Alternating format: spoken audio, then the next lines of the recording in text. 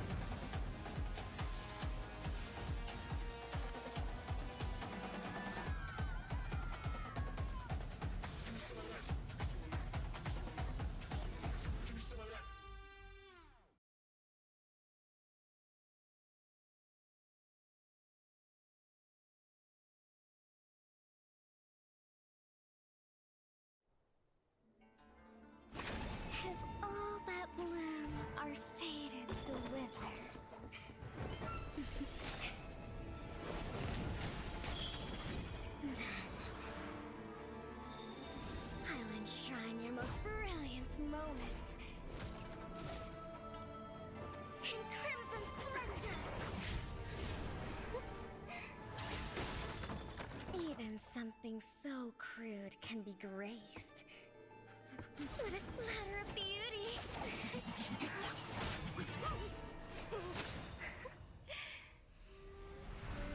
I'll get you out! You finally come to me, Hanabi-sama! This madness ends now!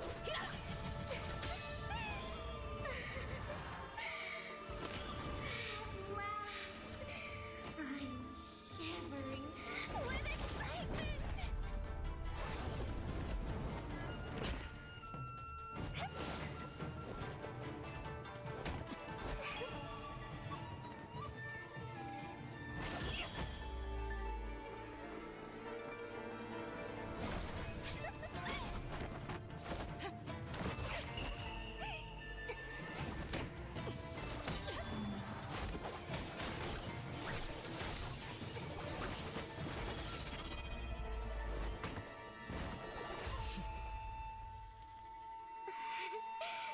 Such killing intent. Does this mean Hanabi-sama finally understands Kirara?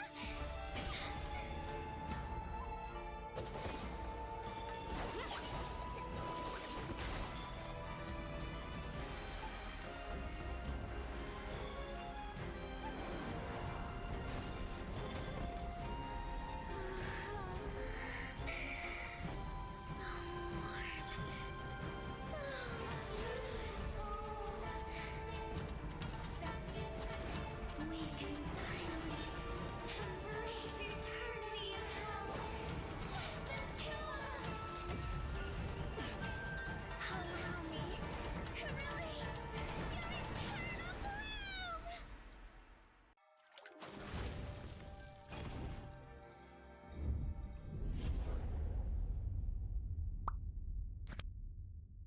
The human body was built to move. Not trapped at a desk in one singular posture for 12 hours a day. It's time your chair evolved. This is Secret Lab Titan Evo. Ergonomically engineered for you, gamers, hybrid workers, artists, backing your every move.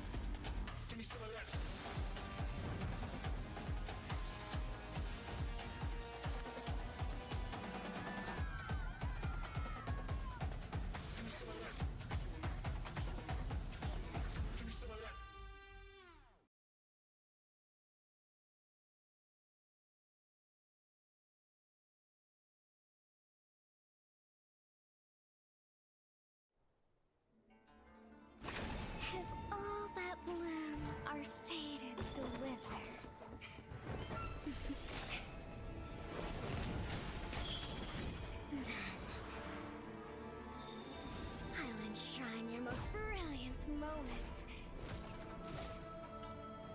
in crimson splendor. Even something so crude can be graced with a splatter of beauty.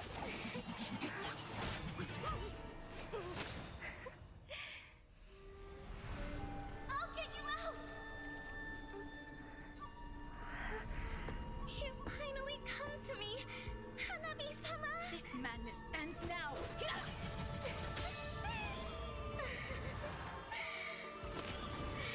last, I'm shivering with excitement!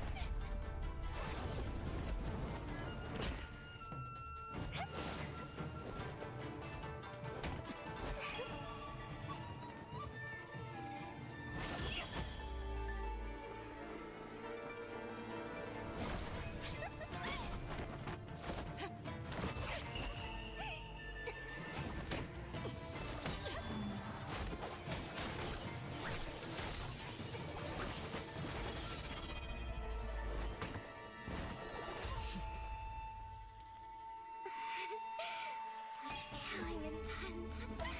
Does this mean Hanabi-sama finally understands Kirara?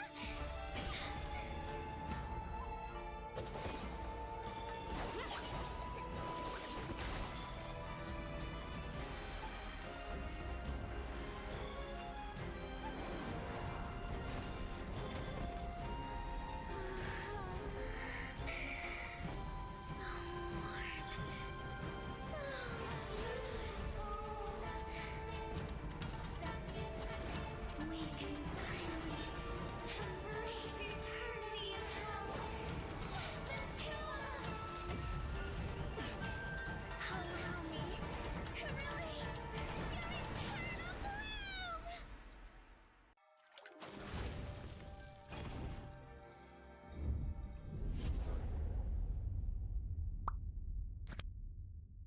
The human body was built to move.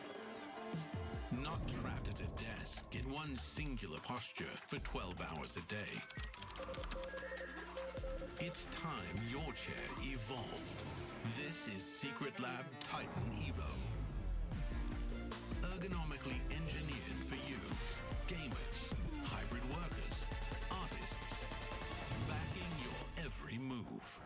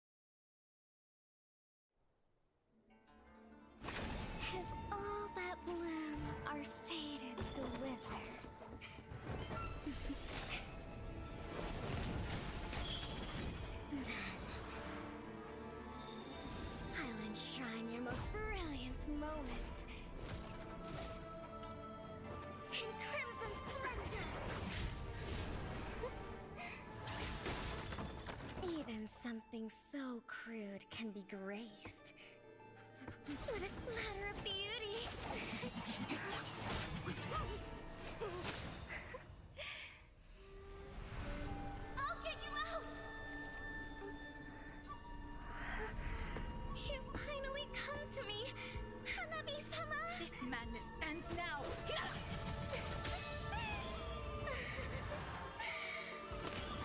At last, I'm shivering with excitement!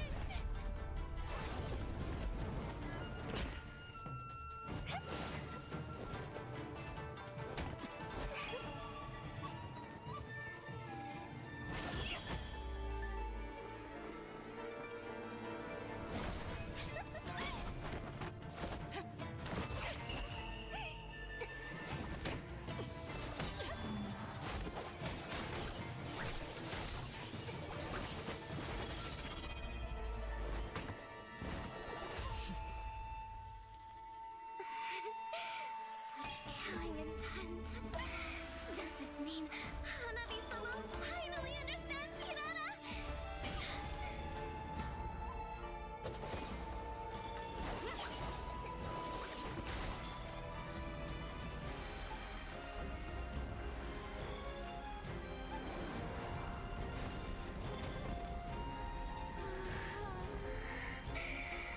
So warm. So beautiful. We can finally embrace eternity in hell. Just the two of us. Allow me to release your eternal bloom.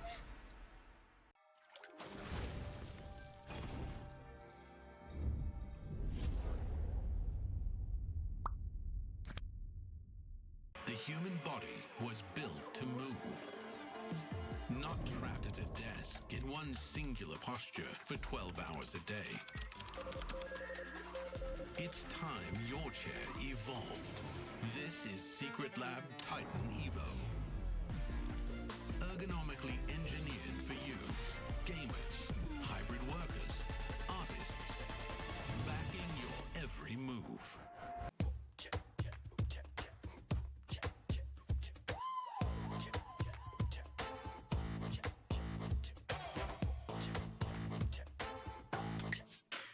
Hold up.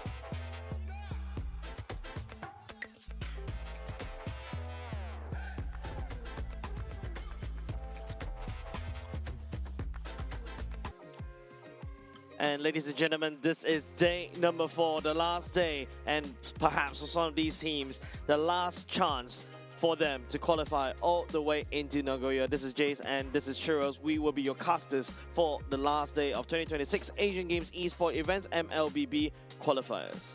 Yeah, Jace, it's great to be here once again. That's right. We had a pretty long day yesterday. Not really a 2-0 sweep all the way. So that really proves and shows... Well, I had to do it. It's because of us. No, right now, when we're together, it's always us. a full-day series. But hey, in all honesty, yesterday was really close matchup for a lot of the teams that we're watching. First game of today will be extremely high stakes, especially, like you said, last chance. Yep, I think like today is really where some of the groups has already you kind of see some of the teams have already set in stone. I think Group A is the one that still has a lot of potential for potential shakeups and upsets, especially, you know, Cambodia's performance as well, the Malaysia, the Zorn effect, or, well, for this context, the Hisham effect, that we need to also take note of for Team Malaysia. And of course, you know, there's a lot of things that could potentially go on, especially right here as we go into, for this particular 2 groups, the LCQ. Yeah, and it's quite interesting, especially for, you know, the first game of today, because we've always seen the specific regions in each different groups. In Group A, you have Southeast Asia. Group B, you have West Asia. Group C, Central Asia, we're watching later on. Group D is going to be East and South Asia. So bring us through the schedule, Jace. Yeah, of course, today we'll start off the last chance qualifier, especially for Iran and Nepal, both of them coming from their own respective groups. So technically speaking, if you want to talk about, you know, inter-group, inter-region, well, not say like your, you know, inter-team, right? We're talking about region, different big regions, right, coming together. This is Iran going up against Nepal.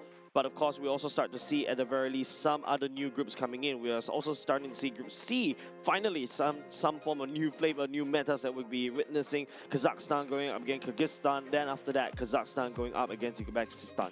Yeah, not only that, we still have a culmination of Group A that's coming up in the second half of the day. We'll start off with Malaysia versus Cambodia. This is the match that you don't want to miss. Cambodia, big upsets, or almost big upsets, to Philippines, which is one of the top seeds. And Malaysia is going to be a huge test for them this time around. Indonesia against Myanmar will come up right after as well. Yep, very well said. Like, match 4 onwards, our schedule is most of them Group A's, right? Well, all of them Group A's. Of course, after that particular match that you mentioned earlier, Churros, it will be Team Philippines going up against Team Singapore, and then finally we'll end off the day at match 7 with Team Indonesia and Team Cambodia. Man, this is looking up and shaking up to be a really interesting day. We're starting off with different flavors and integrating these flavors together. We've seen teams from Central Asia, we've seen teams from East and South Asia, just putting the interesting heroes into the meta, especially like Hong Kong, China, and things like that. So Group A, we have Philippines on the top of the board. They are pretty safe, Jace. 5-1. Even if they lose the next match that they're going up against Singapore, they are still pretty safe. They're heading their way into Nagoya in the main stage as well. Cambodia in the second seed, Indonesia, Malaysia, and Myanmar. Looking at scorelines, they are pretty tied. Yeah, don't forget, only top 5 of these teams will only qualify to Nagoya, right? So you're talking about the top 2 packs, you're pretty safe, they're pretty stable. It's the middle of the pack. I would say it's the Indonesia, Team Indonesia onwards, that's where it gets really unsafe for them, because there are several games that we'll be able to see on main stage, and some of the key games, I would say, one of the key games that are very critical for this particular group that could potentially shake up the whole group standing. Actually, it's happening in substage, which is Team Vietnam going up against Team Myanmar. Yeah, 2-2, 2-3. If Vietnam wins this one, then it would shake it up, and Vietnam would proceed to the main stage. Myanmar will be shifted down. So we'll see how that plays out in Group A. Unfortunately, though, Laos and Singapore, I would say the chances are pretty slim. Chances are pretty slim. Moving on to Group B, though, this is West Asia that we're talking about. Saudi Arabia at the top of the charts with Jordan. They are really already going into the main stage in Nagoya. It's kind of confirmed already. Yeah. Oman and the Emirates are, well, not going to be proceeding any further. But Iran still has one last chance that we're going to be looking at. Yep, Iran will be going up against Nepal, which is from Group D. So far, I'm really satisfied from the performance from the side of Kingdom Saudi Arabia. I don't really recall watching a Jordan game as of yet, but hey, you know, your second seed, there must be a reason, right? As we take a look at Group C, this is the one that I feel like, if you noticed, it's mostly just Egypt. I think we only saw 2 matches being played all for Group C thus far. So that's why today you start to see a lot more Group Cs from the get-go. And of course, you know, you got Kazakhstan and Uzbekistan is the one that's leading the charge in the first 2 seed. Kyrgyzstan and Tajikistan at the bottom 2 seed. Only top 2 from this current group will go into Nagoya. You know, Group C is one of those smaller groups and smaller emerging regions that are into MLBB thus far. So it will be interesting to see in the second and third match of today that we'll be streaming live right here and how they really perform. But not to forget, Group D, this is East and South Asia. Mongolia topping the charts with 4 wins, 0 losses. Hong Kong, China will be in the second seed. They are both pretty safe moving on to Nagoya, Japan. They are confirmed, and they're not playing any other games thus far. For Nepal, though, one last chance to prove themselves. And I would say up against Hong Kong, China yesterday, they have had a really good showing. I would think like, hey, they were pretty evenly matched in terms of their gameplay, their execution, maybe a little bit of draft difference.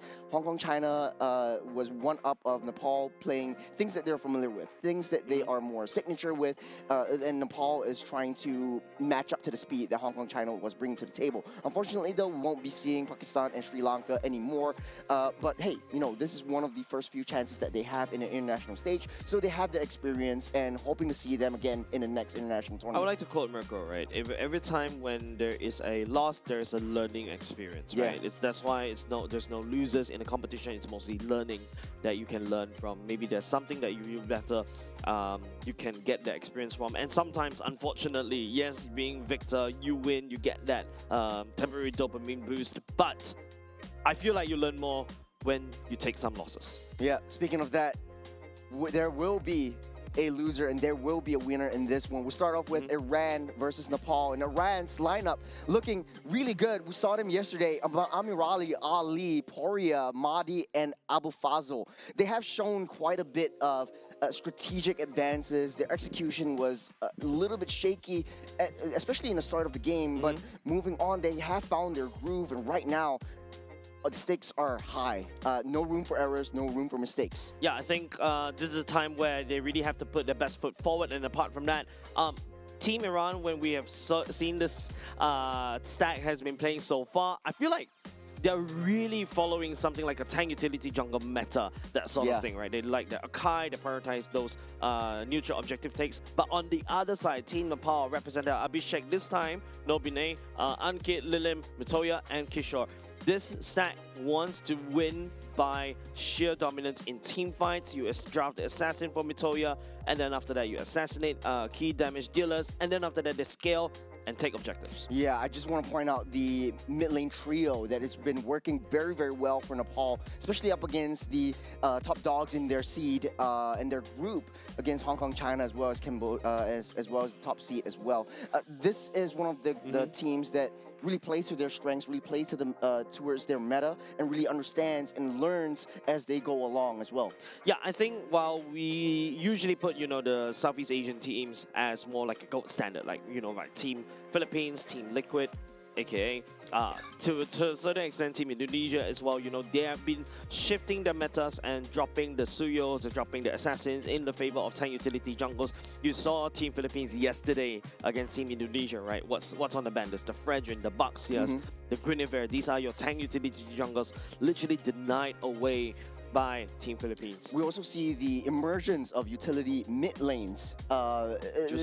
Jusin, the Yees are coming back online. Farsas might be pretty dominant in this meta as well. The Gourds are highly favored by a lot of mid lane players. Lilim, for example, in Nepal, he has 17 kills, 0 deaths in one of the games that they had at a constant push and pull, a constant comeback. They weren't able to shut that Juicin down, and it provides so much utility. Built one Sky Piercer, and it's done. But hey, you know, the biggest challenge for these two teams today is the mix of flavors. How do you counter the picks in the drafts from someone from another region, someone that you've never met? I think I like this particular matchup, even though, yeah, it's unfortunate this is going to be a last chance qualifier, only one of these teams that will go over to Nagoya. But it feels like a test once again, because we're in this awkward position in the meta where there's tank junglers and then there's also the assassin junglers.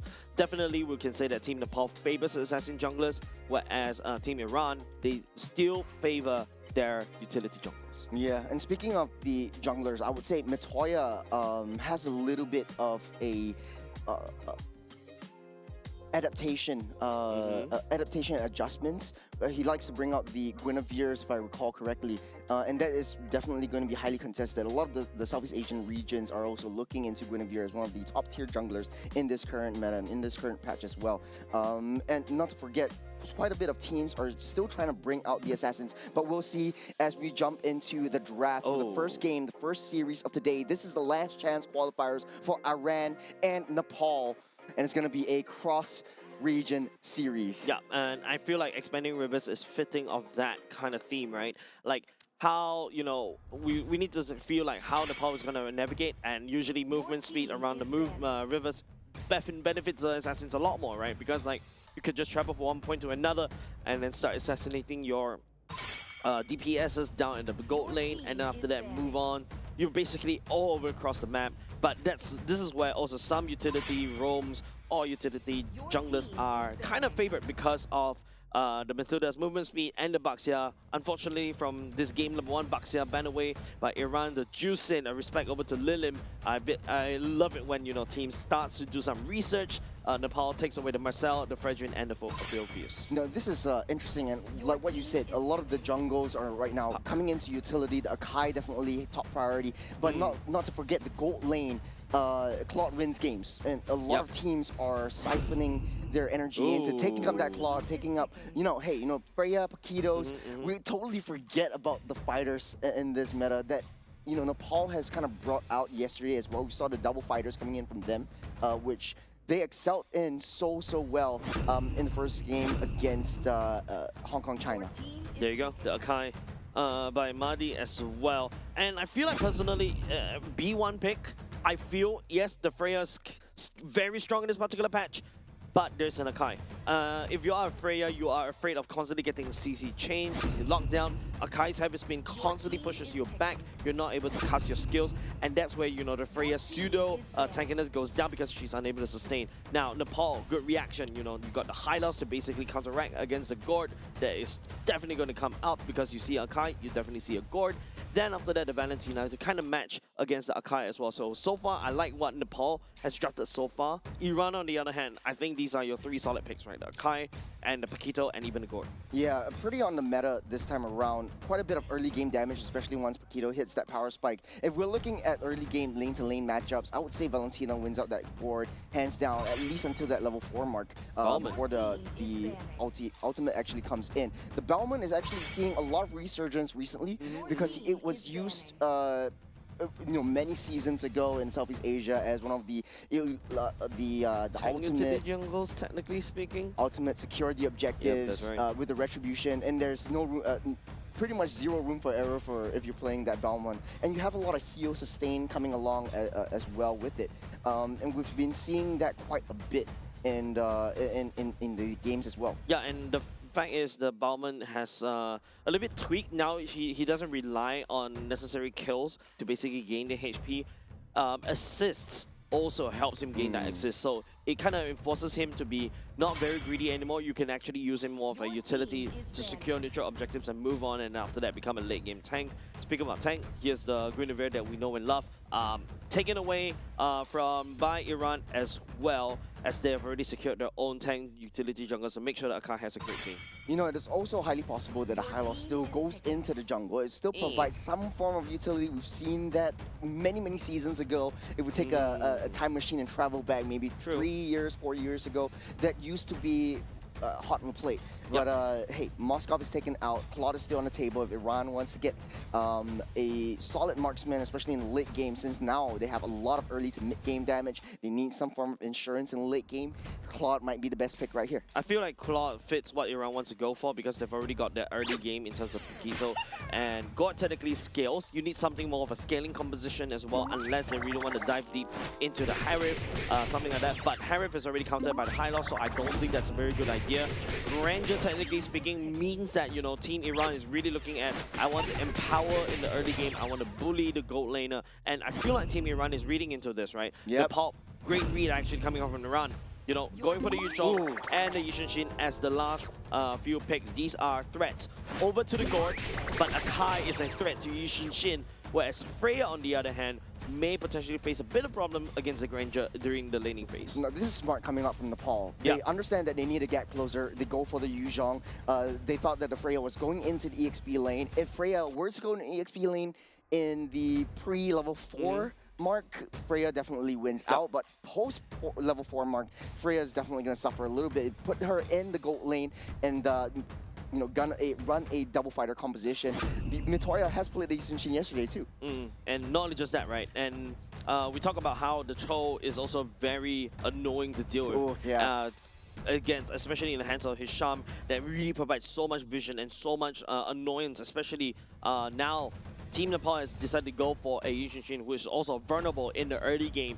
Cho is there to basically kind of act as a disruptor. So Hylos, I feel like there's a lot more work cut out for this Hylos coming up from Nepal. Yeah, I have to 100% agree. Hylos is not as mobile as a lot of the other roams that we're seeing in this current meta, in this current patch as well. Valentina should have no problem at all. Typically, you want to run a Cho to close the gap and try to disrupt the mid lane that we see yesterday in a lot of the games from the core Southeast Asian teams as well. And I think what's beautiful about this is the other regions are learning from the regions that we know and love.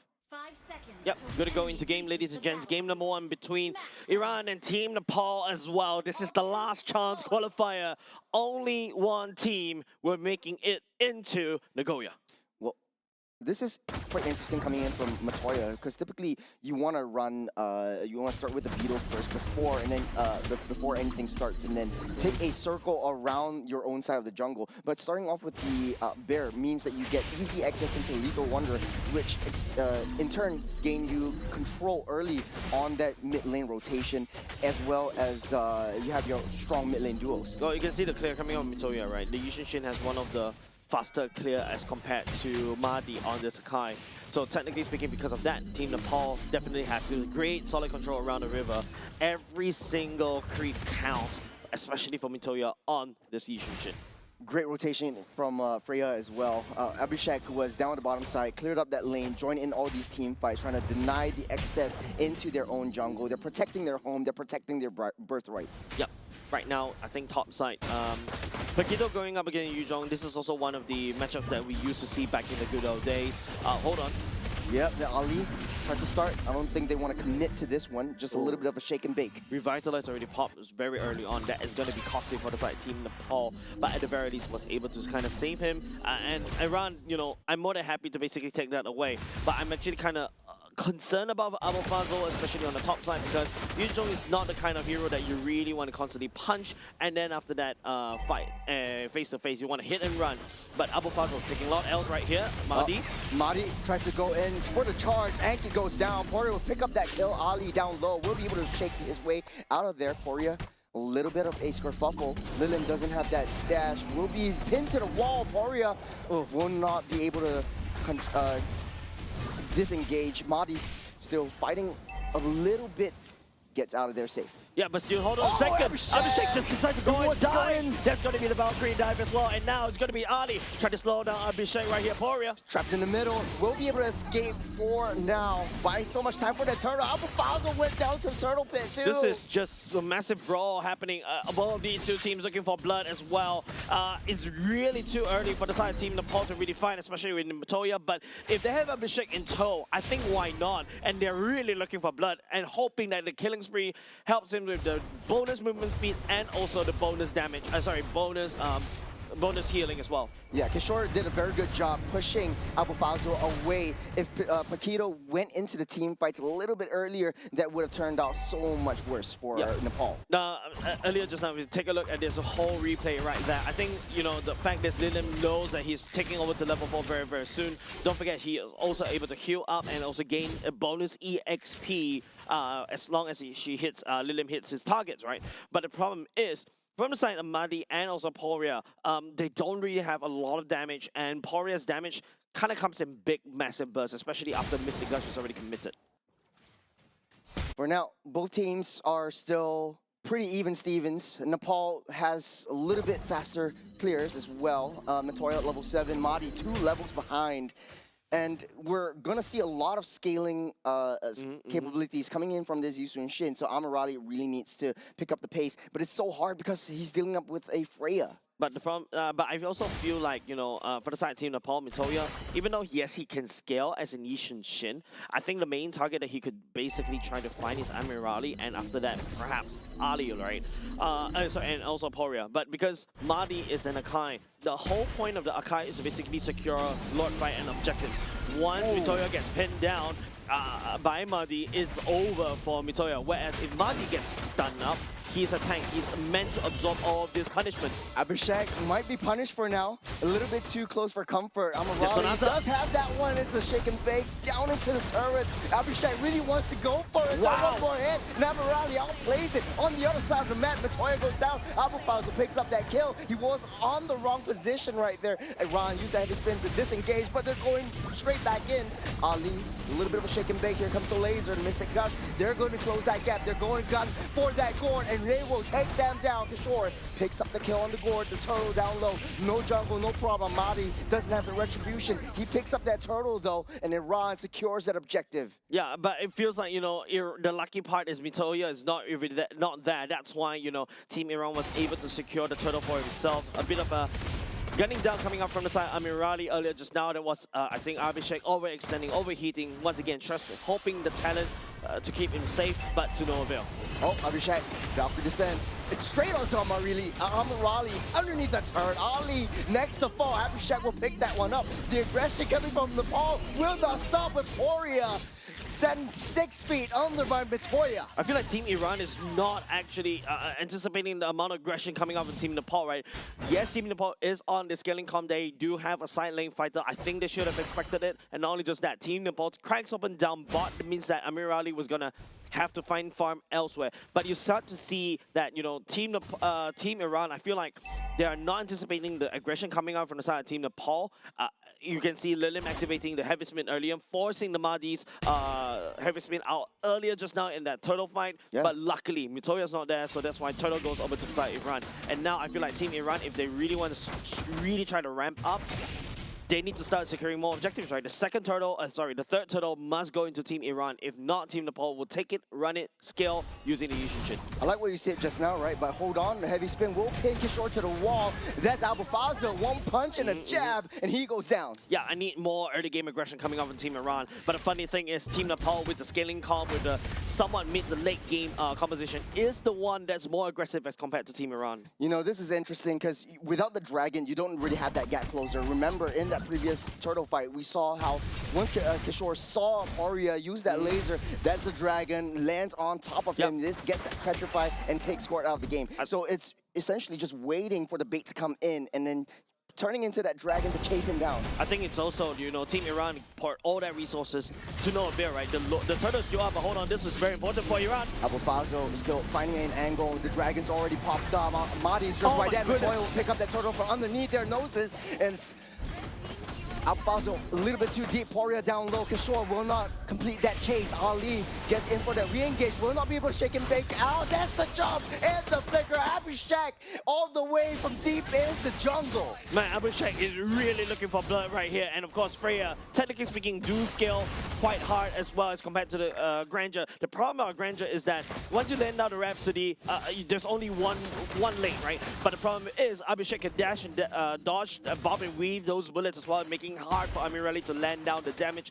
And also, you can start to see Nepal starting to scale, right? Abhishek, all these gambles that he took in the early game to the mid game, yes, we saw that one sus turret dive, but it's more than worth it. And if you start to see, you know, Abhishek and the fans sense that, you know, everybody from the side of Team Nepal is just looking for blood. Endless battle secured by Mitoya. That's another massive burst that Team Iran has to look out for. And if you notice, Mitoya is not supposed to be able to take that turtle earlier just now, right? Mahdi is the one with the heavy spin. We got heavy spin. Oh, that's the jab. That's the push out though. Nice Dolphins December. Abhishek. This is the re-engage and the red carpet laid down by Ankit. They will chase them back as the rest of the Goon Squad from Iran comes in, trying to defend against this turret. This T1 is critical for them. If not, they'll open up that map for Nepal's taken. A bit awkward of a glorious pathway coming from Ankit. I know what he's trying to do, trying to cut down the pathway, maybe angle it slightly, I would say 20 degrees towards the clockwise. That'll be a better choice to kind of slow it down. But at the very least, you know, that fear factor that Team Nepal was able to inflict onto Team Iran allows them to take topside turret. This is also smart coming in from Lilim. He knows that Mahdi is always showing himself. He takes the heavy spin instead of the Mystic Gush. And this creates a lot of opportunities. Yeah, it's a low-hanging fruit. Yeah, Mahdi will definitely show himself up. He's there to basically open up the waves, allowing Lilim to take it. The reason why Valentina came back into meta is because of the Akai, and the Beyblade fight is the one that you kind of neutralize what Akai is doing. But there's also another problem, right? Like Lilim on this Valentina, technically still considered squishy. Yes, you've got that heavy spin from Mahdi, but I feel like, you know, Team Iran can basically, you know, walk around that Lilim's heavy spin as well. Back, Dragon Pump committed. Mountain Chakra already used up as well. He's pushing him back, Mahdi! He takes the first turtle. Ali down too deep. He split up that team fight. Abhishek not happy about that. We'll go for that chase. Alfazo all left all alone. That's the heal. That's the dragon shot residue. The Mystic Gush will push them back. It's a 1 kill for that turtle. So worth it. Great engage coming on Team Iran, right? Ali knows his duty, even though he has to sacrifice himself to basically knock out Mitoya so that Mitoya doesn't land on retribution, allowing Mahdi to secure the Lord. And what's the best thing? You get 1 kill out of it. That means that, you know, Team Iran will take advantage of this Lord to slow down Team Nepal scaling. And don't forget, Team Iran is the early game, mid game power spike, right? You probably need another 2 or 3 more minutes, and that's where you start to see a lot of damage coming off of Amirali as long as he lands it down properly. Speaking of Amirali, he's in a spot of bother right there, chased out by 4 members, but a heavy spin will push them all the way, buying them some time to zone themselves out. Iran will be safe for now. They took down the T1 up top. Yep, good defense coming out by Team Nepal, but every time, you know, when you see team fight, even though when the Lord is actually, you know, threatening on the top side turret, this is when everybody's like, hey, can somebody deal with the Lord, please, coming off of Team Nepal? Maybe overcommitting like 4 members to try to chase down Iran earlier just now was a little bit overkill. Maybe send like, I don't know, maybe Mitoya or Abhishek right there to basically deal with the Lord and then join the fight, because unfortunately, your teammates can revive, the turrets doesn't. Yeah, and this is smart from Iran, just going straight forward, taking down the turrets, all the way from the top side, rotating down to the bottom side, just giving all the farm to Amirali. What I like is, what I want to you know, pick your brains off is Nepal does have that Yuzhong, that split fight that we always see in many of these team fights. Yuzhong has so much more better sustain than what Iran can bring with the Paquito or even the Cho. So how does that play out for Iran? I think how Kishore is going to play up against Abu Fazl is that as long as Kishore constantly outputs the damage, lands down a shard residue, land it across like multiple members, yeah, Abu Fazl all of a sudden is just getting neutralized, right? Abu Fazl relies on hard-hitting, flanking, finding Mitoya, basically punching an assassin-ish fighter. Assassin-ish fighter, correct. And the fact is, Abu Fazl can also fix waves as well. Kishore having the Black Dragon form as well allows him to basically do the same thing, right? Split push and then apply into the fight. Mitoya just dashed right in, but able to get himself safe and sound. Ali, the kick was neutralized by the heavy spin. Lilim with a good call and a good trigger hit. Ali down low, will be down by now. That's the zone out from Kishore as well. Good play by Nepal. It feels like Abhishek is looking for blood. Don't forget, he is the one that charged right into the turret. It was 1v2, 1v3. He doesn't really matter because he's gonna take all those gambles and hope to scale from that. This is the late game for her as well. Every single hit it does, he heals everything back up. Yep. So far, I like what I'm seeing coming out from the side of Team Nepal, but Abu Fazl right now, yeah, definitely gonna have do this. This is the only way for you to basically try to get into game. Unfortunately, neutral objectives and also turret objectives is the name of the game. Team Iran and also Team Nepal, if you notice, the plays out is slightly different. It's a one-on-one down the bottom side. Abafazio taking a little bit of hits from Abhishek. He doesn't have the cooldowns coming in here. The combos will not be enough to save him as he gets sent 6 feet under once again. And Nepal are fighting a 5-on-4. Paquito priority has long gone by this rate. You are probably, what, 10 minutes late for Abafazio to do any form of significant damage. I think it's a better choice for Abafazio to really pull Abhishek away, to try to pull this fight so that Team Nepal versus Team Iran is this sword pit. It's a 4v4. Won't let it rip. He's going to hold on to the heavy spin. Mahdi will get himself safe. Ali will not. He got caught out. Yep.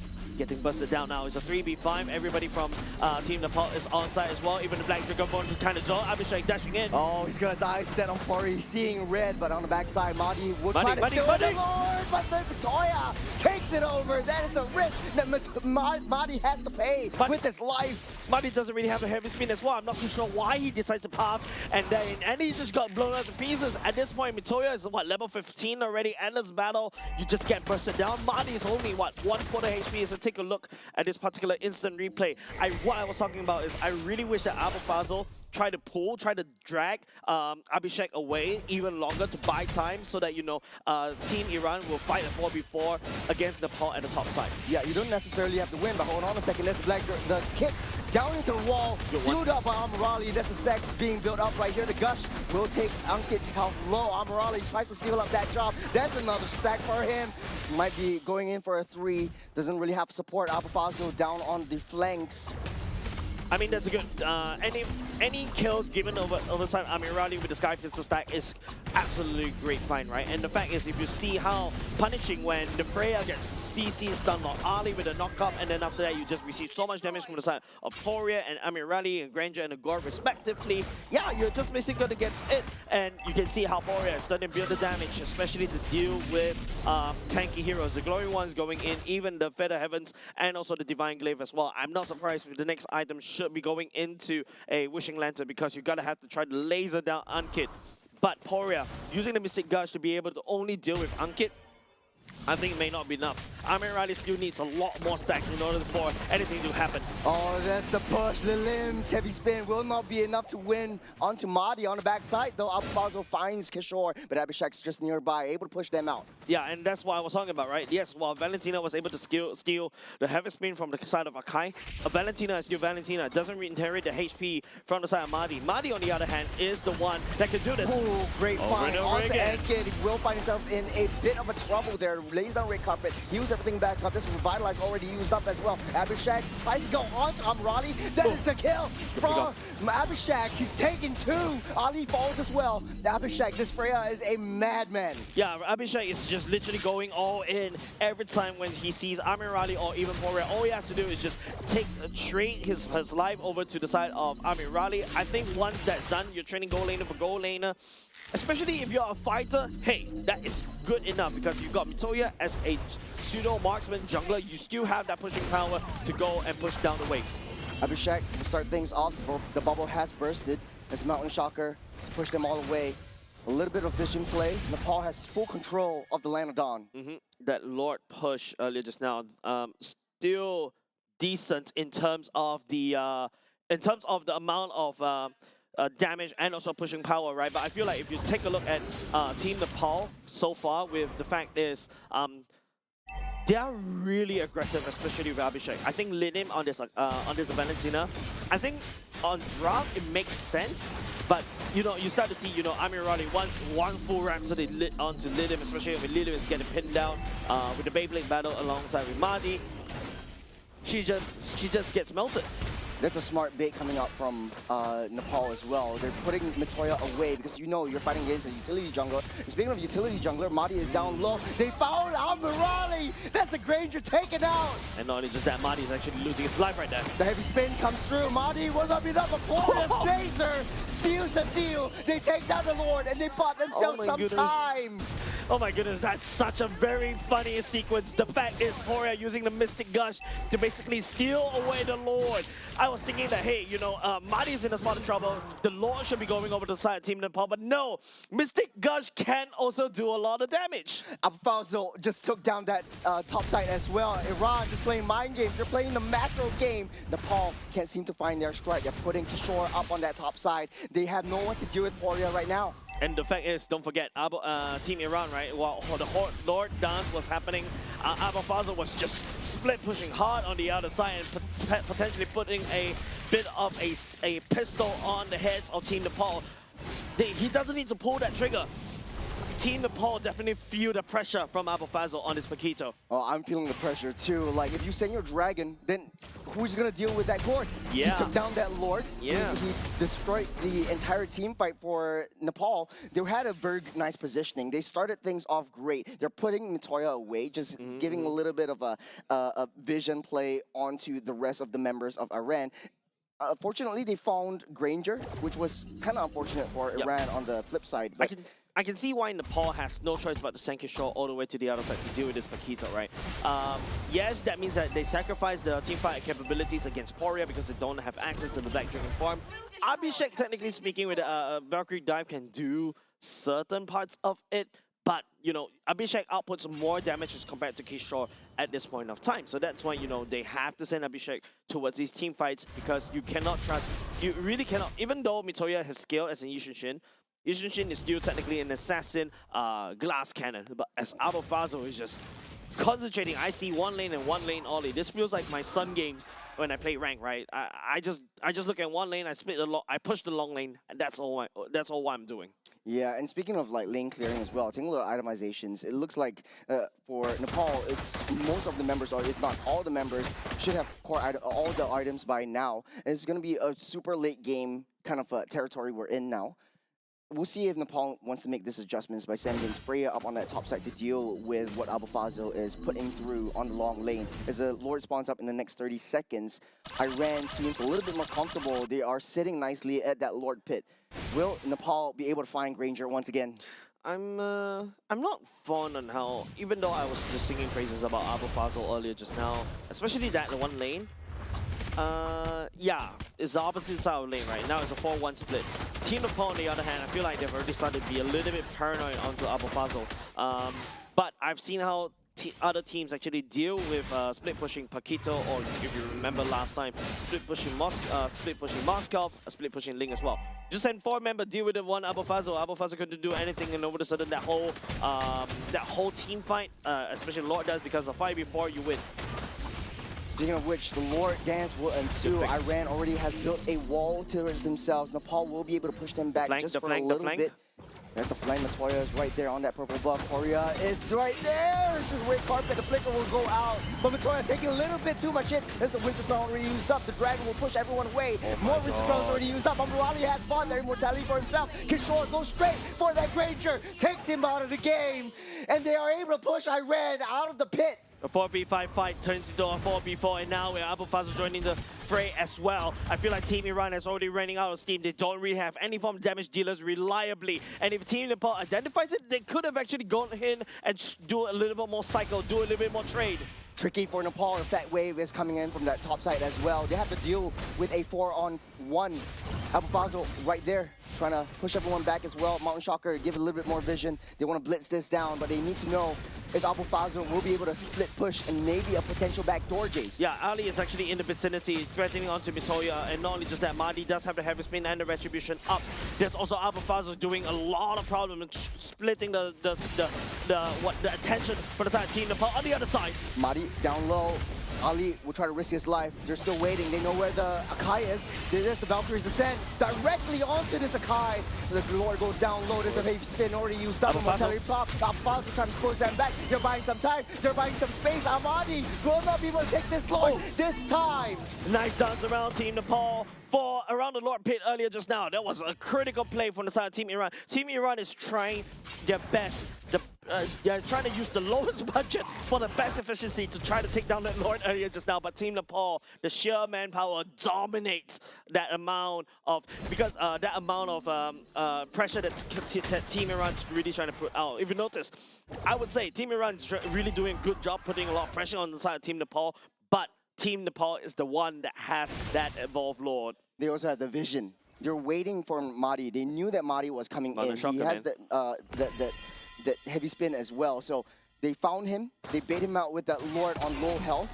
Force him to stay underneath that Lord. He came out a little bit too early. Had he wait for just a split second, might change things. I feel like Team Nepal was playing it really safe earlier just now, right? And I guess it's better to be safe than sorry right now. Mahdi's taking a lot of damage coming out from the side of Team Nepal. The Lord top side a little as well. bit distracted. That's the red carpet trying to push Alpha Fazio back. He's slowing everything down. The Lord already take down T3 on the mid side. Nepal will not be able to push this any further as Iran built up a strong defense for themselves. There's a constant poke, a constant push. Ankit leading the charge. Heavy spin will push them back as Valkyrie's descent. The laser pops up. Dragon coming in. Poryas next on the target. Next on the chopping block. The heavy spin goes down. Underneath the throne. They're targeting onto the core, but the minions are not marching in. Falls, one hit falls after another. Nepal will be able to do it this time around. Team Iran, no. But they cling on to the precipice. Amirali takes down one after another. They deny the Nepal's ascent. Team Iran, perfect defense, but it's a maniac given over time. Team Nepal on Amirali right here. Man, this is just crazy defense. It is so close. Even the observer was thinking, hey, this is it, right? This is it. But no, Team Iran's Poria was just doing so much AoE clears. They focus on the minions, so the Team Nepal has nowhere to penetrate because they don't really have a marksman. But the marksman for Nepal just went in straight. It was found out by Poria. The gush was just too strong at this time. Amirali cleared things up with a maniac. We all counted him out. He's right down the mid side. Let's break this down and replay. Skypier's the stack, man. And not only just that, you can see Kishore is actually trying to do a lot of damage, trying to push it all the way back. But then again, they're running out of minutes because, you know, I think it's just like Team Nepal wasn't really focusing on the core instead. They're going for these kills. And that's basically their MO, right? They're super greedy on that one, especially when you start giving Amirali these stacks. Remember the Granger that has a Skypiercer stack, and the Granger's not doing well. And you go into a Granger late game, Team Iran takes the Lord. With that one clear, Iran turned things around. Nepal now up only 1,000 gold lead. At this point, it doesn't really matter, but it just goes to show how far Iran has done to come back into it. The pure base defense, the pure spirit, the pure soul that they have. Yeah, and the fact that Team Nepal, I think they forgot to count the minions earlier just now, right? Like, they kind of overcommitted into that one. They're not focusing on to taking down the core. They're thinking, hey, I just need to burst down the enemy, and then after that, rotate to the objectives. I think they need to try to do a little bit of multitasking, right? You need somebody to be able to hold down the enemy, and while the other one, let's say, for example, the marksman, a dedicated base hitter to be able to end that game. And now with Team Nepal doing the base defense this time round, as Team Iran is bringing a siege unit, Amirali and Poria. These are long-range artillery strikes. Team Nepal has to be careful. They're coming in from all three sides. Alpha Fazio taking care of the bottom side. They're charging in. That's the push under heavy spin, pushing Ankit out of position. This is back Dragon Form, making its way onto Amirali. There's no one on that defense, though. Will you be able to take him out? Abhishek splitting the team fights. He's trying to ice set on Poria. They're seeing red. Nepal, they're not giving up without a fight. But no, Iran stops them from that satisfaction. Abhishek all alone for themselves now. Matoya left all alone, tries to clear out that Lord. He will. The Lily does not have that one. This is a maniac. Might be able to go for that savage as Amirali seals up this deal, takes this game, pushes it through. A maniac and a savage side-by-side, churros, as Team Iran turns the tides against Nepal. Well done, big man. There was a time where I can feel like they can see the lights flashing through their eyes, but no, they focus on what is right. Let's clear off the minions, and then after that, we give the Granger the Skypiercer. This is just scaling potential of the Granger versus an assassin jungler like Eastern Shin. And it's a lot more difficult for Matoya, especially if you're put in a position where you have to take down the objectives. You have to put yourself in a very vulnerable position. You also have to deal that damage, and you have the kit for Eastern Shin is you want to be able to rotate your long range and your short range kind of damages. It kind of puts you in that spot where everyone can just collapse on you. Yeah, especially when the Yushin is such a glass cannon, you don't really have a lot of opportunity to dive in, right? You dash in, you're gonna eat a lot of damage from the Rhapsody. You dash in, you're gonna eat that Misty Gush as well. So yes, technically speaking, usually a Yushin has to play a little bit safe, like an assassin, right? But I think it's just, I think Team Nepal earlier just now in that previous game, especially that last push, they kind of overestimated the number of minions they have actually at the vicinity of the base. Had to have that, I would say that, hey, this game should be Nepal's. But Team Iran, they held down, they focus on the defense, they work on the fundamentals, they give Amirali the Sky Piercer sack. Don't forget, it was Amirali down in the count. He's not relevant in the game at all. But this is the thing that we always say, like, give Granger that Sky Piercer. You never know what will happen to him. Amirali happened. A Maniac, after that, a Savage. The Sky Piercer said, pum, pum, pum. Everybody dies.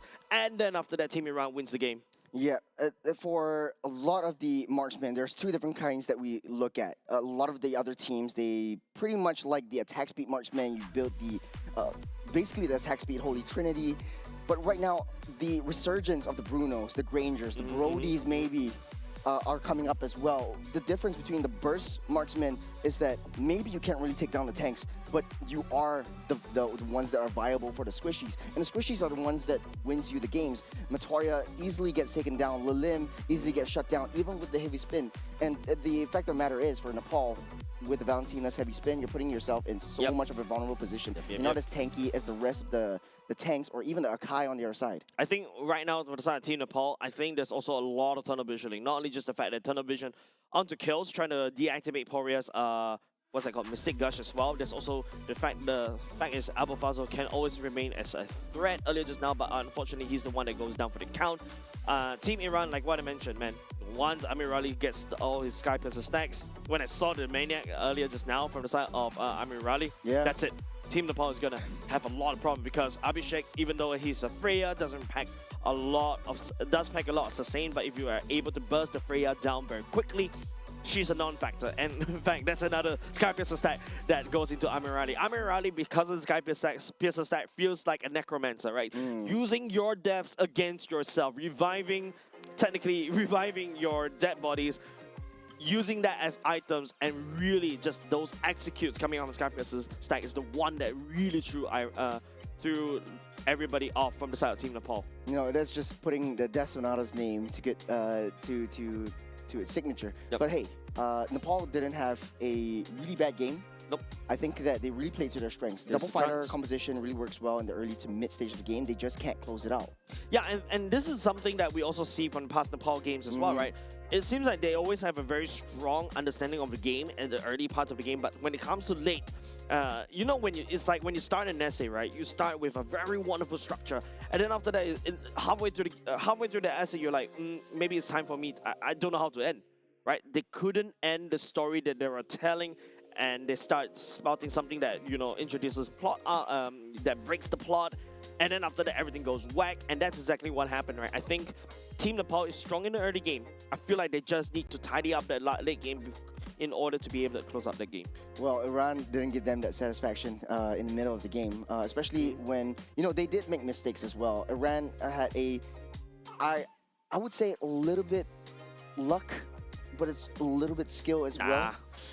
It was quite lucky. They made the mistakes down the Lord Pit, putting Mahdi in a position where he had to push himself to try to steal that Lord again. And Iran had so much successes in stealing the objectives. Nepal definitely has to look out for that. I think what Nepal can do in the next part of the game, especially going to game number 2, right? Since you're really strong in the mid-early game, I think you pick heroes that enables that. Like, to a certain extent, they did, right? Double fighter composition is really strong, especially in the early to mid game. You pop off at level 4, and then you just force a massive snowball there, because there are a few times that Team Nepal was really able to do so, right? But after a while, I feel like there's a bit of a hesitation coming out from them as well. I think they got a little bit too scared about the Akai as we go into Flying Clouds. This is where it favors the defenders. So I think this is the map. If you are Team Nepal, you're afraid of it because you want to try to end off the game. But the last thing you need is when you have a dominating push, somebody start dropping you from the top, literally parachuting right at the second tier turret, and you're just gonna face a lot of trouble. Actually, I really echo what you say, especially for side of the fighter, double fighter side lanes. You want to be able to draw your opponents into the jungles instead of fighting in their base. You're so high committal, you're throwing your bodies, you're landing the dragons, you're putting the Valkyries to send, and putting yourself in a pretty open spot where the turret hits you, your opponents are trying to gun you down, and they have a little bit more extra defense. And you want to be able to draw that fight down. So the way that Nepal needs to try to adjust to this situation is maybe they could draw them out. This is going to be the second game's draft. Iran will be in the first pick, first ban. I feel like Nepal, if they really if you really want to get this game, like what I mentioned earlier just now, play early, play too early to mid. Draw Iran out. I agree with you. And also, abuse the mistakes, because you can see sometimes Mahdi, even though as an Akai, he overextends himself a little bit too far. Ali is also punishable as well. Abuse that, especially earlier just now, you saw the Cho is so punishable because he overextends. But now, it seems like Team Iran taking away the Kai, Jusin, and also the Eve. Team Nepal, on the other hand, the Freya, the Baxia, and also the Marcel. I think this is like what? Fredrin too. The Fredrin's open. Fredrin's open. Paquito is open. But I feel like Paquito right now, no offense, I feel like if you notice, even if Vinoya decides to go for the Arlot first pick instead of Paquito pick, maybe he knows what's up. But Paquito kind of got nerfed just a little bit in the previous patch. Oh, Phobius slipped through the bands, and it's going to be picked up first pick. Yep, good one. I think it's a good B1 pick. The Phobius counters almost a lot of things, especially in this particular patch, especially the dashes. To a certain extent, the Paquito dashes, right? And to a certain extent, the Fredrin also dash. These are dashes that refresh the cooldowns for the side of this Phobius. So good opener. We haven't seen the Phobius in so long because it was slipped. It was mostly permaban, but now it's back on track. What's the play here for the Phobius? Do you go for a little bit of okay, they answered my question. I was thinking either the carry or the Claude, but the carry would be the answer. Right now, Nepal really needs a strong front line. The Valentina will be the answer again, in case they pick up something with a really high CC. It's kind of like sussing out that Iran wants to pick up the Atlas once again. I feel like Nepal kind of was a little bit too hasty to pick up the Valentina for the side of Lilim in this R1 pick. I feel like there's better picks here for the side of Team Nepal, right? Even to a certain extent, you can go back to the Leo mod. You can go back into maybe your pick up a roam, or instead of better other mids apart from Valentina. Because if you go for the Valentina now, Team Iran knows what's up. They can draft. Since the EXP laner is already a Phobius, this is ultimate that the Valentina doesn't want to take. Claude as well, this is not an ultimate that you want to take. Yeah, there you go. Doesn't have any ultimates that you want to take. Exactly. So Team Nepal, I feel like R1 pick is a little bit sus coming up from them. So that's why Team Iran, smart play right here, right? Go for Glue, go for the Phobius, go for the Claude. And the best part is, because there's no Paquito, Glue is allowed to just literally run rampant all across the board. Ooh, this is... And no Vexana, don't forget. This is pretty tough for a Valentina first pick for Nepal as well.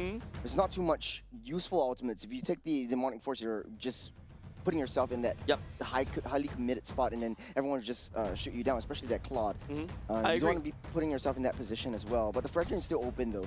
I would have thought like, hey, Nepal would have picked up that Fredrin instead. Yeah, R1 Fredrin, right? Or even if Team Nepal wants to go for the Alice, the R1 Alice is so much better. Not only just the fact that you protect Hanzo ban. Yeah, you protect everybody else, but you also counters or denies the glue pick, because those mini glues are also potential targets for Alice to also absorb those HP. Yeah, all these Bloodfest kind of heroes really likes these kinds of small little gloops. It could be potentially, hold on to the mid lane pick and then maybe go in with a Faramis or even a Vexana that might be that might work a little bit better. At least you have more access to that glue since you're in the mid lane.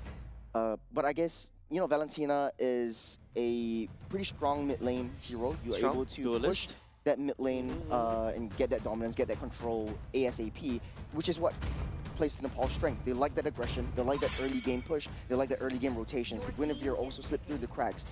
They would have been able to pick that up as well. Soft counters that Phobius quite a bit. I feel like Team Nepal might go for a Suyo here.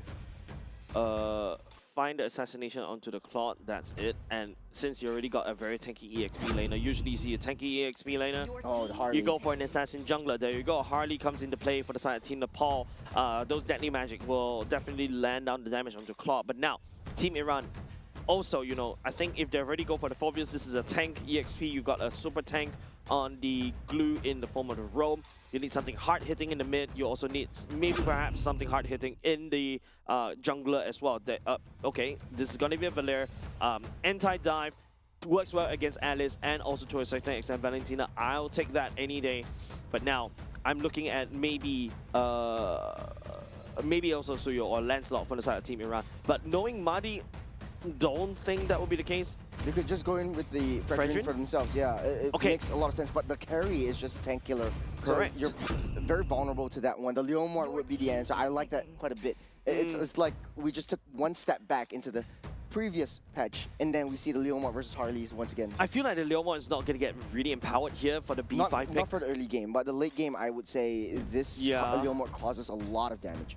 Yeah, but I feel like, you know, Leomort is tanky, right? It carries straight through tanks. I was thinking even the Suyo for the side of Team Iran, it would be so much better, but I then remembered, you know, Mahdi hasn't really showed that he's played a lot of assassins. Harley is a very easy assassin to execute, and, you know, Mitoya, we've seen Harley's really getting so much early game pressure earlier just now. We talk about this in between game number 1, game number 2, right? They need early game. You know, Alice technically pop off at level 4. Harley pops up very early on. Valentina, if you play, you can scale fast.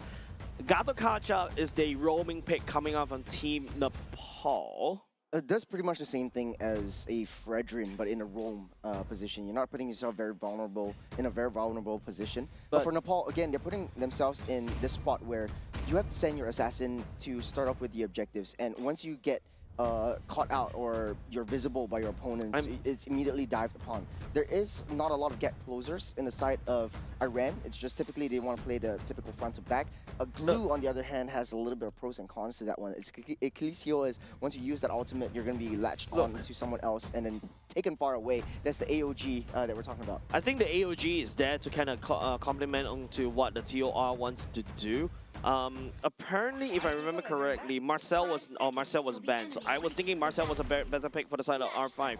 But Gato Kacha in this current work, I think is just there to basically absorb everything coming off in the claw. Heck, even the Balearic will fit better in the roster for the side of Team Iran, right? You go in with the TOR, with the Balearic, you basically double massive stun right there. The Balearic counters against what the claw wants to do as well, because of the taunt as well. Yeah, so I feel like Balearic would be better because it's anti-dive. Seems like Team Iran, this is a dive composition. You got Amadi on the Leomort, you got Phobius you got Abu Fazl on the Phobius. Technically speaking, even Amirali has to dive as well. Well, stakes are high. Iran one game away from solidifying their spot in the main stage in Nagoya, Japan. And Nepal has to fight their way back. Paria tries to tease a little bit. Matoya will take away that purple buff at the very least. Yeah, I want Lilith to really start doing this, right? Be super aggressive on the Valentina. A good Valentina is when the Valentina is at least one level ahead of the enemy mid laner. That's when you can see, you know, the Valentina truly utilize the passive. Nepal aggression into the jungle, a little bit more vision. And Nepal doesn't want to risk it too early on. I feel like they should just wait for Matoya to get a little bit of hits and then test that damage with the ultimate as well.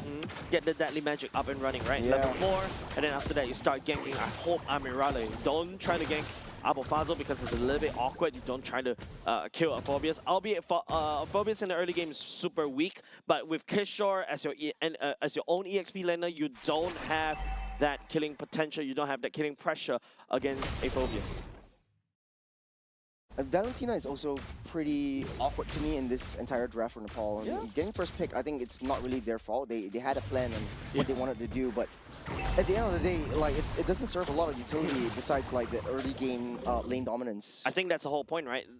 In this particular scenario, this Lilim is not more like needs to act more like a burst mage instead of utility mage as well. Don't forget, Lilim, the best ultimate to steal away is the Barbiel, and the Barbiel, what? You knock out people along the way, and then after that you ride the horse and run away, basically, because you don't really have the damage. Yep, that's the sustain for the IMU. There's Abhishek on the corner, down low. There's Amadi getting taken out first. Nepal will steal one kill for themselves. Abu Fazl not giving up without a fight. Down. Oh, will be able to sustain though. Ankit stays for so long. Enough time for Nepal to take up and snatch up this turtle. But they have they are still seeing red. They're still going for more. Yeah, Ankit on the other hand, when Mitoya were almost able to take down Poirier earlier, just now Juros, but hey, this is where, you know, this is what we call early game scaling, right? Technically speaking, Mitoya just need Deadly Magic, buzz down Mahdi, rinse and repeat. And now because the fact is Mitoya takes down the turtle, Mahdi, even though, yeah, losing his life right there and losing out to Turtle, still able to match on the EXP, so that's, I would say, credits over the side of Mahdi, but Team Nepal needs to widen that gold league gap even more, because that's where they're, right now, in this particular space, they are truly strong. But you can see how it's very annoying, especially to fight a Phobius in the choke point. Abu Fazl was able to knock out at least 2 to 3 members from the side of Team Nepal earlier just now. And Lilim, you know, is also in an awkward position, right? Once you, even though if you take Mahdi's ultimate, you are still very squishy. It's definitely difficult to deal with both the Glue as well as the Phobius, since they're all very latchy heroes. They're always on top of you, and you can't really shake them off. I think that for Nepal, this problem is going to be a later problem in the late stages of the game. But for Iran, though, they're definitely going to suffer a little bit in the early game, since Amirali takes time to scale. We also see early rotations. Abhishek is just winning that lane. He's pushing down the lanes and rotating and joining in these team fights. So this is what we want to see, the fast rotations, the aggressiveness coming in from Nepal, really showing, starting the show. Abhishek definitely, I would say, is compared to a Claude, scales faster. But hope Mitoya. There's Deadly Magic onto Abu Fazl. Might not be enough to take him down, but that is the backup squad. Mahdi goes in. Matoya finally takes down Abu Fazl, but Kishore is in a spot of bother right there. Will be able to get pulled back. The TOR will land, but all for naught, as he loses his life as well. An EXP for an EXP. I mean, at this point of time, if you are Abu Fazl, you're not really feeling good, because a Phobius relies on items very heavily. You want to stay in the lane as long as possible so that you become that tanky Phobius that dives all the way to the back line. Kishore, on the other hand, I feel like Kishore as an Alice, we talk about him, Alice looking like a raid boss yesterday.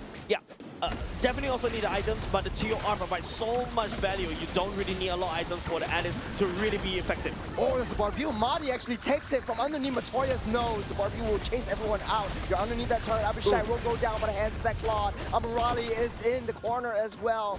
Not Nepal, that was a risky play. Well, if I have a bell right here, I would say ding ding, because Amirali take 1 kill, whereas Abhishek loses his. And that's a massive difference, right? Even though, yes, they're technically, that was a full-on 5v5, but going back into lane for the side Amirali and Abhishek, Amirali definitely has a bit of an advantage already. Every kill that you give over to Amirali, Amirali will be able to return it 2-fold. But Abhishek right here has to rush for that golden star, because that's a massive power spike for the carry. And now if you notice, Ankit knows what's up. He's forced to babysit Abhishek right here. It is also difficult in the mid to late stage of the game when Claude really starts to show some damage, where Nepal doesn't have any reliable lockdown, reliable stuns to keep him at bay. And this will be a very, very huge problem in the later stage of the game. So Abhishek really needs to level up and get his core items ASAP. I second you. The Golden Staff is going to do a lot of real damage, as well as the rotations coming in during these major objectives. And I think the only way to lock down Amirali is just delete him, right? Like, literally, Mitoya's whole job right now, I would say, is to land the Deadly Magic onto Amirali, burst him down, and then after that, I want to see Team Nepal play around Amirali a lot more. Just make that EXP a neutral lane for the side of both Team Iran and Team Nepal as well. And then after that, you know, play around the goat side. And the best part is, this time round, the turtle is spawning on the goat side. Instead, potential 5v5 brawl will happen once again.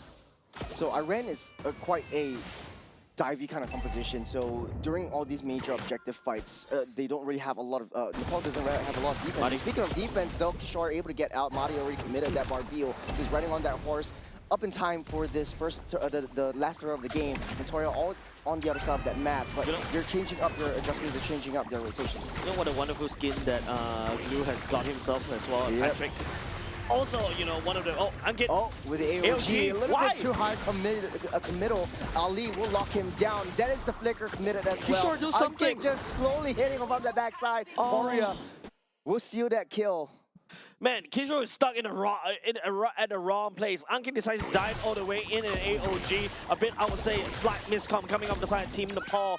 I'm not too sure what happened right there, but Turtle giving up the side of Team Iran over there. Ankit, I think he's trying to steal the Turtle using AOG. Oh, he's still sustaining, though. Mahdi will not fall, but Lilim Will change my words. Yep, Lilim, that's why I need Thirsty Mage time, man. This is the time when the Valentina acts more like a actual damage dealer as compared to your, your regular Valentina that you usually see when there's an enemy team that is racking full of like the Fatal Links and everything. Well, it's still kind of early. Ankit getting pushed back as well. Because Blast has pulled back. Mario will pick up a killing spree for himself. Kishore is next in the corner, trying to delay the team fights. TOR already used up. Abufazo back in the fray, going for the flank, going for the perimeter. Nepal finds his way back out. I think that probably is a miskit coming out of Kishore, right? The flicker over there without the TOR are probably a missed time. But even if the TOR did land on the side of Team Iran, it's a little bit too safe for the side of Team Iran. I would say for Team Nepal to really die because they already lost Ankit. And yeah, that's the problem, right?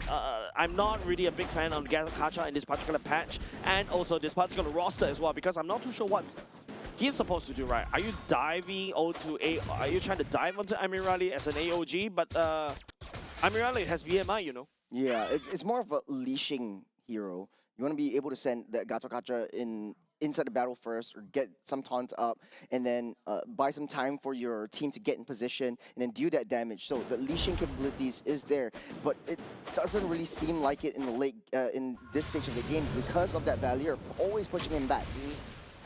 Well, like what I mentioned, we're stepping into a mid-game position right now. Not a lot of assassination. Amirali has not suffered, and that means that Mitoya hasn't been ganking up top. And now, because Team Iran has already unlocked Amirali is already starting to, join these team fights and go to scale even harder. Whereas, Team Nepal right here, this early game potential that they have is slowly losing out. Lilim is on the wrong ultimate. This is the problem when you R1 a Valentina, right? You don't really have if the team is smart and drafting against a Valentina, there's no way that a Valentina will have a great ultimate, a great time. And especially in the early game, Lilim wasn't really, stepping around, poking as much as possible to get that level advantage. And yeah, now Lilim is just making a penetration. Mari will pick up that Lord, that's AOG to block off the back line, but in the midst of Nepal's jungle though, they're getting pulled back. There's 2 members down for Nepal as Iran just takes 1 hit at a time. Mari still already doesn't have that Barbil, but they're chasing down Kishore. They don't want that Alice to get out without a kill. And they will take down 1 hit after another, again with the possession, again with the pullback. Ankit will not be able to survive this one though. Here comes Mari though. That's Barbil once again, knocks him out of position and seals up that deal. Mari takes down another. Nepal suffering in the objectives. I tell you, Team Iran has a better clash composition as compared to Team Nepal, right? Team Iran was able to really dive deep. We're using Mari. They find Abhishek. They find Lilim. Lilim and Abhishek, without the help of Kishore or be it Ankit, is a sitting duck. And what Ankit wants to do, AOG the back line. When you AOG your enemy back line, you're not peeling for your own team. Yeah, it's way too far ahead. Ankit is playing 3 steps, 5 steps ahead of the rest of Nepal, and he doesn't have any backline protection. This causes a lot of disruptions into Abhishek's face, and Iran is just going to capitalize on that. Madi is so mobile. He's able to go straight into the team fights for into the backline of Nepal, and also get back to protect Amirali. Yeah. And like we mentioned yesterday, this Claude is not really a backline; it's a pseudo front line.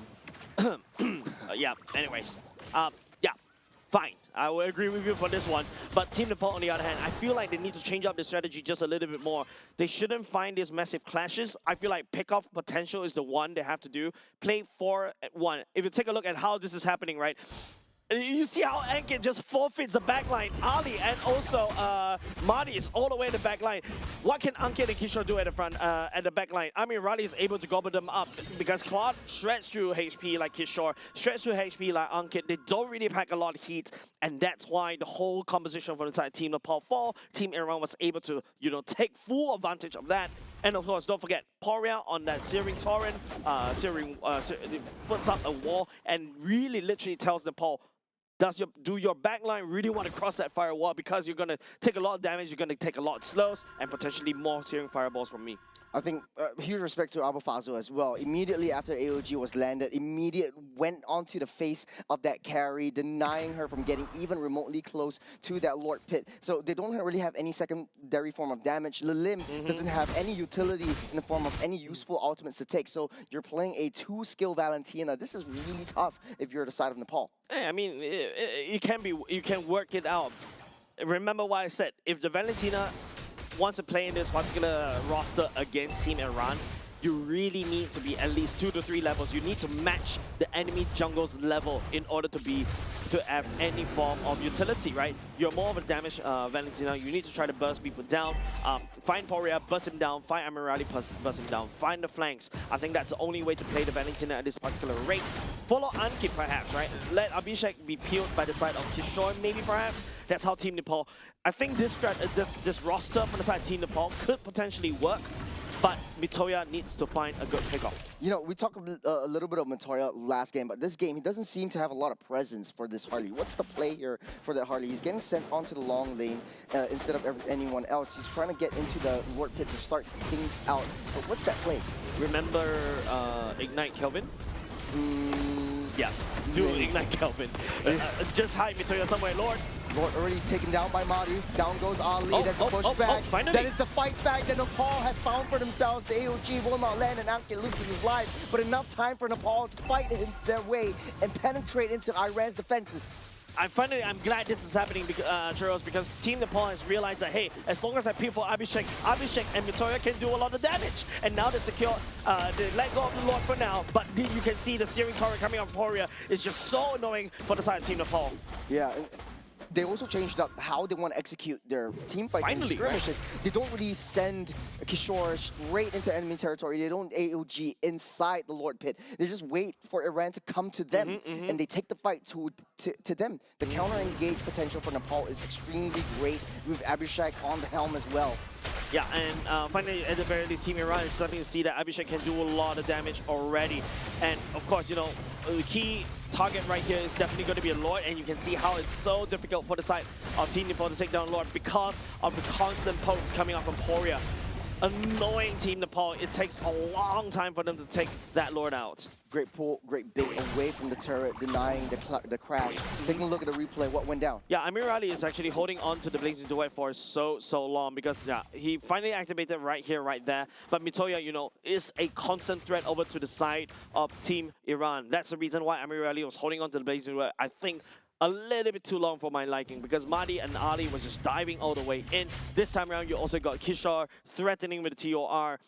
Means that, you know, Amir Ali really don't dare to go in. So it's a traditional death ball kind of strategy, a traditional front to back. Ankit started things off with a taunt to pull them away from Abhishek, creating so much space. And with the Malefic gun, you have a little bit more range to deal with as well. Yeah, slightly more range, but always a little bit more range is better, especially for marksmen, right? It is like the best booster for every single marksman to get a little bit more range. But now, if you start to see how Team Nepal is playing it, instead of going for a pick-off strategy, if they really want to clash, they should play in a way that is to basically counter-engage, right? Mahdi, unfortunately, has to dive, and Abu Fazl is basically a dive hero. Ali is also a dive hero as well. And, you know, using the TOR to scare off Amir Ali to basically not letting the Blazing Duet in the back line, that's the whole point. So, nice evolution and nice adaptation coming up from Nepal, but we need to see more. I have to agree. And this time around, that's a taunt though. There's onto the glue, immediately melted. Just like the doctors ordered, right? Team Nepal play pickoff and also play peeling for Abhishek, and that's how they win games. There's a fat wave crashing down the bottom though. It's slow push, but Nepal might need to find themselves getting that recall. Mahdi will be able to survive just for a little bit for the rest of the Green Squad to come online. Iran will be able to capitalize on this moment. They threw all their resources. The TOR already lands, got onto no one. Kishore still barely surviving, still barely standing. They still have that flicker to burn. Will not keep him out of that game for now. The Lord will respawn up as well. Iran winking beeline for that one. That TOR was pretty sus, mind you, and also that's going to be a flicker. That's massive resources gone, especially for the next Lord fight as well. So Team Iran, knowing that is vital information, they'll go ahead and blitz for the Lord. Don't forget Kishore, I think they need, what, another 90 seconds? You don't have that amount of time. And now it's Team Nepal have to enter this team fight with a slight disadvantage. They're on position already. It does look like Mahdi doesn't want to show himself. Nepal still needs to source from a little bit more information, a little bit more vision. Yep. And hey, Team Iran slowing it down. That's not exactly ideal, I would say. Team Ali and Mahdi actually finding onto Mitoya. He's on the wrong side of the map, but this vital information given on the side Team Nepal. It's going to be a 4v3 right here, but both these two teams, Ankit is not opening up the map. I think they know they're paying too much respect over the side of Team Iran for now. The goal lead's only 4K. I think it's still winnable, especially for the side of Team Nepal. Ooh, that's a smart positioning from And now Abhishek, Kishore has the though. ult. They're still holding on. They don't want to show themselves, though. Ren on the back line. Madi tries to push everyone back. Lord down getting bits low. down. Lord at an 8. Might be able to take it out. Madi secures that Lord. There's a TOR straight onto the back line. Abhishek is all exposed. Amirali will take down Ankit. Abhishek will take down Faso. There's a huge burst damage coming in from that carry. Will take everyone down. It stands in his way. Nice BMI coming off the side of Team Amirali. Abhishek make it caught by the side of Team Ali. And this is when, Team Nepal, they're in a good position. They're a 4v3. They noted Ali and also Madi's on the other side of the map. Mitoya was sent to deal with it, but Mitoya came and joined the fight a little bit too late. Unfortunate for the side Team Nepal. They lost way too many members right there. They went down way too fast. Abhishek is just, at this stage, it's essentially a furnace. You come even remotely close, you get burnt down, you get melted instantly. Taking the replay. Yeah, it's just the fact that, this, even though there's a massive choke point and, you also got Abafazo going down for the count, Abhishek is already scaling, but Mitoya joining the fight a little bit too late right there. Don't forget the nerve on the Hardy is that he's unable to really move quickly anymore, right? Just a slight nerve on the movement speed. And not only just that, you also got Poria on that Valair that could just literally build a wall and then start pushing. Perma slow you to death. Mitoya cannot hold the damage coming up from the side of this Valair and then has to back off. We're already pushing up on that bottom side. We'll be able to crash this T3 down. On the top side though, it's 1v1. Mitoya won't be able to land all the cards though. He will be able to take that off the screen as Lord makes his way, touch foot inside that throne. Ren will back off for now. They know that they can't risk it. Yep, definitely right. It's a 4v4 right there for both these two teams. Awkward position coming up from Madi, but a good call for the side of Mitoya to basically risk it. Trust the fact that, you got 4 members versus 4 members. Last I checked, should have been equal, even Stevens kind of matchup. So what does Mitoya do? Go match up with Madi, deny that push on the up top, and don't forget, this is a late game Hardy. Technically speaking, the Deadly Magic can amplify a lot of damage. Leoma, on the other hand, item built twice, does have the Demon Wings.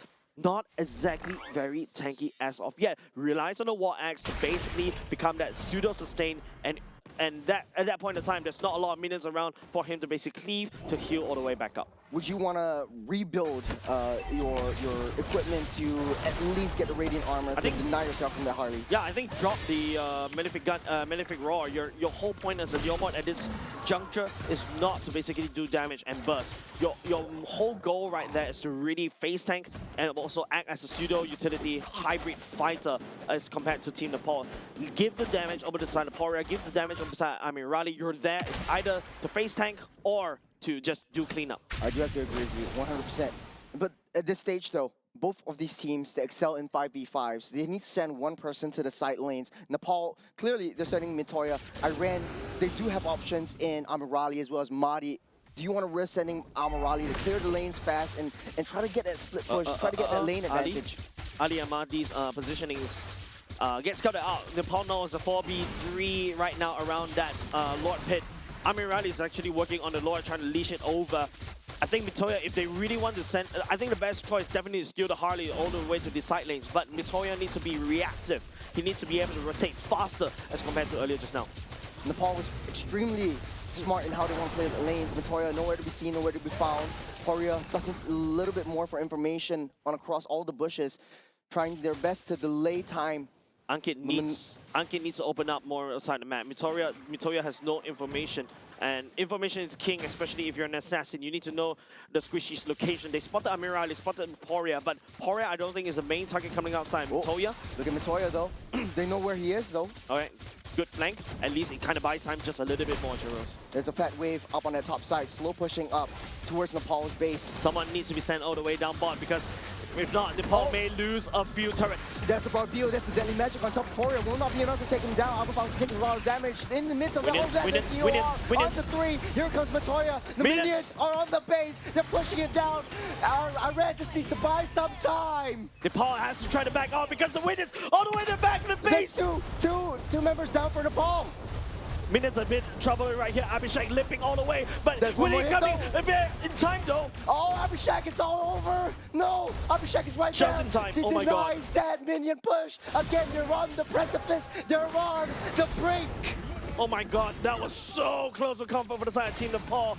They were just overestimating the amount of time they kind of need to be able to deal with Iran. They tunnel vision once again against Team Iran, and then after that, you know, there's a fast second wave all the way down bot, and they have to send somebody all the way They're back. pushing, they're cycling, it's 1v3. It's 1v3, Abhishek, it's Abhishek against Red. That's it. He will fall. That's it, GG well played for the side of Team Iran. They will be going to Nagoya, Churros. What a play. This is an extremely interesting matchup, especially from different groups in the different regions. Yeah, and don't forget, Team Nepal was, you know, they worked so hard in their particular group. Team Iran as well, they faced up against, you know, Saudi Arabia in their particular group. GG well played. They had to drop down to the low chance qualifier, last chance qualifier, and from there, they re-qualify into Nagoya. Congratulations over the side of Team Iran. That was, I would say, steady hands that won that race. They knew how to close out that games. They knew their main win conditions at the end of the day. The last Lord fight, they all forgot about, or Nepal forgot about their base. They forgot about the macro play. The lane was pushing in. The minions are slowly building up. They almost got into a Winions kind of situation. Abhishek wasn't in a nice little spot there. That was an extremely risky play that didn't pay off well for Nepal. Yeah, I think it's just the fact that Iran knows all the timings and the macro timings that actually allow them to win, right? For us, an unfair fight against your enemy team is the main ways to win in a 5v5. You don't fight a 5v5 in a 5v5. You fight the 5v5 as a 5v4. Well, in this case, though, Mitoria trying to pull the attention towards him from that back line. He was very easily sussed out. Difficult to catch, but very easily sussed out. I felt like Nepal might have found a way, a strategy, but that Deadly Magic on top of Paria, if Paria would have gotten down, I think it would turn out so much differently. But I think apart from that, it's just like, you know, you're right? There's a period of time when you look at the roster coming on Team Nepal, there's no one to send, right? Apart from Mitoya on this Harley that could just rotate from one point to another very quickly. But I feel like there's a lot of pressure on this kid, right? This jungler needs to, not only just the fact that I need to fix my wave, I need to go back and deal with the Lord. I need to find a flank. And by the time I find a flank, it's a little bit too late. So it's just about how, you know, Team Iran has built a solid roster of Leomon, right? Especially with the Leomon, was able to just hunker down and also make sure that, you know, was able to secure the objectives on its own, and then after that just rotate. GG well played. You mentioned Poria, dominating game as well, not a single death, even though there's a Harley in sight. In a lot of the other groups that we've seen also, the mid lanes are usually the ones that get the favor and the MVP of the games, and it shows a lot of utility coming in from the marksman. The meta has shifted a little bit into, hey, I want a mid lane that bursts everyone down. I want a mid lane that deals that damage. But instead of being that secondary damage dealer, he is sort of like that disruptor in the front line. Have you played with Justin before? Oh, sorry, Eris before? Yeah.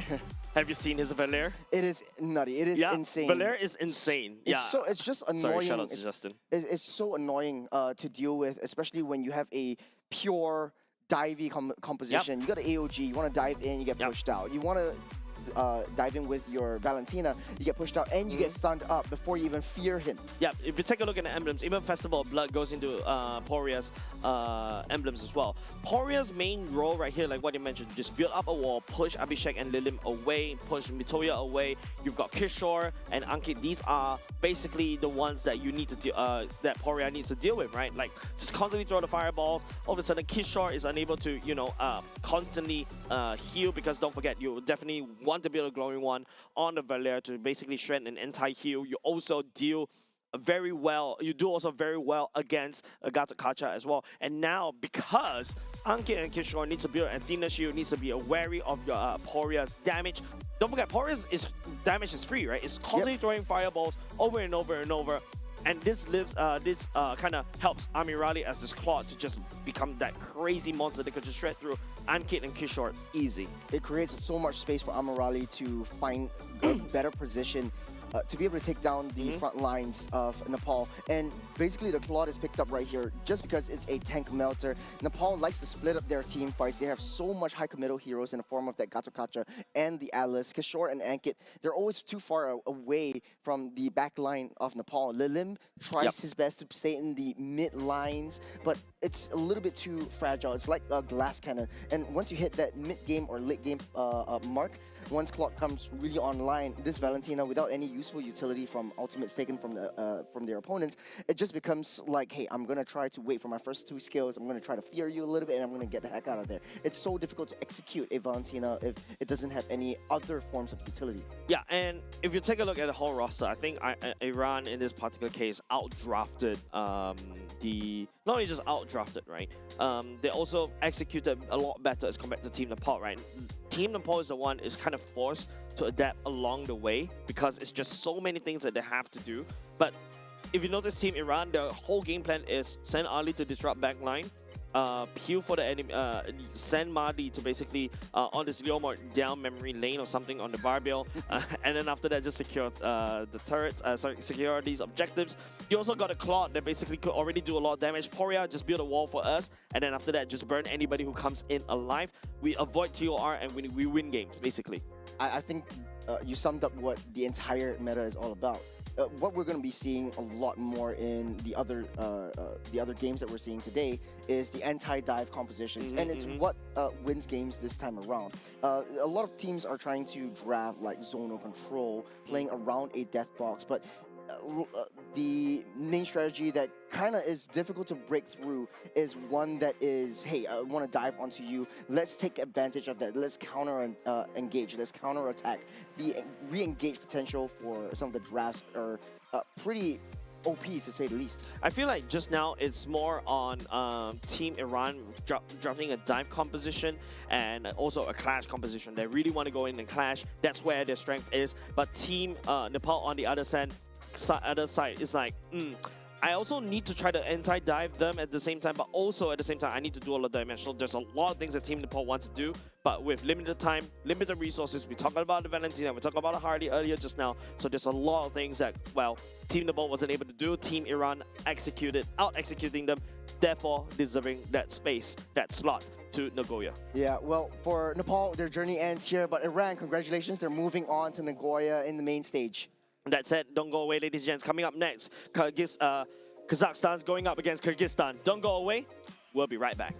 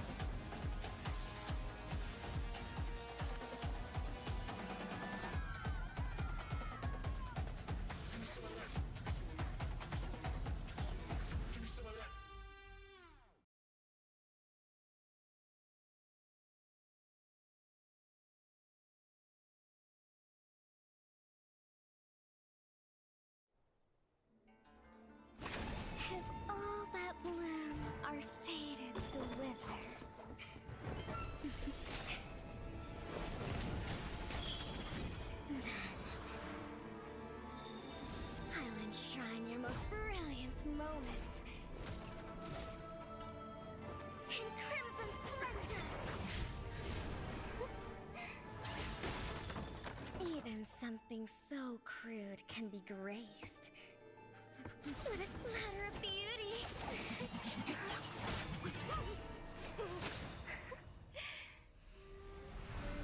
I'll get you out! You finally come to me, Hanabi-sama! This madness ends now! At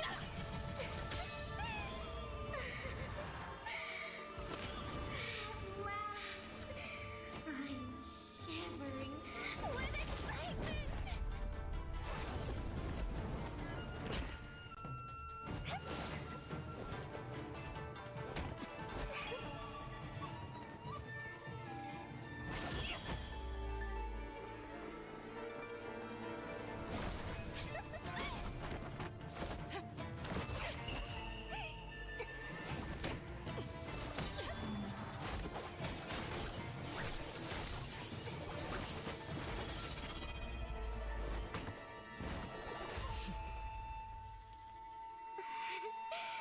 Such killing intent. Does this mean Hanabi-sama finally understands Kirara?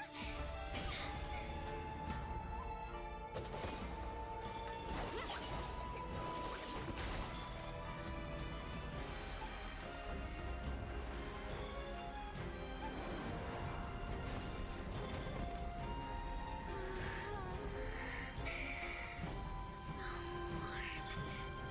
So beautiful. We can finally embrace eternity in hell. Just the two of us. Allow me to release your eternal bloom.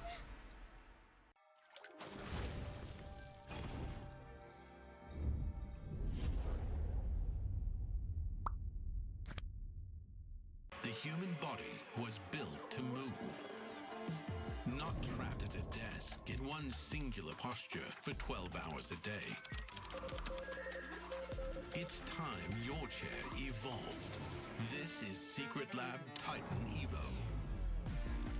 Ergonomically engineered for you, gamers, hybrid workers, artists, backing your every move.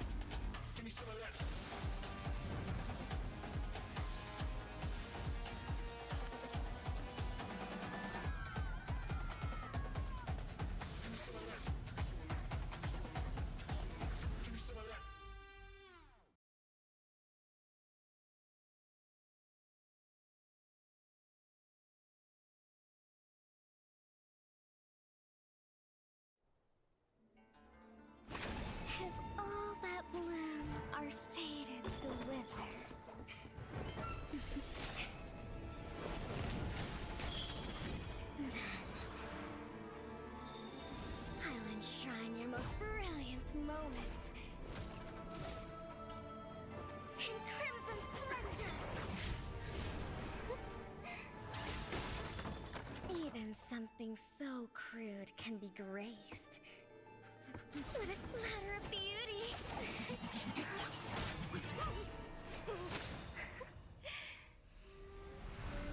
I'll get you out! You finally come to me, Hanabi-sama! This madness ends now. At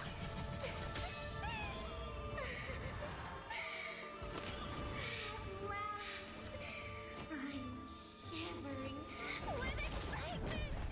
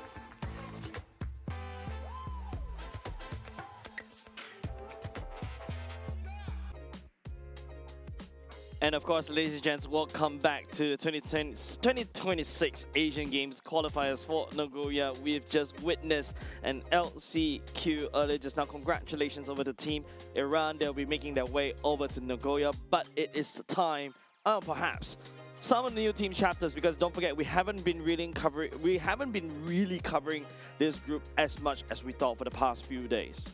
Group C is going to be Central Asia. For a lot of these teams, this is their first time in an international stage. A lot of new experiences for them, and also new experiences for us. We want to see how well they do in within themselves, what kind of heroes they pick, what kind of strategies they use. Yeah, and of course, you know, we've been greeted with quite a lot of surprises in terms of the different metas, where you can see that how Team Nepal prefers their assassin junglers as well. Hey, maybe we'll see an Enchanter jungler, a Mathilda jungle. I'm just trolling, guys. I would take up my headset and leave right now. Do that. You do the cast alone. Cyclops jungle. But hey, you know, it's quite interesting. Nepal you never and know. East Asia, South Asia, they really like their double fighter side lanes. We don't really see that in other regions. Whereas, you know, for West Asia, it is pretty much following a little bit of what the Southeast Asian strategy looks like. So it's kind of familiar to us. We like to see all these teams picking up strategies from here and there, putting it into their own gameplay, and really showing us how to mix things around. And you know what better way to do it than in Singapore, a cultural hot the melting pot, right? The melting pot of cultures, right? Apart from that, also another thing to also take note, right? Because don't forget, we don't really have a lot of information of them. I think even in this particular group, there's only 2 matches that have been played. So today we'll be featuring quite heavily for them for the side of Group C, right? Of course. Don't forget, there's also, like, you know, not only just the different metas, the different kind of hero picks, there also may have a slight difference in terms of the pathing as well. So that's something that we also have to look out for. Yeah, for a lot of these teams as well, I would say, because this is one of the smallest groups, as long as they win 2 games, they are safe. Yep. They are safe. So for the first game that we're going to be watching, Kazakhstan versus Kyrgyzstan, Kazakhstan 1 win away from being kind of safe. Kyrgyzstan has suffered 1 loss against Uzbekistan earlier on in the previous days. It looks like they need to claw their way up tooth and nail to be able to secure their spot safely into the main stages. But we don't know yet. We haven't seen much of Group C yet, so it will be interesting to find out. Yep, I think another thing is we can take note that is a first seed Kazakhstan going up against a 3rd seed Kyrgyzstan as well. So let's take a look at the lineup for the side of these teams that will be competing first. So first of all, we shall introduce Kazakhstan's first, represented by Akhamabev. Sorry if I'm butchering the pronunciation. Akhamabev, Kuzipov, Salamat, Surik, and Mamilan as well. This is just funny to hear, man. Like, this is really new to us as it is for you guys. Yeah. Welcome to the MLBB community right here. And it's very great to see new players that are coming up, new regions that are emerging into the game, and how well they read the game, how well they execute the gameplay. And hey, it's all smiles for them. I think they are in a pretty comfortable position in a top 1-2 seed in Group C. So going into the match against Kyrgyzstan will be a little bit more comfortable for them coming through it. So on the other side of the table, let's go to Kyrgyzstan. We're starting off with Zamurbek Ulu, Askarbekov, Murtbekov, Kalbayev, and Shekhanov. Now it's Jay's turn to laugh at me. I'm glad I'm not a play for this one. But apart from that, you know, welcome to them. You know, I like to quote one of the second favorite quote in all gaming history is sometimes the famous come to us to find but sometimes people come to us to find fame, right? So yeah, so I think it's all about, you know, this is the first step for them to basically, you know, prove their sub-meta, because you never know. Sometimes you may have a random Cambodia that could do something very totally different. The gameplay is slightly different. It's just that, you know, there's too many different teams out there, and we really cannot put a spotlight onto them. And finally, this is the case where we may finally shine a spotlight on these 2 teams. Yeah, I like what you said, right? Like, Cambodia came in, showed us something magical, showed us that, you know, even gods can be taken down. And hopefully we'll see something pretty similar in Group C, especially when they're against their fellow Central Asians in this group. So going into this one, I would say it's still up in the air for what they want to pick up, what they're kind of using for the gameplay, for the strategy, how they rotate around the map, and how they read the game. And this is especially important in this current state. I really like it when, you know, different regions brings in their own different flavors and you get to see how they draft, right? Yes, I know, you know, we can also take reference, even though we play a lot of people, we've seen a lot of different games, we've seen, you know, maybe even ranked games perhaps, you know, from different countries as well when we're traveling. Yeah, especially when you're traveling over to Malaysia, you play the MLBB there, it's like different. You go to Philippines, man, it feels like going into, you're locked in MLBB in a hardcore mode as well. Yeah, I tried it there, it's difficult. It is really testing your mettle in these new servers that you're going into as well. I remember going into Europe once and I played against that team.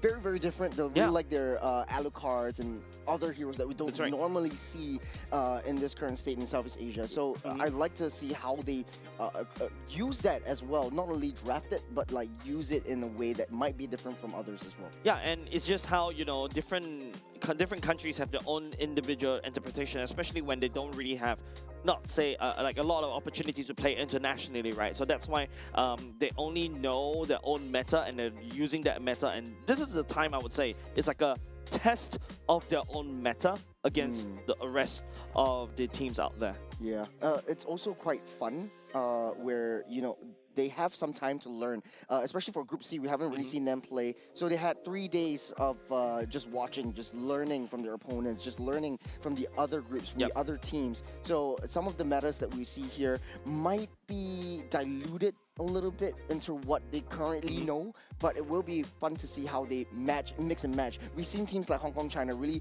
just sticking to their metal and just sticking to what they know best, what their signatures are. They play, like, for example, you know, I'm very impressed by Team Hong Kong, China, right? The understanding of sheer macro is just such a refreshing... Very disciplined as well. Very disciplined. It's a very refreshing sight to see as well. We're going to Flying Clouds this time around for this game number 1 between these two teams, Kazakhstan and Kyrgyzstan. Don't forget, this is 3rd seed versus 1st seed. But, I mean, right now, if you only got 1 match as your sample size, anything and everything can happen. So for Kazakhstan, if they win this match, they are pretty safe. Even if they lose the next one, they'll be 2 up or 2-1 up. Kyrgyzstan definitely needs to win this one. We'll be seeing as we go and jump into the draft for the first game between Kyrgyzstan and Kazakhstan. Kyrgyzstan will ban straight away the Phoveus, the Gord, and the Harley. On the other side, Kazakhstan, the Marcel and the Paquito. A little bit more generic bans coming off the table. Yep, I think the non-generic ones that really jumped up to me is the Gord and the Harley as well. They really don't want to see these mid laners, perhaps. That could be a hint. So which means that this also opens up to a lot of avenues, right? Of course, Juicing first pick, right? Juicing first pick, yeah. There's still the option for the Akais as well. We've seen that highly prioritized by a lot of teams. And I would say the Claude will be prioritized a little bit more than the Harleys, unless you want to dominate your lane. You talk about Claude, Kazakhstan is not thinking about that as well. Locking in the Harif in the R2 pick. Usually that's where I expect a Harif R2 pick. But that means that, you know, you immediately see that Kazakhstan is thinking about, hey, I'm going to go early, I want to dominate, maybe draft something else like, okay, Khalid, exactly. This feels more at home. Yeah, this feels more like, hey, I will play a bit more aggressive. I'm going to use this in the early game. And Kazakhstan looking like an aggressive lineup from the get-go. On the other side of the table, that's the high priority Claude that we're talking about. And the Leomord, a little bit more gap closer in that respect. Yeah, so it feels like, you know, ladies and gents, Kazakhstan and Kyrgyzstan actually follows quite a similar meta that we are very familiar with, especially, you know, take referencing from Group A as well as other groups as well. So don't expect, we haven't expected anything weird. If you want to really do something weird, it's usually the R5 pick or usually the B4, B5 pick. But so far, it has been standard so far. You know, we in the previous game, there was a lot of discussions between us on anti-dive compositions, and a lot of teams are starting to pick up the Balarix, the Atlases. If you dive me, I will reposition yourself or use ultimates onto you. And again, with the familiarity, the Suyo actually comes back online. Okay, but at the very least, that's Kazakhstan going in for a previous meta, at the very least, right? I would say that Khalid, I think there's not a lot of adjustments to him, so he's still technically valid in this particular patch. The wave clear, especially that helps you in the mid lane, is really invaluable right here. But now, because Kyrgyzstan has already selected a Juicing, so they can start banning away like the likes of Eve, the likes even to a certain extent the Farsa as well if they really want to go for that. Valentina doesn't look very juicy for the side of Kazakhstan because you know you've got Leomord, got Juicing D side, not the ultimates that you should be stealing. Yeah, for Kazakhstan though, and we talk about the Belarus, it's being banned out by Kazakhstan. You don't want the anti-dive composition coming your way. But for Kazakhstan though, the trend that I'm really seeing is hyper early game. If they really want to throw everything on the early game, then the Lilia would definitely be top of priority for them. At least you are able to win out that juice and push her back and start that aggressive engage. The Zetian as well has a lot of late game potential. The issue is, speaking of late game, Kazakhstan doesn't really have any insurance right now.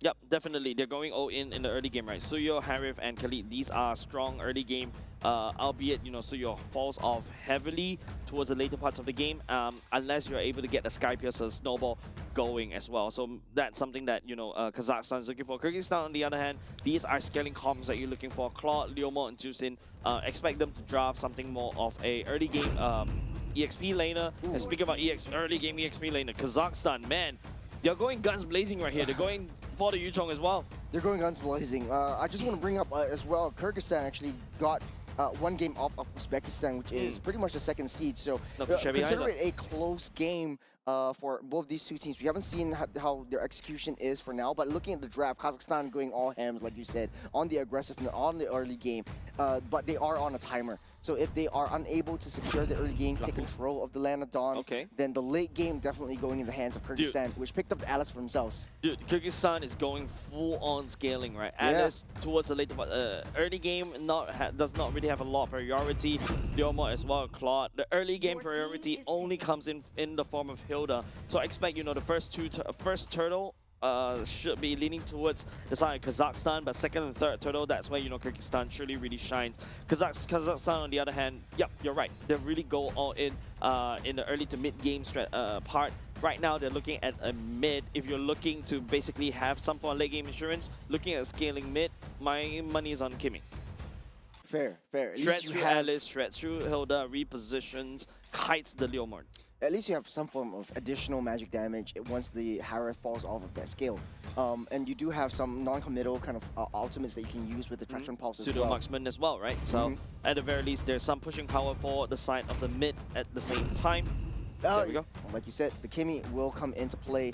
The issue is, in the late game, they don't really have a lot of physical damage, which is easier for Kyrgyzstan to build upon.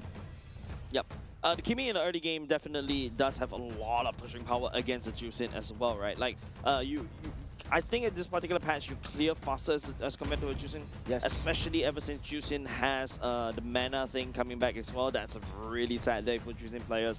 But at the very least, you know, Juicin does have the ability to pick somebody up and then throw them aside. If you look at the side of Kazakhstan, the main target you're definitely going to throw away is definitely going to be the Khalid and Khalid only, because by the time the Yuzhong start jumping onto the Juicin already, it may be a little bit too late, because the Yuzhong definitely packs the Petrify. Yep. And also the Black Dragon form. Yeah, Juicin is able to get out. It's highly mobile for Kyrgyzstan, but this is game number 1. Kyrgyzstan versus Kazakhstan. Kazakhstan will be in the red, Kyrgyzstan on the blue.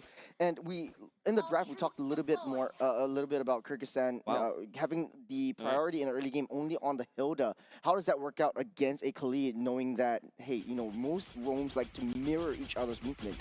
I feel like in terms of sustainability, the burst sustainability coming out from the Khalid is definitely that could be try to throw off the Hilda, right? But of course, you know, if you talk about wave clear, the Khalid is definitely a lot better. You pack that with Khalid, the Kimmy as well, you're able to match the rotations of the mid duels even faster. Now, at the very least, from what I'm seeing, especially during the split screen, Kyrgyzstan and Kazakhstan, they are, well, keeping up with the times. They subscribe to the latest news. Yeah, for Kyrgyzstan, they are very excellent in buying some time, especially with that Hilda and just annoying giving vision on that top side. But hold on a second, right here, there's a stun over onto that Juicin, able to dash out of there and keep himself safe for now. There's a Petrify already stopped. Down goes that Hilda. There's a 4-man engage on Kazakhstan. The aggression really showing is through. And this is exactly what I was talking about, right? Early game versus late game, right? Early game comp versus scaling comp.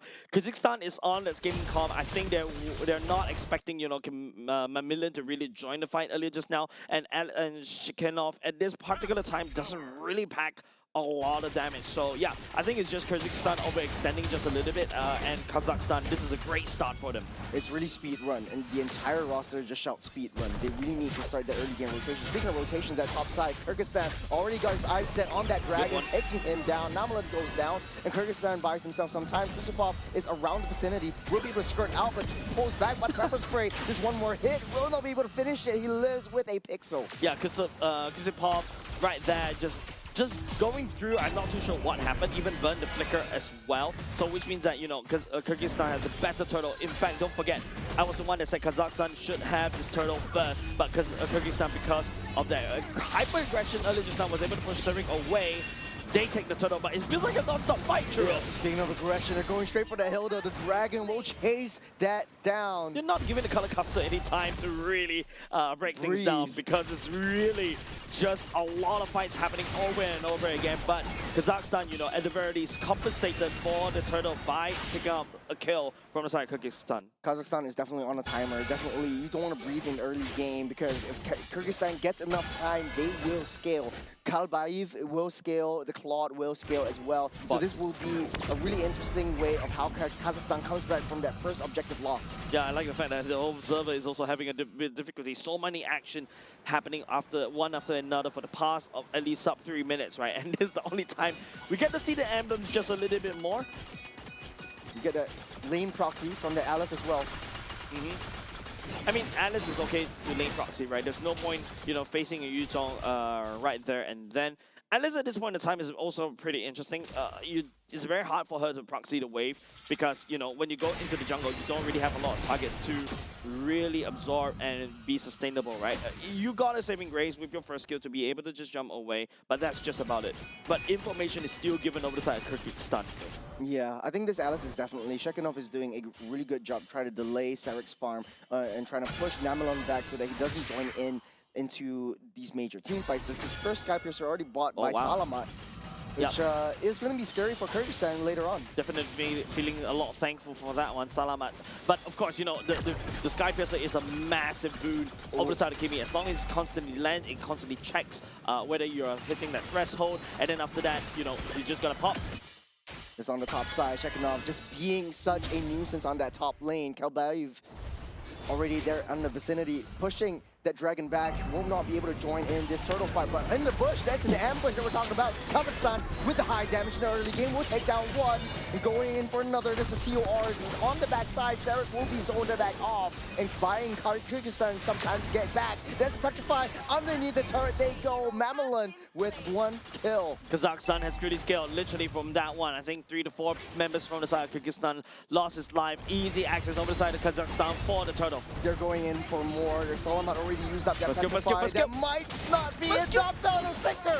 Oh, so committed.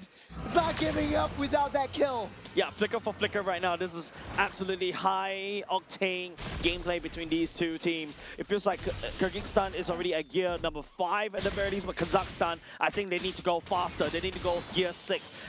At the very least, they are able to salvage to pick up the first turtle and also a couple of kills. That could potentially help the side of Kazakhstan, but they still need more. By this time, you're at 5 minutes mark, you really need to have, what, at least 3 to 4k gold lead to ensure your dominance, because Kyrgyzstan is on the scaling composition. Speaking of which, they're almost halfway there. There's 2k gold lead for Kazakhstan. If they can keep Kyrgyzstan at bay and start that rotation, you see Harith already moving up into mid lane, trying to tax that wave. Salamat already also have that Sky Piercer. So let's break down that team fight. Yeah, it's just the Juicin getting a lot of trouble right here. I think Chanel, the Alice dives all the way backline at least. It keeps Serik very busy, but it feels like the whole attention is shifting over the side of Salamat, right? Salamat, you know, having onto the Sky Piercer, I think after that sequence, after that replay, he actually dove a little bit too deep, hoping to basically end the life, get another Sky Piercer stack, but to no avail, right? Now he's going to get shut down just a little bit. But this is the kind of roster from the side of Kazakhstan, right? You need to build... Okay, hold on. Zane Force already popped up. That is the TOR. Landing on 3. The Barbier will come their way, but might not be enough to take down all 3. That's the heal coming in from that Khalid. Will not be enough to take him as the Claude comes over from that flank. Yeah. 2 members going down though, and this is where, you know, if you're playing a Harith, right, you're afraid of this Alice. Your TOR the TOR from the Alice literally counters what you want to do, right? Zaman Force, you want to zip around, get a pseudo shield, do a damage at the same time, be more sustainable. Now back to the Sky Piercer theory between Salamat and Serik, right? Serik and Salamat relies heavily. Serik relies more heavily on the Sky Piercers compared to Salamat. But now because Salamat also picked up the Sky Piercer, Serik also picked up the Sky Piercer, those stacks needs to go somewhere. Speaking of which, the stacks will build for Salamat themselves, and they're leading up with another engage. Down to the Hilda, and the tri-bush they go. Kazakhstan not giving Kyrgyzstan any time to breathe. And also, I just want to say and point out, Kimmy might be the best mid lane, or it's got utility, it's got damage, it's got scalability potential, but it's very, very greedy. Yep, very squishy as well, right? But if you notice, good itemization for the side Serik has to pass the Sky Piercer's torch over to the side of Salamat, right? But that also means that if you're a Suyo that doesn't have a, a Sky Piercer, your execution, your second skill doesn't look very scary anymore. So that's something that, Kazakhstan needs to be careful about. Taking a lot of damage. Kysapov will be able to skirt his way out of there as Kazakhstan tries to switch things up. They're playing as a 3-men now. They do have a lot more damage than Kyrgyzstan. 5k gold lead, which is what you're talking about, Jace. Kazakhstan has that lead. Now it is whether or not they can hold on. T1 up top is already broken through. Serik is trying to split up that wave, trying to split the heads of Kyrgyzstan. Yeah, I mean, I feel like there's a very good defense coming up from Kyrgyzstan so far. But hold on, Mirkov. Oh, that is going to be the stun, but will not be enough to take down this Juicin. I think Purify. Yeah, that's also a Purify, right? So for the next 80 seconds, Mirkov will be a sitting duck for now. But so far, I like what I'm seeing from Kazakhstan. Like what I mentioned, the 5k gold lead, the top side and bottom side already cracked open. There's ambush over onto that Claw. We'll use that BMI to get out safe. As Kazakhstan is everywhere on this map, taking full control. Kyrgyzstan, nowhere is safe. Yeah, this 4-1 split that Kazakhstan is adopting is great because not only just the fact that, they're trying to split Kyrgyzstan's apart, and after that, Kazakhstan has the better rotation because they've got a Khalid, they've also got a Yuzhong that can just rotate and be there as quickly as possible. But Golden Staff secured by the side of this Claw for the side of Kyrgyzstan. So Kazakhstan needs to really ramp up the aggression. Split, push, side lanes, force a lot of pressure, and then after that push down mid, but there's a lot for Kazakhstan to take. All this time, Kyrgyzstan sending Claw down the bottom side, just free farming. Municipal is already in the midst of all of that. It's a TOR onto 2 members only. Kazakhstan's damage is proving to be too much to handle. Chirkinov trying to buy some time, but Kazakhstan is taking the fight over to Kyrgyzstan. They're taking one after another. Ultimates all popped up, and Kazakhstan, they are able to secure that Lord for themselves and push Kyrgyzstan back. A double whammy coming up the side of Kazakhstan. Take a door and also take Chirkinov down as well. Not only just that, Salama was the one that credited that kill as well. Okay, you gotta have to get out of there. If not, all that Sky versus stack would be gone. But I echo that if you notice from the side of Kyrgyzstan, I hope we get to see a replay right there. Chirkinov is able to find a TOR, but it doesn't land on the key targets. It was a little bit too shallow, and that means that, the Claw wasn't able to find an entry point to go all the way in. At this point, I feel like if you're that Claw, you're afraid of the burst damage coming out from the Harif, and also Serik as well. You need to go for that Windsor Crown ASAP.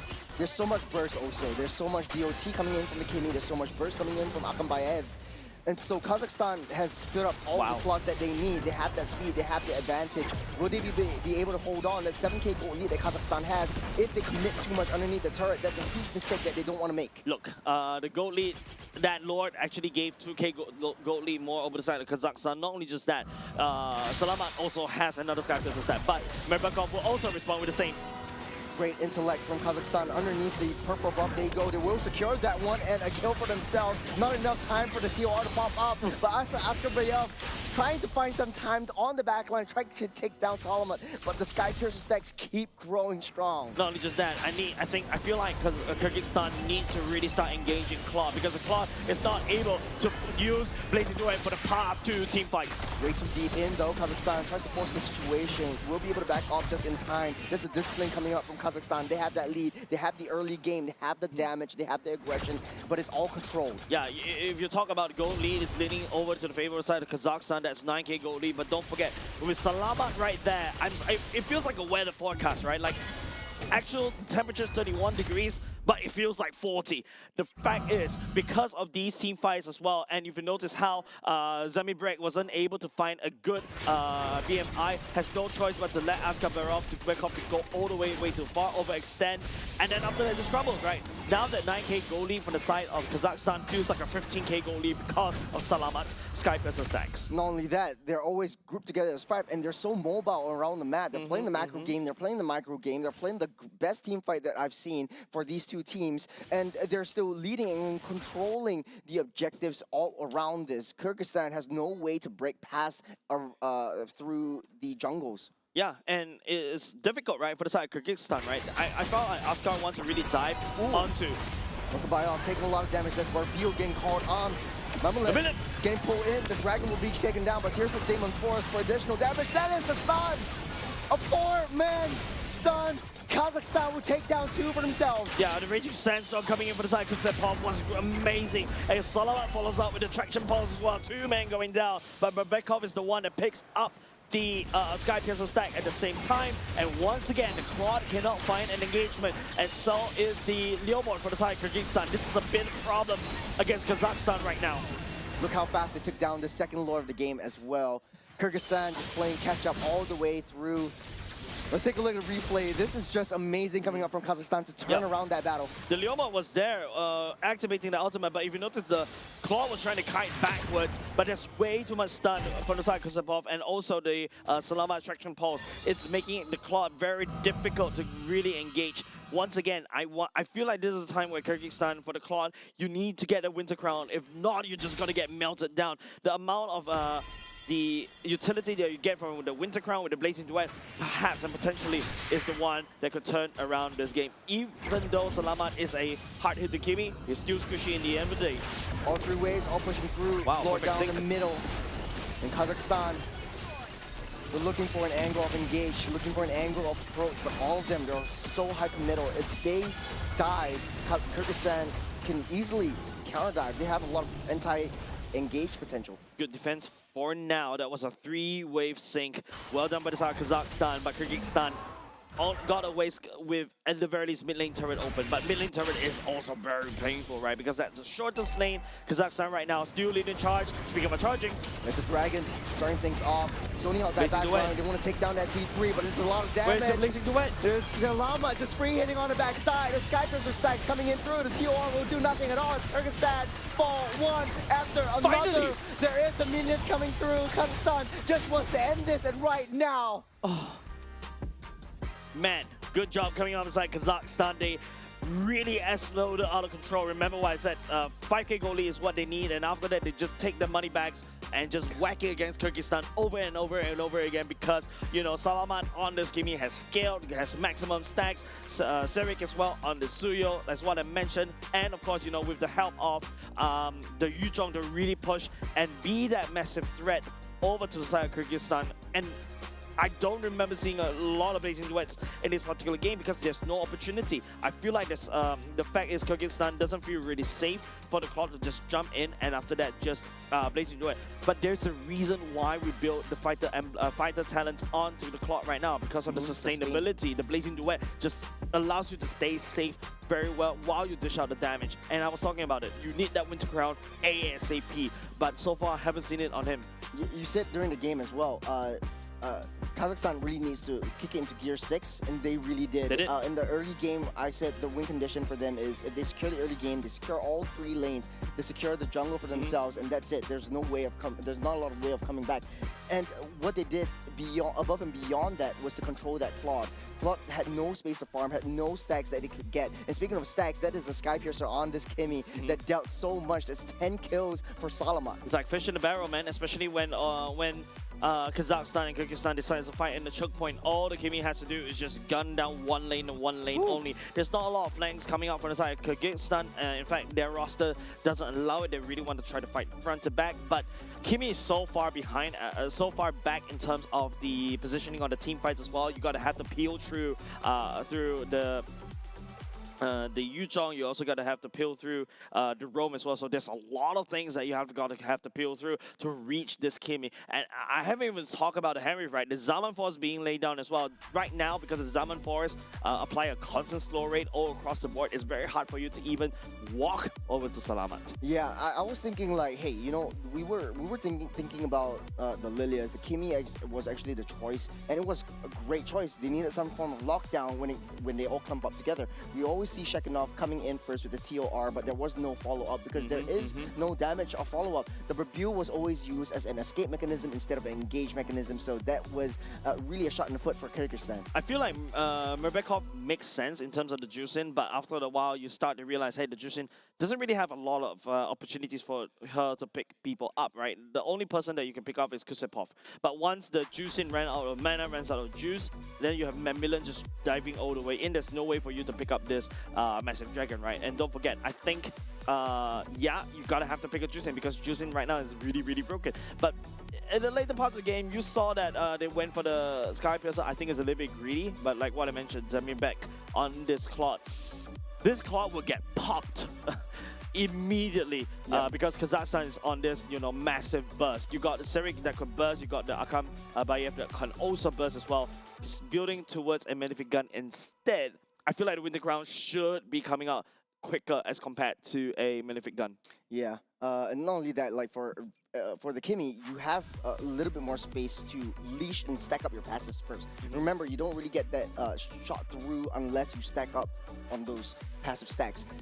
Askarbayov and Shekinov always starting in this team fights gives that Kimi some space and time to stack up that passives, and once you see an open opportunity for Zamir to actually come in to the team fights from the back line, you immediately get deleted from the game because the damage is shooting through multiple enemies, multiple heroes, and taking a look at the turret damage. The only one condition that I set for Kazakhstan is win the lanes, take down the turrets. There was no chance at all that Kyrgyzstan was able to touch any one of Kazakhstan's turrets, so that was a huge dubs for Kazakhstan. No turret damage at all, right? And because, you know, Harif is so strong in the early game, especially pre like level 4, and then after that it becomes skill matchup, especially how Claude is so kind of broken in this particular patch. But the fact is, you gotta have to give credit over to the Harif, right? Making sure that the Claude doesn't go crazy in terms of later parts of the game. And if you're starting to see it, personally, I'm not liking the Harif pick recently because of how the damage is get dropped down significantly. There's a better marksman out there. Zaman Force is only like instant dopamine hit, and it's what Abstract likes to say, the instant gratification. Put on Zaman Force, beam, zap, zap, and that's it. That's all you do. But what a Clock can offer to the table is to shred through utility jungles, can shred through tanks, and also with Blazing Duet as well. That's just providing so much AoE. And yeah, but at the very least, I'm glad to see what Kazakhstan did. They made it work, and also because of the Kimi, right? The Kimi is just outputting so much punishment, and it forces, especially in these tight corners, your roam, the enemy roams, and also EXP lane is forced to literally tank through Kimi's firepower in order to get through him. Yeah. For the Harith though, there are a couple of different kinds of gold laners that we want to see in this current patch. The Harith is usually just picked up first and prioritized just because it's a lane bully. You want to be able to win that lane. You use the Synchro Fission just to clear the waves and then start the early game rotation. We see that quite a bit from the side of Kazakhstan to be able to start and join in the team fights for the turtle pits and everything else. But then again, we have seen a resurgence of bursty marksmen as well. We've seen Leslie being banned out once, the Grangers coming back, the Brody kinda in the surface, a little bit iffy. The Brunos are actually pretty good in this matchup as well, which also provides some layer of options for Kazakhstan to pick up as well. The reason why the bursty marksman, in my opinion, coming in terms of research is because you are constantly facing the threat of a scaling marksman, right? Like the fact right now there is a lot of marksmen that's really that are in the meta right here is mostly scaling. Like for example, your carries, your Claude. Maybe to a certain extent, if you want to say Moskov, technically speaking, Obsidia, if that's also a option if you want to go a little bit anti non-meta, because we all don't like. I don't like to conform to meta. If you notice, Flying Clouds will be the game number 2 coming up from these two teams. You know, Kazakhstan and Match Point currently one more game, and they literally solidified themselves all the way to Nagoya. Yeah, this is interesting for now because we do have some information for Kazakhstan, right, from the previous game. They do like that early game aggression. They do like that speed. So starting things off, Kyrgyzstan again in the blue side, will ban out the Phobias and the Gord. Kazakhstan again will ban out the Paquito and the Marcel. No changes right here. What are the chances where Kazakhstan goes back to the exact same draft?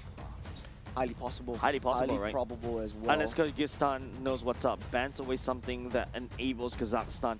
I don't believe it's the I don't believe Kimi is a very good ban coming off inside Kyrgyzstan right there. I feel like it's just how Kazakhstan plays in terms of their micro and macro movements, right? So Harry will be on the chopping block right here for the side of Kyrgyzstan, so that it allows the potential first pick Claw coming out from the side of Kyrgyzstan.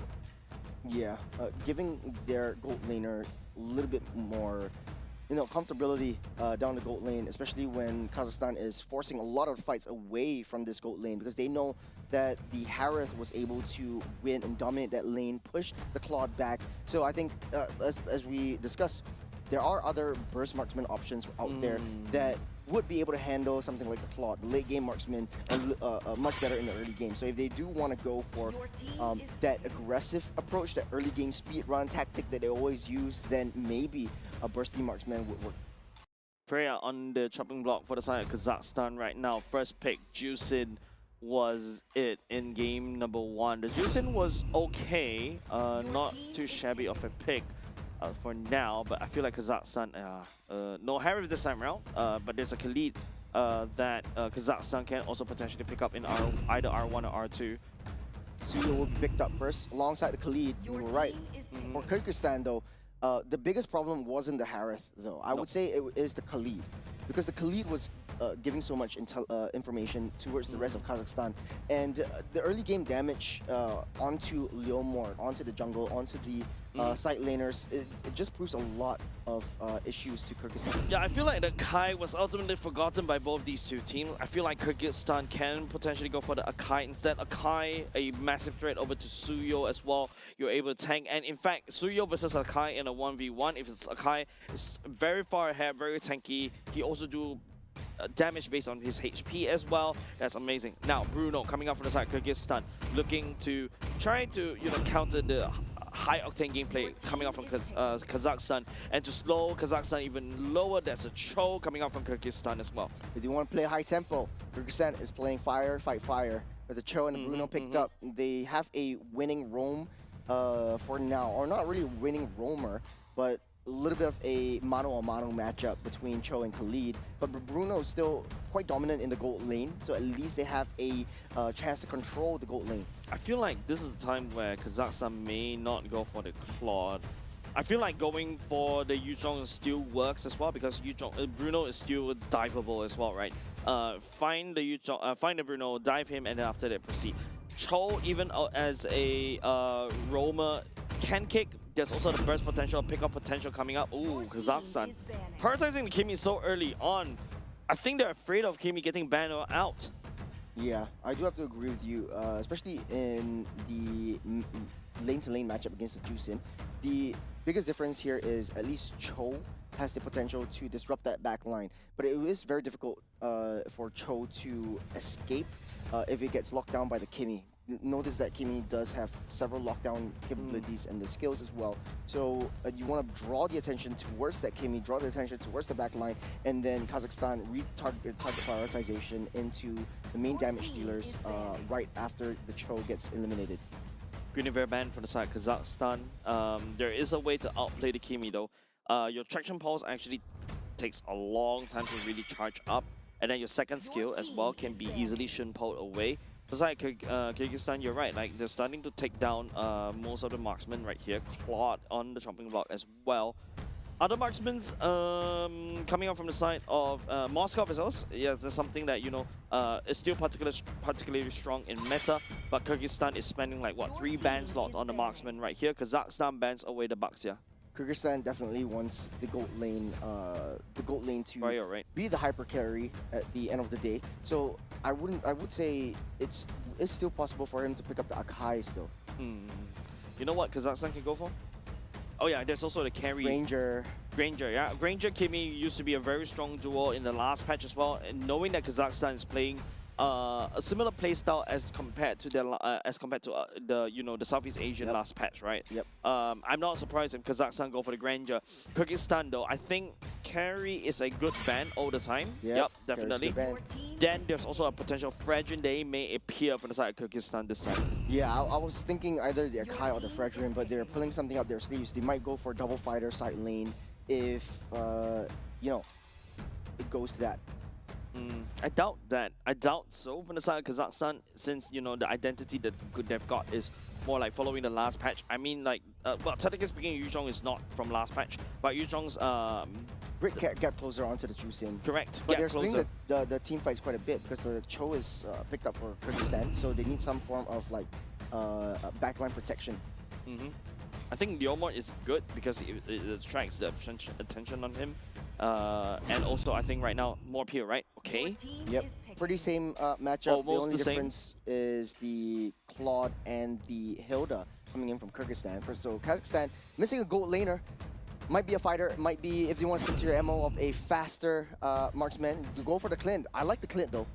A lot of high damage and pretty neutral in terms of the early to mid to late game. Yeah, the Clint is good. And now if you take a look, right, for the side of Kyrgyzstan, that carry ban kind of makes sense already, but it feels like a wasted slot because Kazakhstan does have answers for this Alice, right? You use the Kimi, you just literally shred through the Kimi's HP bar once you build a glowing one as well. Yuzhong to a certain extent can also fight underneath the Alice as well, just constantly locking him down. But at the very least, that's still a massive remove, right? Yeah. I like the gold laner pick coming up from the side of Kazakhstan. I love it. Use Clint to kind of match the lane bully of the Bruno, and now, Kazakhstan once again playing to the same MO. They pop off early, and then they look to snowball. Kazakhstan, on the other hand, this is a slightly earlier composition, so hopefully they can match the tempo coming up from the side of Kazakhstan. It all boils down to the gold lane. The biggest difference is in the gold lane. Will that Cho be able to assist the Bruno in terms of disrupting the Clint's farm? Clint does have a little bit of range as well. You have a lot of hits and damage from the passive that you bring as well. So difficult to deal with, especially in the later stages. So, man, this is a lot of work cut out for Kyrgyzstan to be able to adjust to the gameplay and execution for them. Yeah, but of course, Clint is an open book, right? How to play against a Clint, you force the Clint to use the first skill, and then after that, you just jump onto him because, unfortunately, the passive, as of now, is not his main source of damage. That's just bonus damage before he gets this endless battle, and that's when the Clint truly shines, right? Yeah, I'm so glad you're a gold laner right here. You definitely know all the heroes. But that being said, though, this is the early game aggression that we're looking out for. There's a Petrifier already used up. First blood. On to the Cho. Worth it, right? Now the Cho is going to be slightly behind. Only barely hits level 2. Macmillan also picks up a kill, and that's also, scaling Yuzhong, right? The Yuzhong needs this kill to be aggressive, and after that, just scale, right? But Macmillan, using the Petrify, I mean, currently it's 50 seconds. 41 seconds, yeah, plus minus 10 seconds, right? If Kazakhstan is able to buy at the very least 10 more seconds, so that they have, not only just the Black Dragon form, they also have the Petrify. Turtle priority. They have a lot better turtle priority as compared to Kyrgyzstan. But I like what Macmillan is doing. He doesn't really care about the Alice. You don't really shut that down. You just need to clear that waves and join in the team fights because that's where Kazakhstan is going to be at. You want to be aggressive, hyper-aggressive towards the jungle.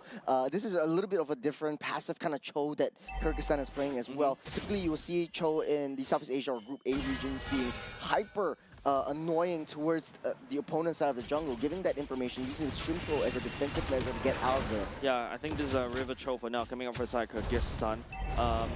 At the very least, we'll be able to spot Cyric, but it seems like, Kazakhstan is not going to let go of that tempo. Just a couple more seconds, the Petrify will come up, Macmillan activates the Black Dragon form. Going straight to the back line, as Barbeal also utilized. Cyric will take up that dragon, that's a 3-man taunt up, will heal everything back up. Kusapov just doing so much work. That's the Raging Sandstorm lands on top of Kalbayev. There's 2 members down the side of Kyrgyzstan. I mean, they're not giving up just yet. But no, Kyrgyzstan taking one after another, though. There's a counter re-engage coming in from Kyrgyzstan. There is some fight left in them. Yeah, and the best part is, Merbekov is using that juicing that's super annoying. The members from the side of Kazakhstan overextended. They take the turtle and they're hoping to basically find a punishment, but they lost a couple of people as well, right? Not only just the fact that Cyric went down, Salamat as well, so they're going to have a bit slowed down just a little bit. But Suyo found very quickly in the jungle. That's the aggression that we like to see. Salaman already used up that Purify as well, just to get out of harm's way. As Kyrgyzstan starting to ramp up that tempo, they know that they cannot give any control over Kazakhstan at all. Yeah, if you take a look, Macmillan is in the middle of everybody, but this is where Mebekov is just free hitting from afar.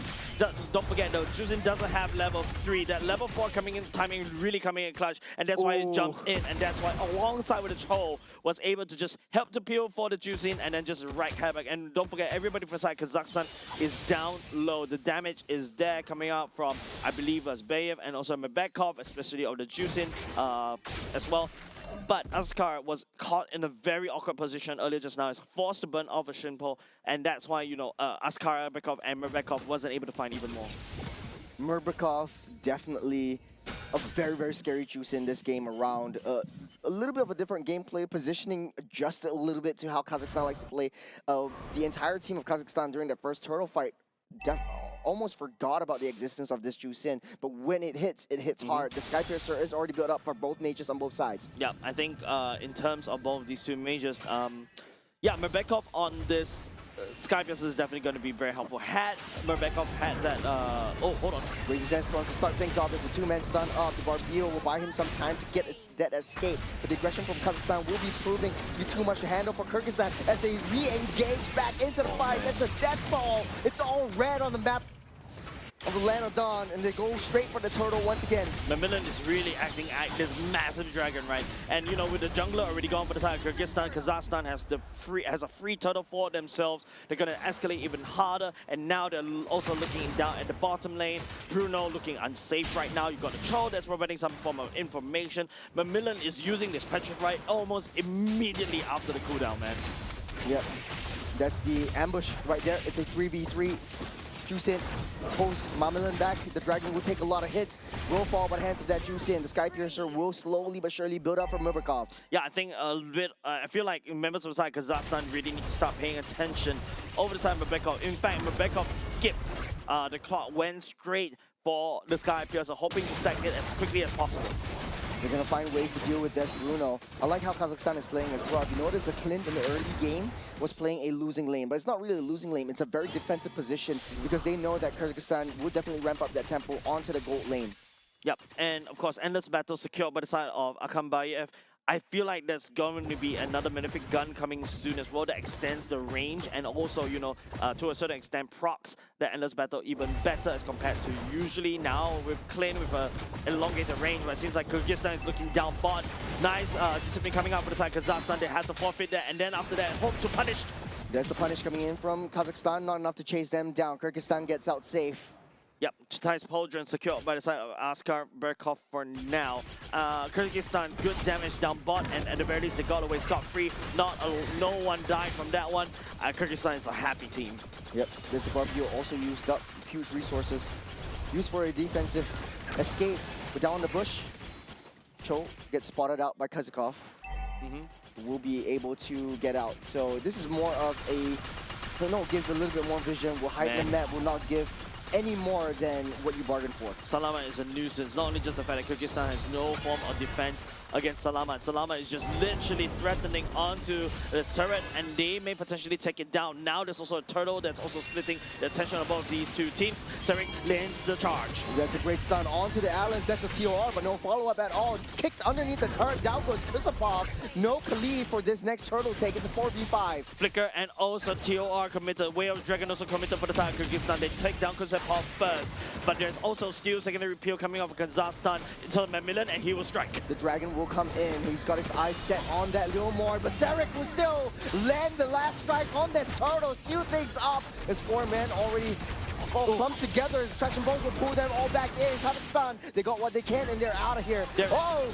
That's to sustain the shot. Residue will pick one off. Man, Macmillan is this massive Yuzhong right now. Not only just that, Akambayev already secured the Malefic gun as well. Team Kazakhstan has unlocked their key items at, what, 3k gold lead. And, you know, Serik as well, right? The fact that he's actually ahead of the jungle curve in terms of EXP, he has the better battery button, and therefore Kazakhstan takes 3 turtles in a row.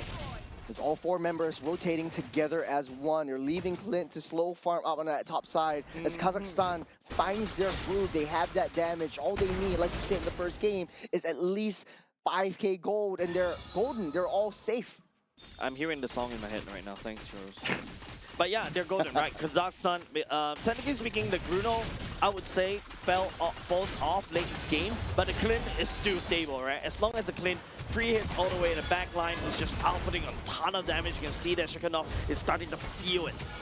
Looking at that test damage, the Clint is starting to come online. It's starting to get out strong. The traction pulse will not land.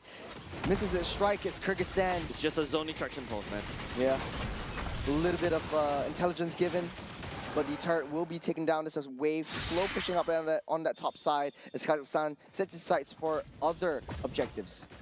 I think it's a lot more pressure for the side. So need to find either the Clint or Salamat right there, but Salamat is proven very slippery. There's also a certain field. There you go. And speaking of Salamat, forcing the Barbuil right off the bat. That's the Goon Squad for Kazakhstan coming in from the back line. The Dragon will not let that horse leave. It's a fight, a 5-man TOR, but will not be enough though. No damage for Kyrgyzstan at all. As Kazakhstan raises tempo, pushes into gear 6. And back to gear 1, gets out of the way. But that was a massive TOR for the side of Shikhanov, but Kyrgyzstan wasn't able to capitalize on it because Kazakhstan was so far ahead. Even though you are immobilized, heck, Salamat can still do damage. Akama Bayev can do damage. Don't forget, TOR is an immobilized, not a stun. So that's why Kyrgyzstan wasn't able to step forward into the ring to basically do any form of damage. And I need to see a lot more coming out from this gold lane from inside Kyrgyzstan because so far, even in game number 1, game number 2, his presence wasn't felt at all. Kazakhstan is waiting for the Lord to come out in this 10-minute mark as they trade turret for turret, blows for blows. Kazakhstan still has the upper hand in terms of the economy. 5K gold lead, the Lord marching in on that mid side. Yeah, I think Bruno already has the items to fight, right? Berserker experience and hard scores, that's all you need. But the problem is Kazakhstan is just leagues ahead. Endless battle and Malefic Gun already secured by the side of this Clint going into BOD. Man, it's a BOD. It's super fast. Onto the Clint itself. All he needs is just space and time, and he's just free hitting on that back. There's not a lot of gap closers. Barbuil is always used up to go on the backside, but in the same time, that's the Raging Sandstorm and the Dragon zone them out. They want to take down this T2 mid, which they will, as Kazakhstan opens the map for themselves. Full and total control, total dominance for Kazakhstan in game number 2. Yeah, Kazakhstan, that goalie is starting to escalate exponentially. Shake it up. Salamat will be able to use the jetpack to get out of the way, as Kusupov deals a lot of damage into Khalid. So hard to take down and so tanky at this time. Yeah, and don't forget, the Clint was just free hitting all the way in the back line. The Endless Battle scales really well alongside with the BOD. Once the Clint unlocks a BOD, Kyrgyzstan is just going to get melted, right? The Bruno is just going to get melted. The Cho, to a certain extent, at this point in time, doesn't really have a lot of HP fast. It's going to get melted. Rebekov as well. To add fuel to the fire, Clint is an AoE damage, so to speak, and Bruno is just single target. So it is more difficult for Kyrgyzstan to get a full team fight battle if Bruno, even if the TOR lands, it's only a single target hit, and they have to really hyper-target prioritize onto any one members of Kazakhstan. But they will stick together as 5, as they will take the orange buff away from Kyrgyzstan once again. Yeah, more resources stolen by the side of Kazakhstan already. The sheer dominance coming on Salama, they could land down the firepower, and also Macmillan is truly dead. Heck, the Lizard was peeling so strong against Kyrgyzstan as well. There's no way for them to really find anything, and there's no value at all, right? Even though, yes, Askar was able to find, even if a kick, you kick Kusupov back, but Kyrgyzstan is not in a good position to fight. I feel like Zamir Brek may have actually underestimated his own damage. Speaking of damage, there's a BOD. There's a green sword built by that Clint already. He is more than happy to fight. Macmillan, the reptilian, going straight into the midst of battle. Kazakhstan doesn't want to engage, doesn't want to commit. They know that the Lord is spawning up in the next 20 seconds. Clint is online. They want to draw them out into the jungle where they will strike.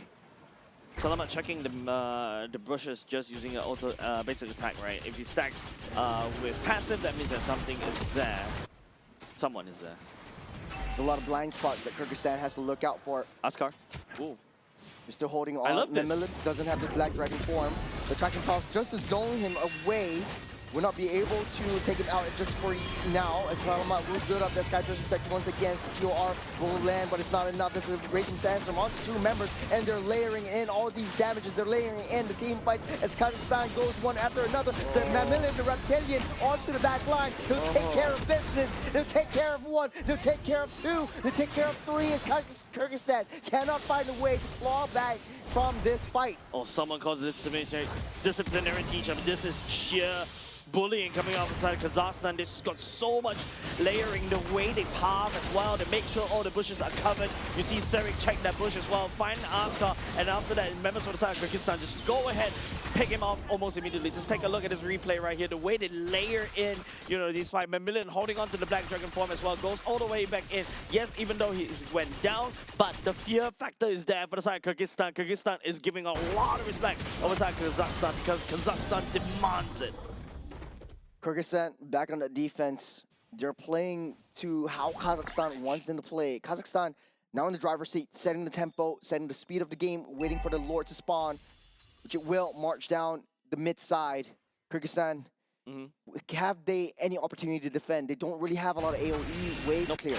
No clear. Rebekov, even if you use the lantern to really clear, you're consuming a lot of mana as well. But just now we saw Kazakhstan, you know, fixing 3 waves, using it on sync, and they're doing it right now, albeit a bit off sync, but still good enough at this point in time.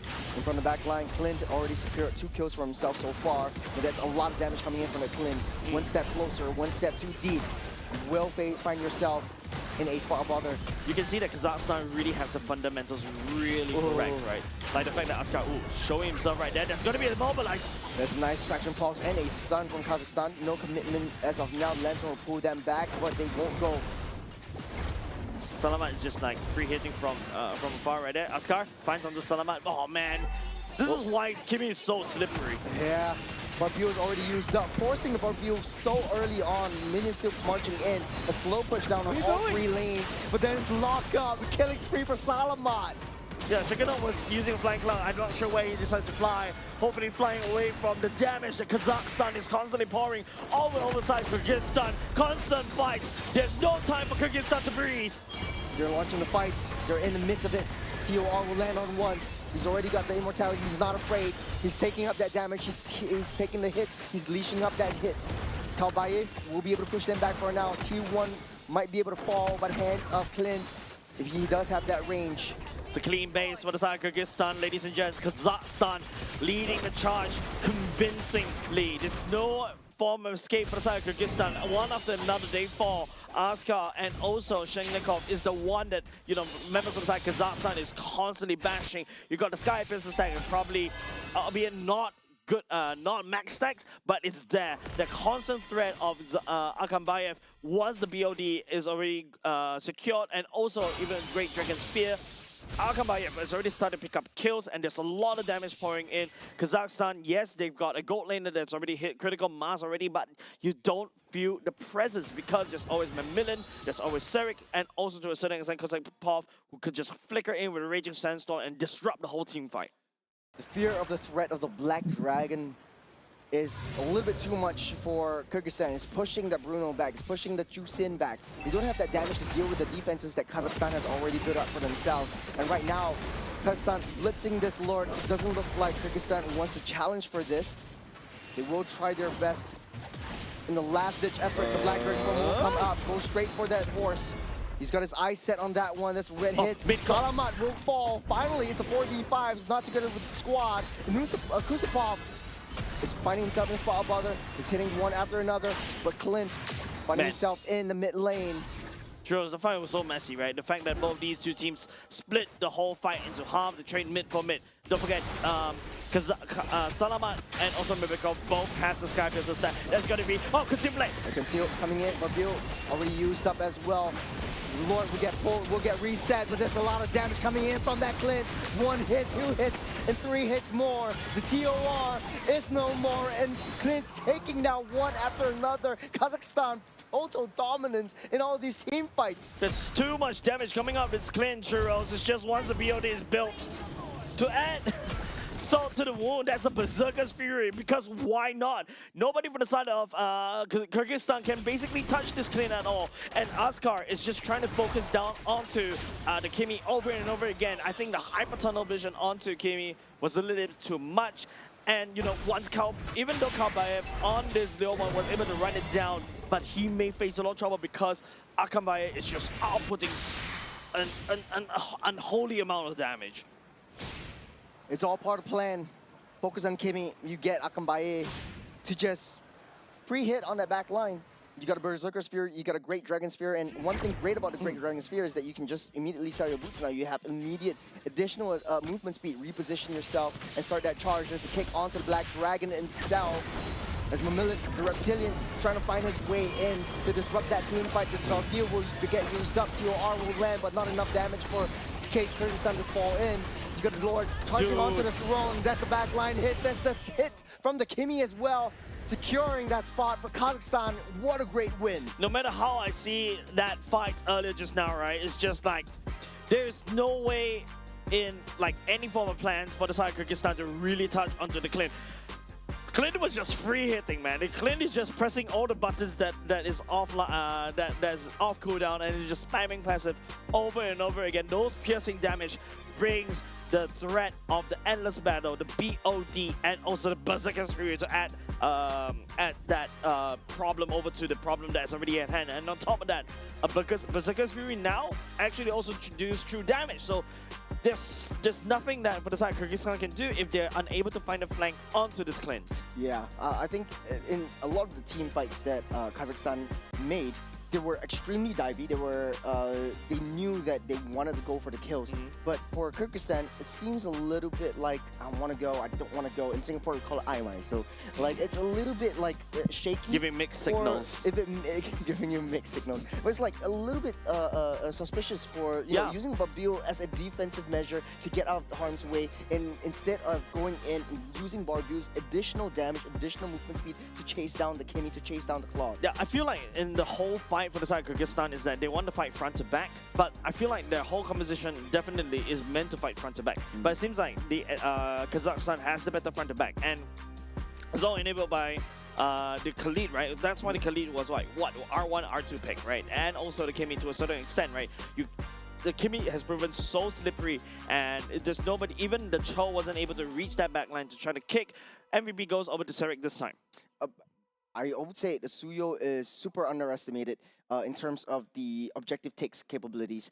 You can change into your different forms. Usually the assassin form, you enable yourself to take down the core damage dealers of your opponent's team. The Bruno was not a factor at all. The Jusin was not a factor at all. And basically your Sever and your second skill scales with your target's HP. So the tankier you are, the easier to execute your targets. And not only that, you secure the Lords, you secure the Turtle so much more easier. Look, I think Serik is like, nah, I don't need to build any form of tank. The only tank item is the Demon Wings. Then I just build BOD and Malefic Gun, and I just go in and burst everybody down. Because I think Kyrgyzstan has a opportunity, right? If in fact went for a Master Assassin thinking that he can try to dominate the early game, but you don't see that from happening. In fact, Zamibrek also has a lot of these key items that Bruno needs, but you just don't feel the impact because, you know, Kasepov is just right in your face. You also add a threat of Serik as well, and Vermilion as well. If everybody from the side Kazakhstan clumps up, that's an easy Petrify for the Lizard as well. Shikanov also did a really good job, I would say, as an Alice, but there's a lot of times where the TOR was used against Kazakhstan, but nobody followed up. Even though Merbekov, I think, was able to try to put some damage in with the, at least he also wielded the Sky Piercer as well, but it's too late. He even skipped the clock in order to get more damage as required, but I think against Kazakhstan, they're so far ahead all the time, and you know, you've got a clean that builds like that with double Berserker's Fury, because why not? Yeah, sold off the Great Dragon Spear just for more crit. Imagine if your crit damage stacks and you get 300% crit. That's not gonna happen. That's 50% crit damage, if I remember correct. Additional crit damage. So 250% damage total.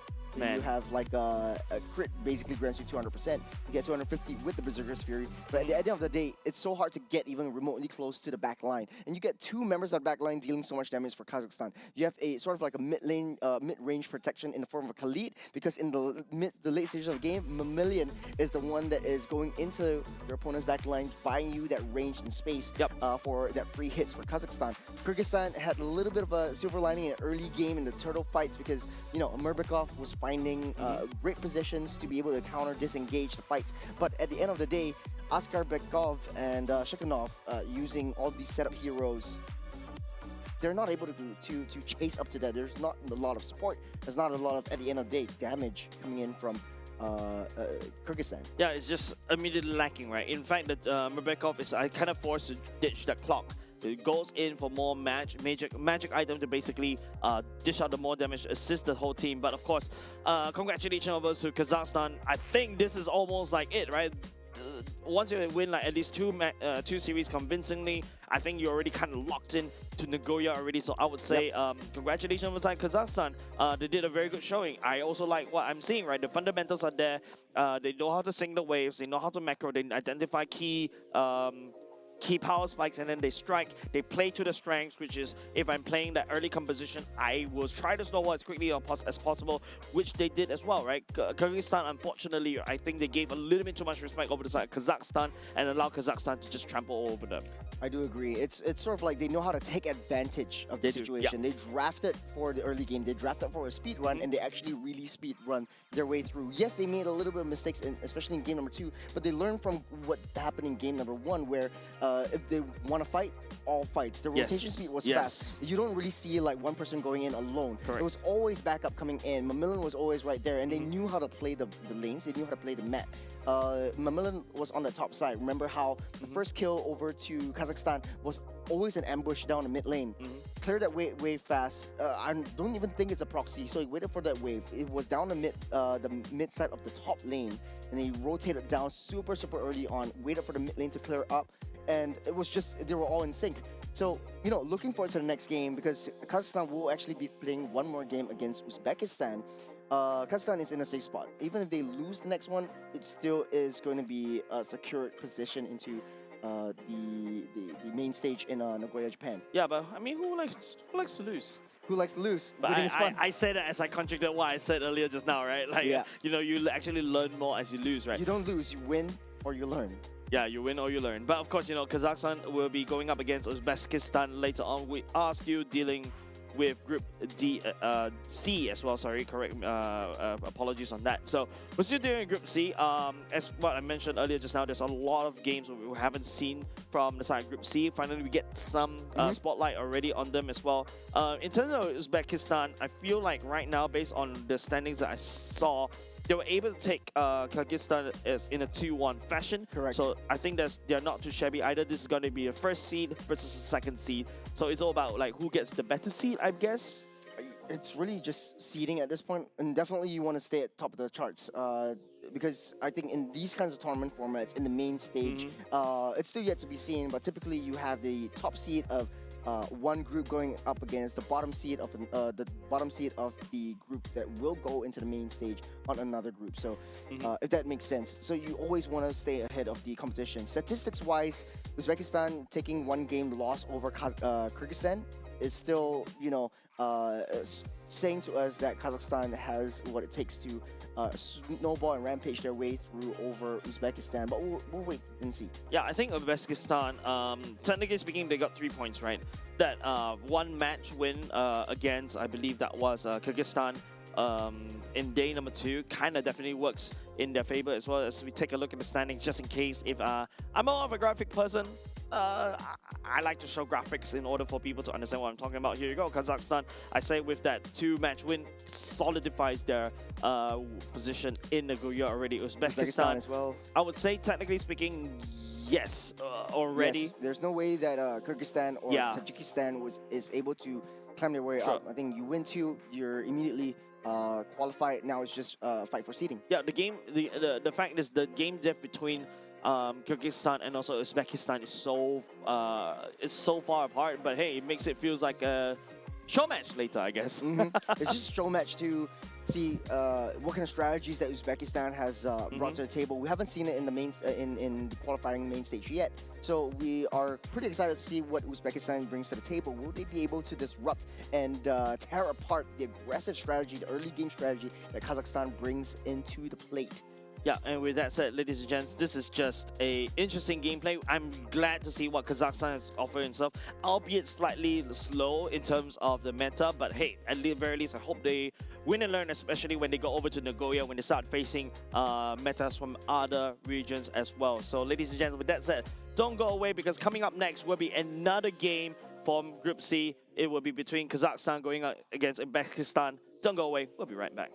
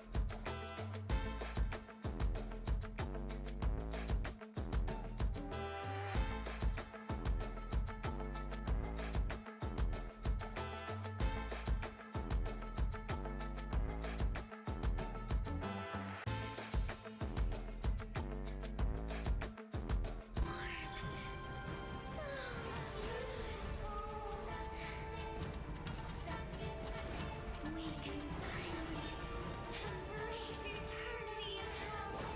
Just the two of us. Allow me to release your eternal bloom.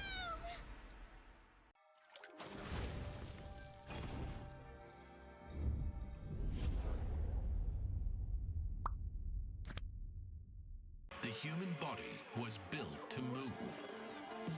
Not trapped at a desk in one singular posture for 12 hours a day. It's time your chair evolved. This is Secret Lab Titan Evo.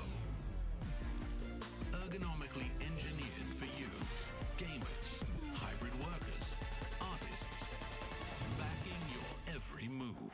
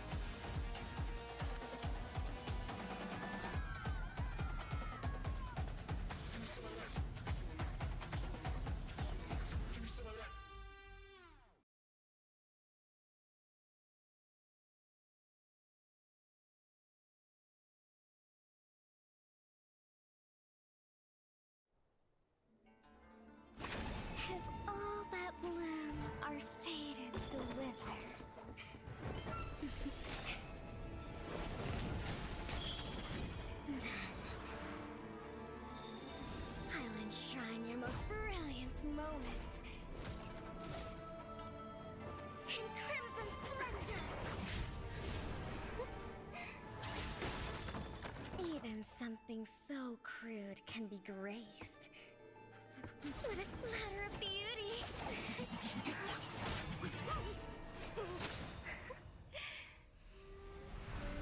I'll get you out! You finally come to me, Hanabi-sama! This madness ends now!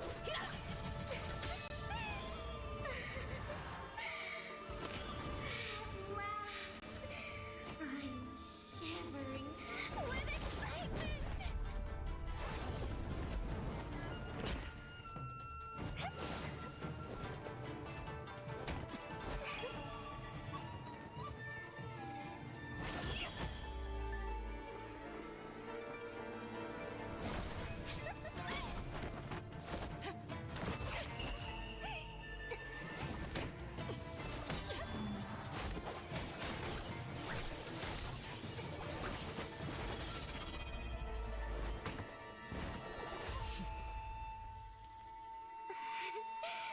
Such killing intent.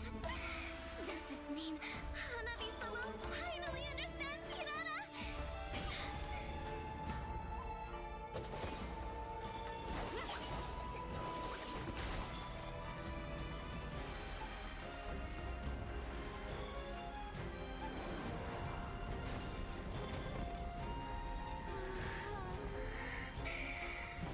So warm. So beautiful.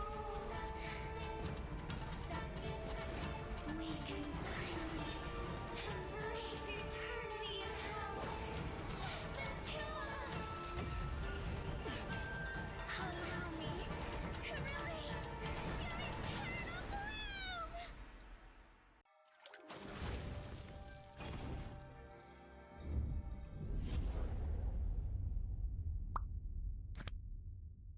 The human body was built to move. Not trapped at a desk in one singular posture for 12 hours a day. It's time your chair evolved. This is Secret Lab Titan Evo. Ergonomically engineered for you, gamers, hybrid workers, artists, backing your every move.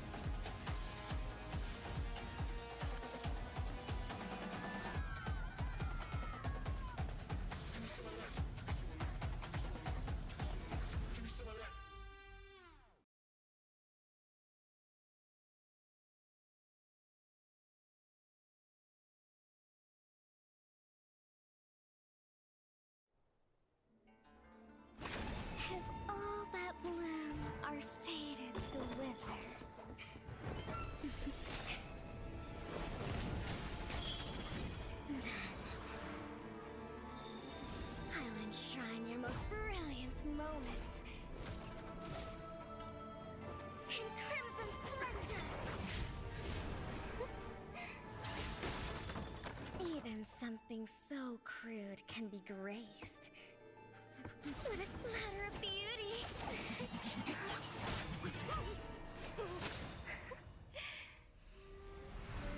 I'll get you out!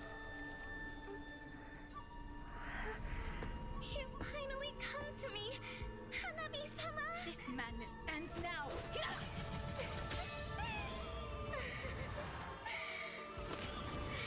last, I'm shivering with excitement!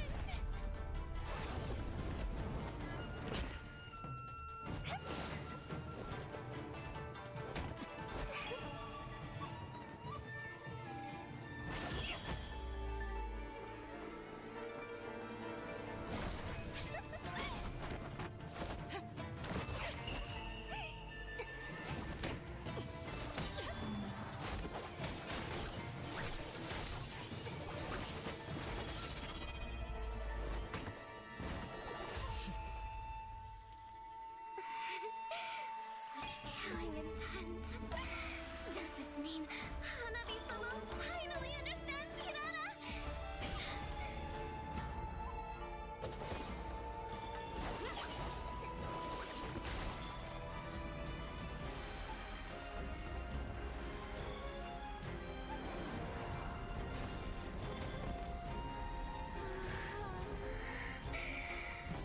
So warm. So beautiful. We can finally embrace eternity in hell. Just the two of us. Allow me to release your eternal bloom.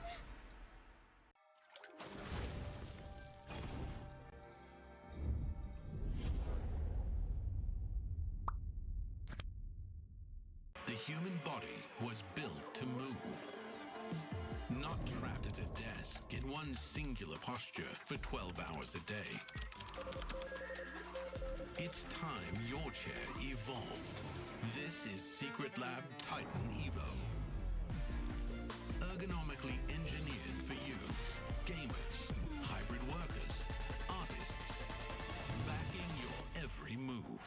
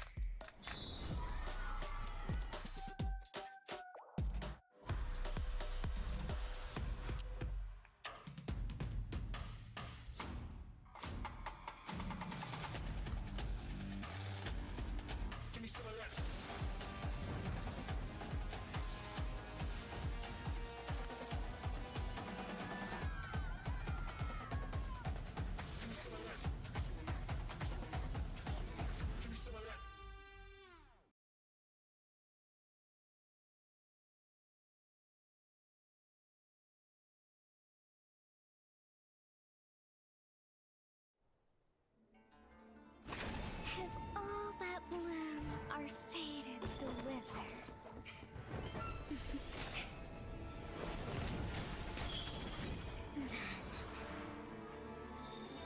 I'll enshrine your most brilliant moment in crimson splendor. Even something so crude can be graced with a splatter of beauty.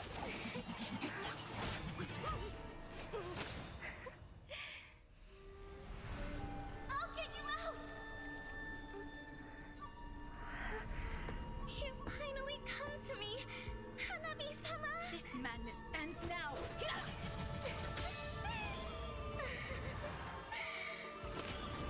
At last, I'm shivering with excitement!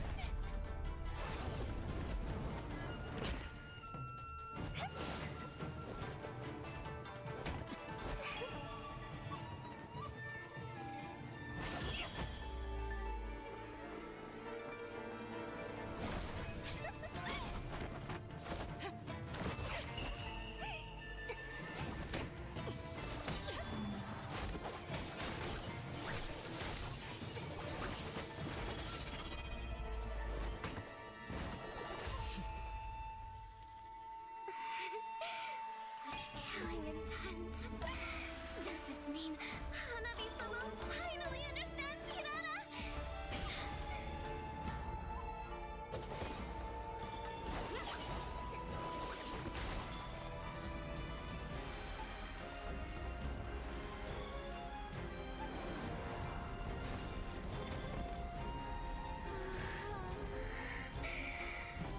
So warm.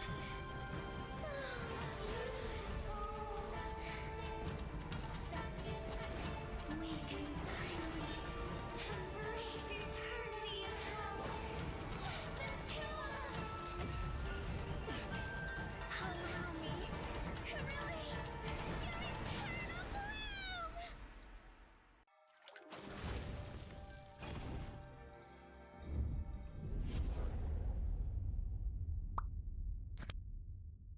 The human body was built to move. Not trapped at a desk in one singular posture for 12 hours a day. It's time your chair evolved. This is Secret Lab Titan Evo. Ergonomically engineered for you, gamers, hybrid workers, artists, backing your every move.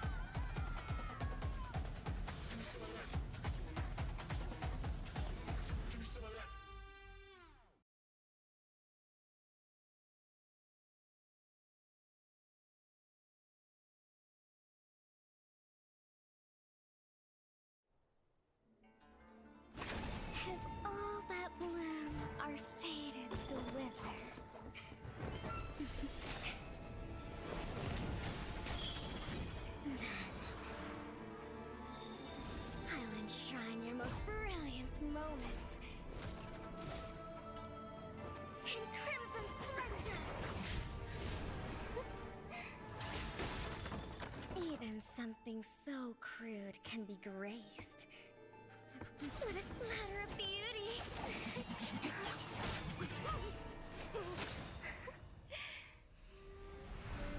I'll get you out!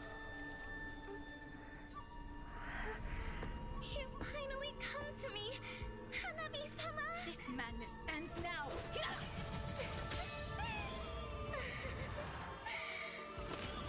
At last, I'm shivering with excitement!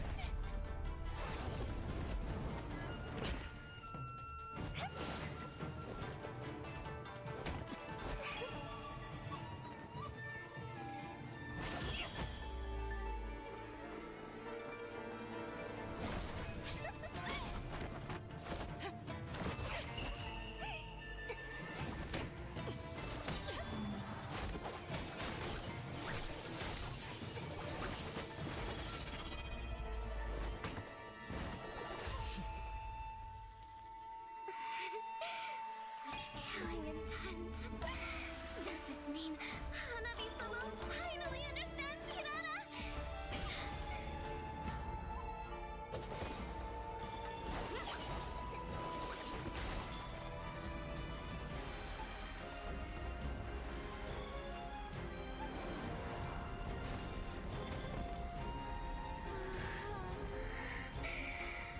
So warm. So beautiful. We can finally embrace eternity in hell. Just the two of us. Allow me to release your eternal bloom.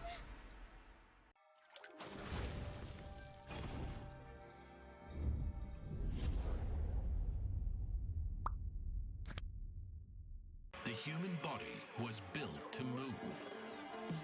Not trapped at a desk in one singular posture for 12 hours a day.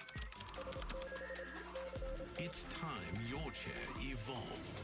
This is Secret Lab Titan Evo. Ergonomically engineered for you, gamers, hybrid workers, artists.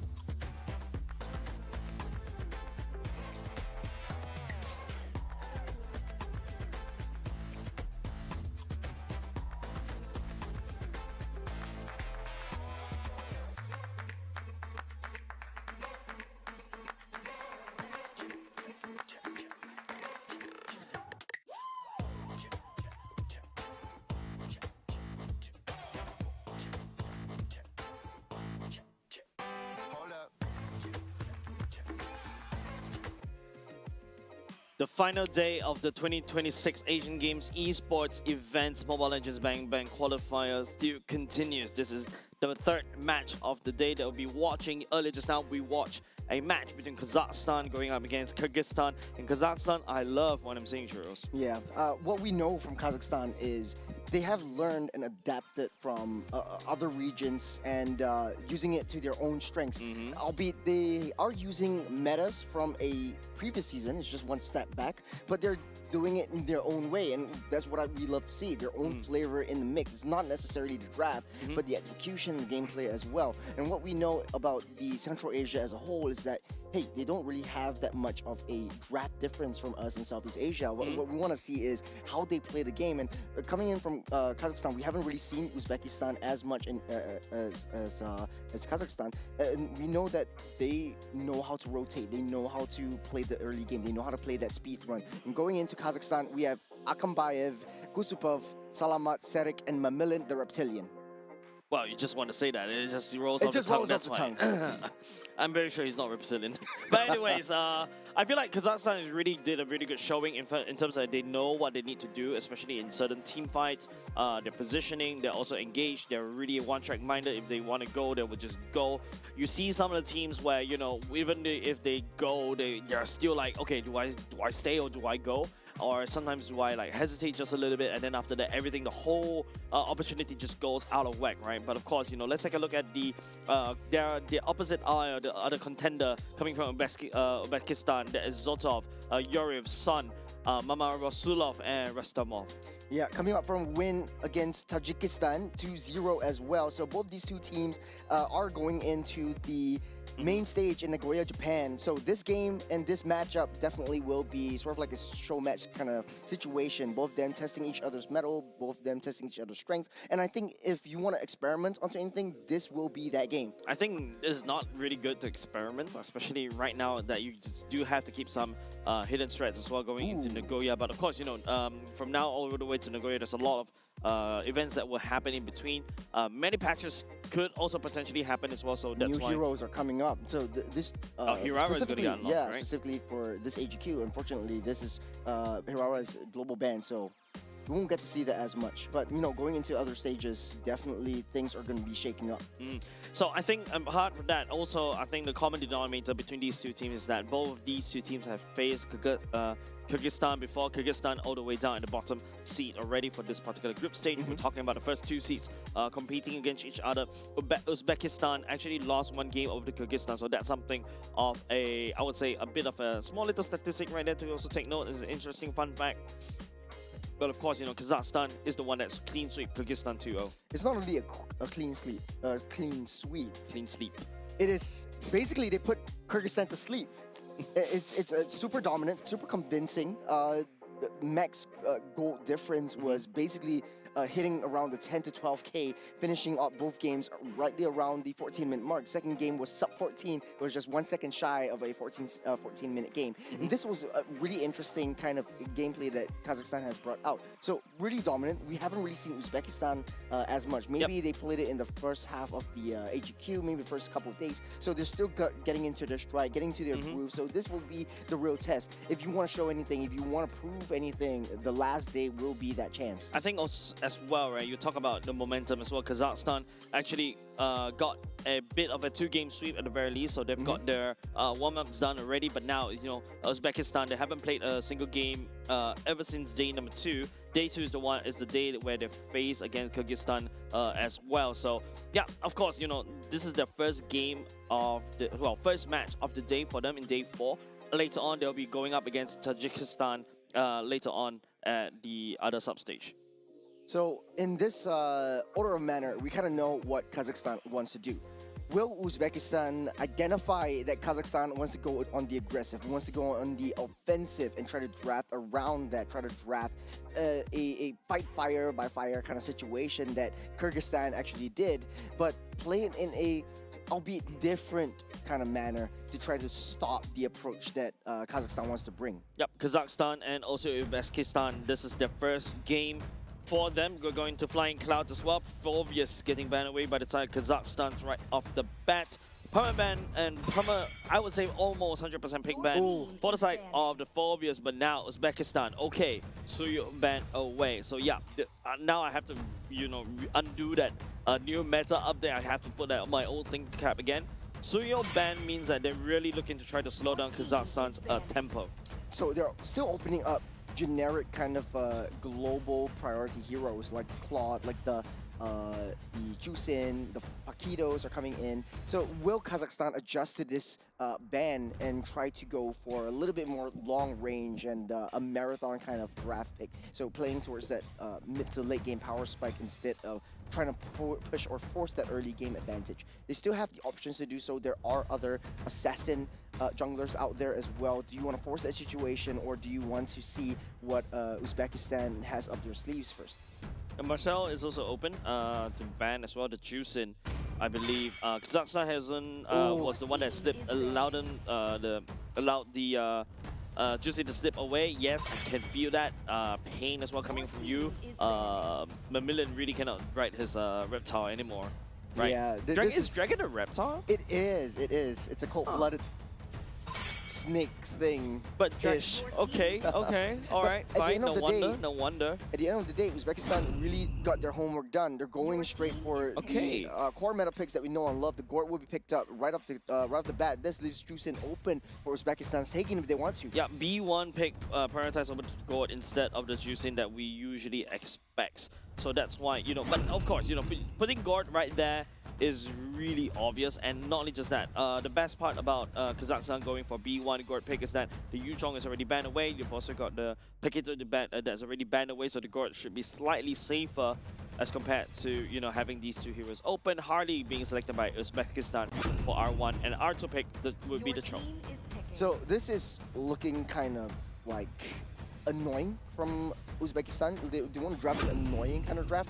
The Cho will be used to give a little bit more vision, give a bit more intelligence and understanding to what Kazakhstan wants to do, especially in early game.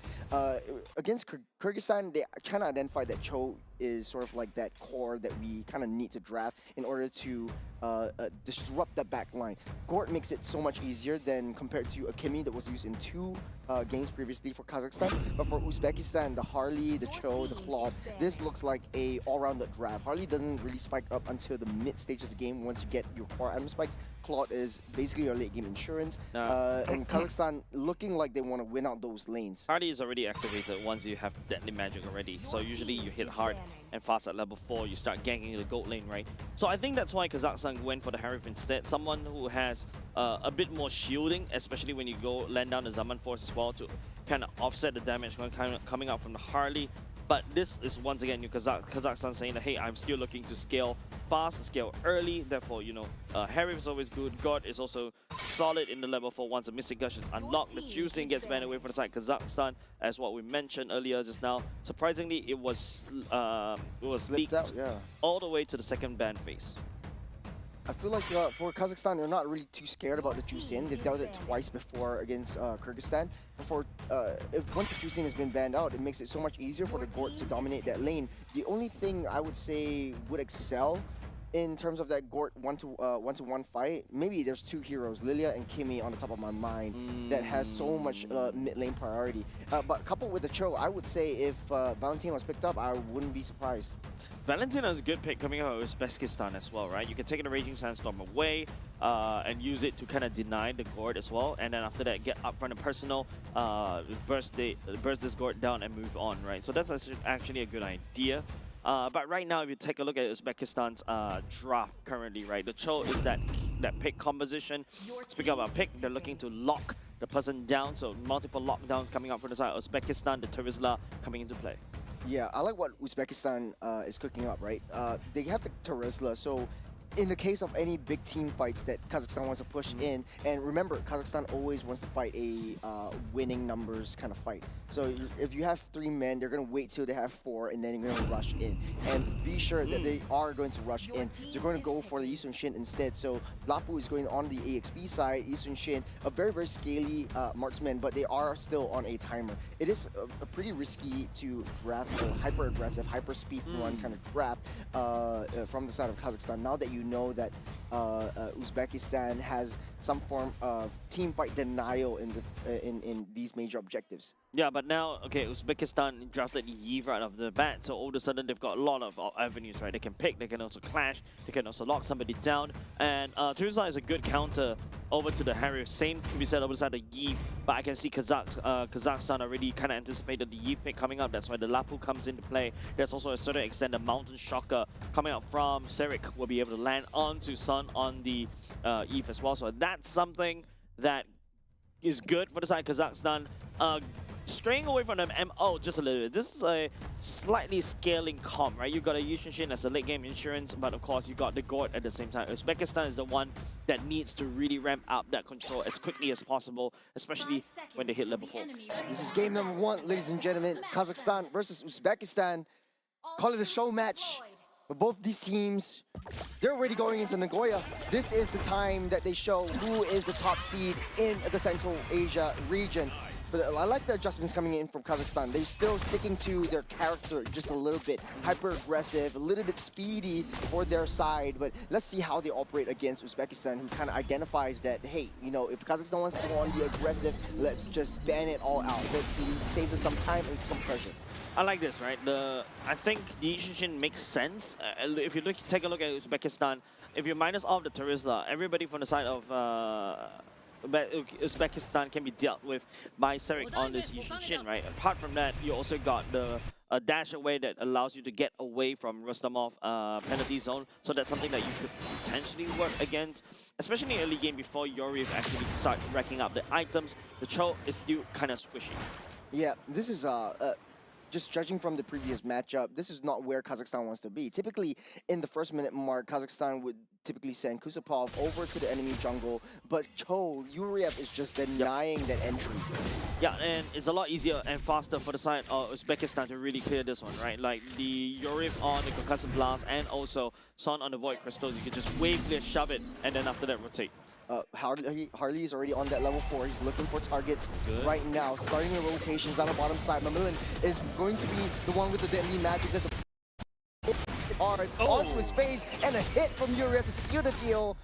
The kill goes over to Mamarusulov. Yeah, good job over the side of Uzbekistan right there, identifying the key targets, right? Like now they're able to slow down Mamillin's progression, and not only just that, burn away the flicker as well. And now Mamillin will enter this turtle fight without a level 4, and Bravest no access. Kazakhstan doesn't have access to Mamillion's Bravest Warrior, means that, you know, this is going to be a bit more easier for Uzbekistan to really secure this turtle. Uzbekistan really doing a very good job denying that fight. They're so sneaky, slipping out of that laser and disrupting it immediately. Rustamov with that hit. Serik takes out that Cho, punishing him, taking out that turtle as well. The box will come through, but not enough to take anyone down. Kazakhstan wins out on his first objective of the game. Yeah, and the best part is, you know, Serik literally winning clutch right there. You can see Mama Rusolov was trying to find that Rechi land as well, but it did not land. And of course, you know, you talk about the penalty zone coming up from the side of Rustamov, right? Literally denies what Kazakhstan wants to do. This B1 pick doesn't look really nice at all anymore because it's so predictable. Rustamov could just flicker ultimate penalty zone and push Salamat out of the mid-state gush.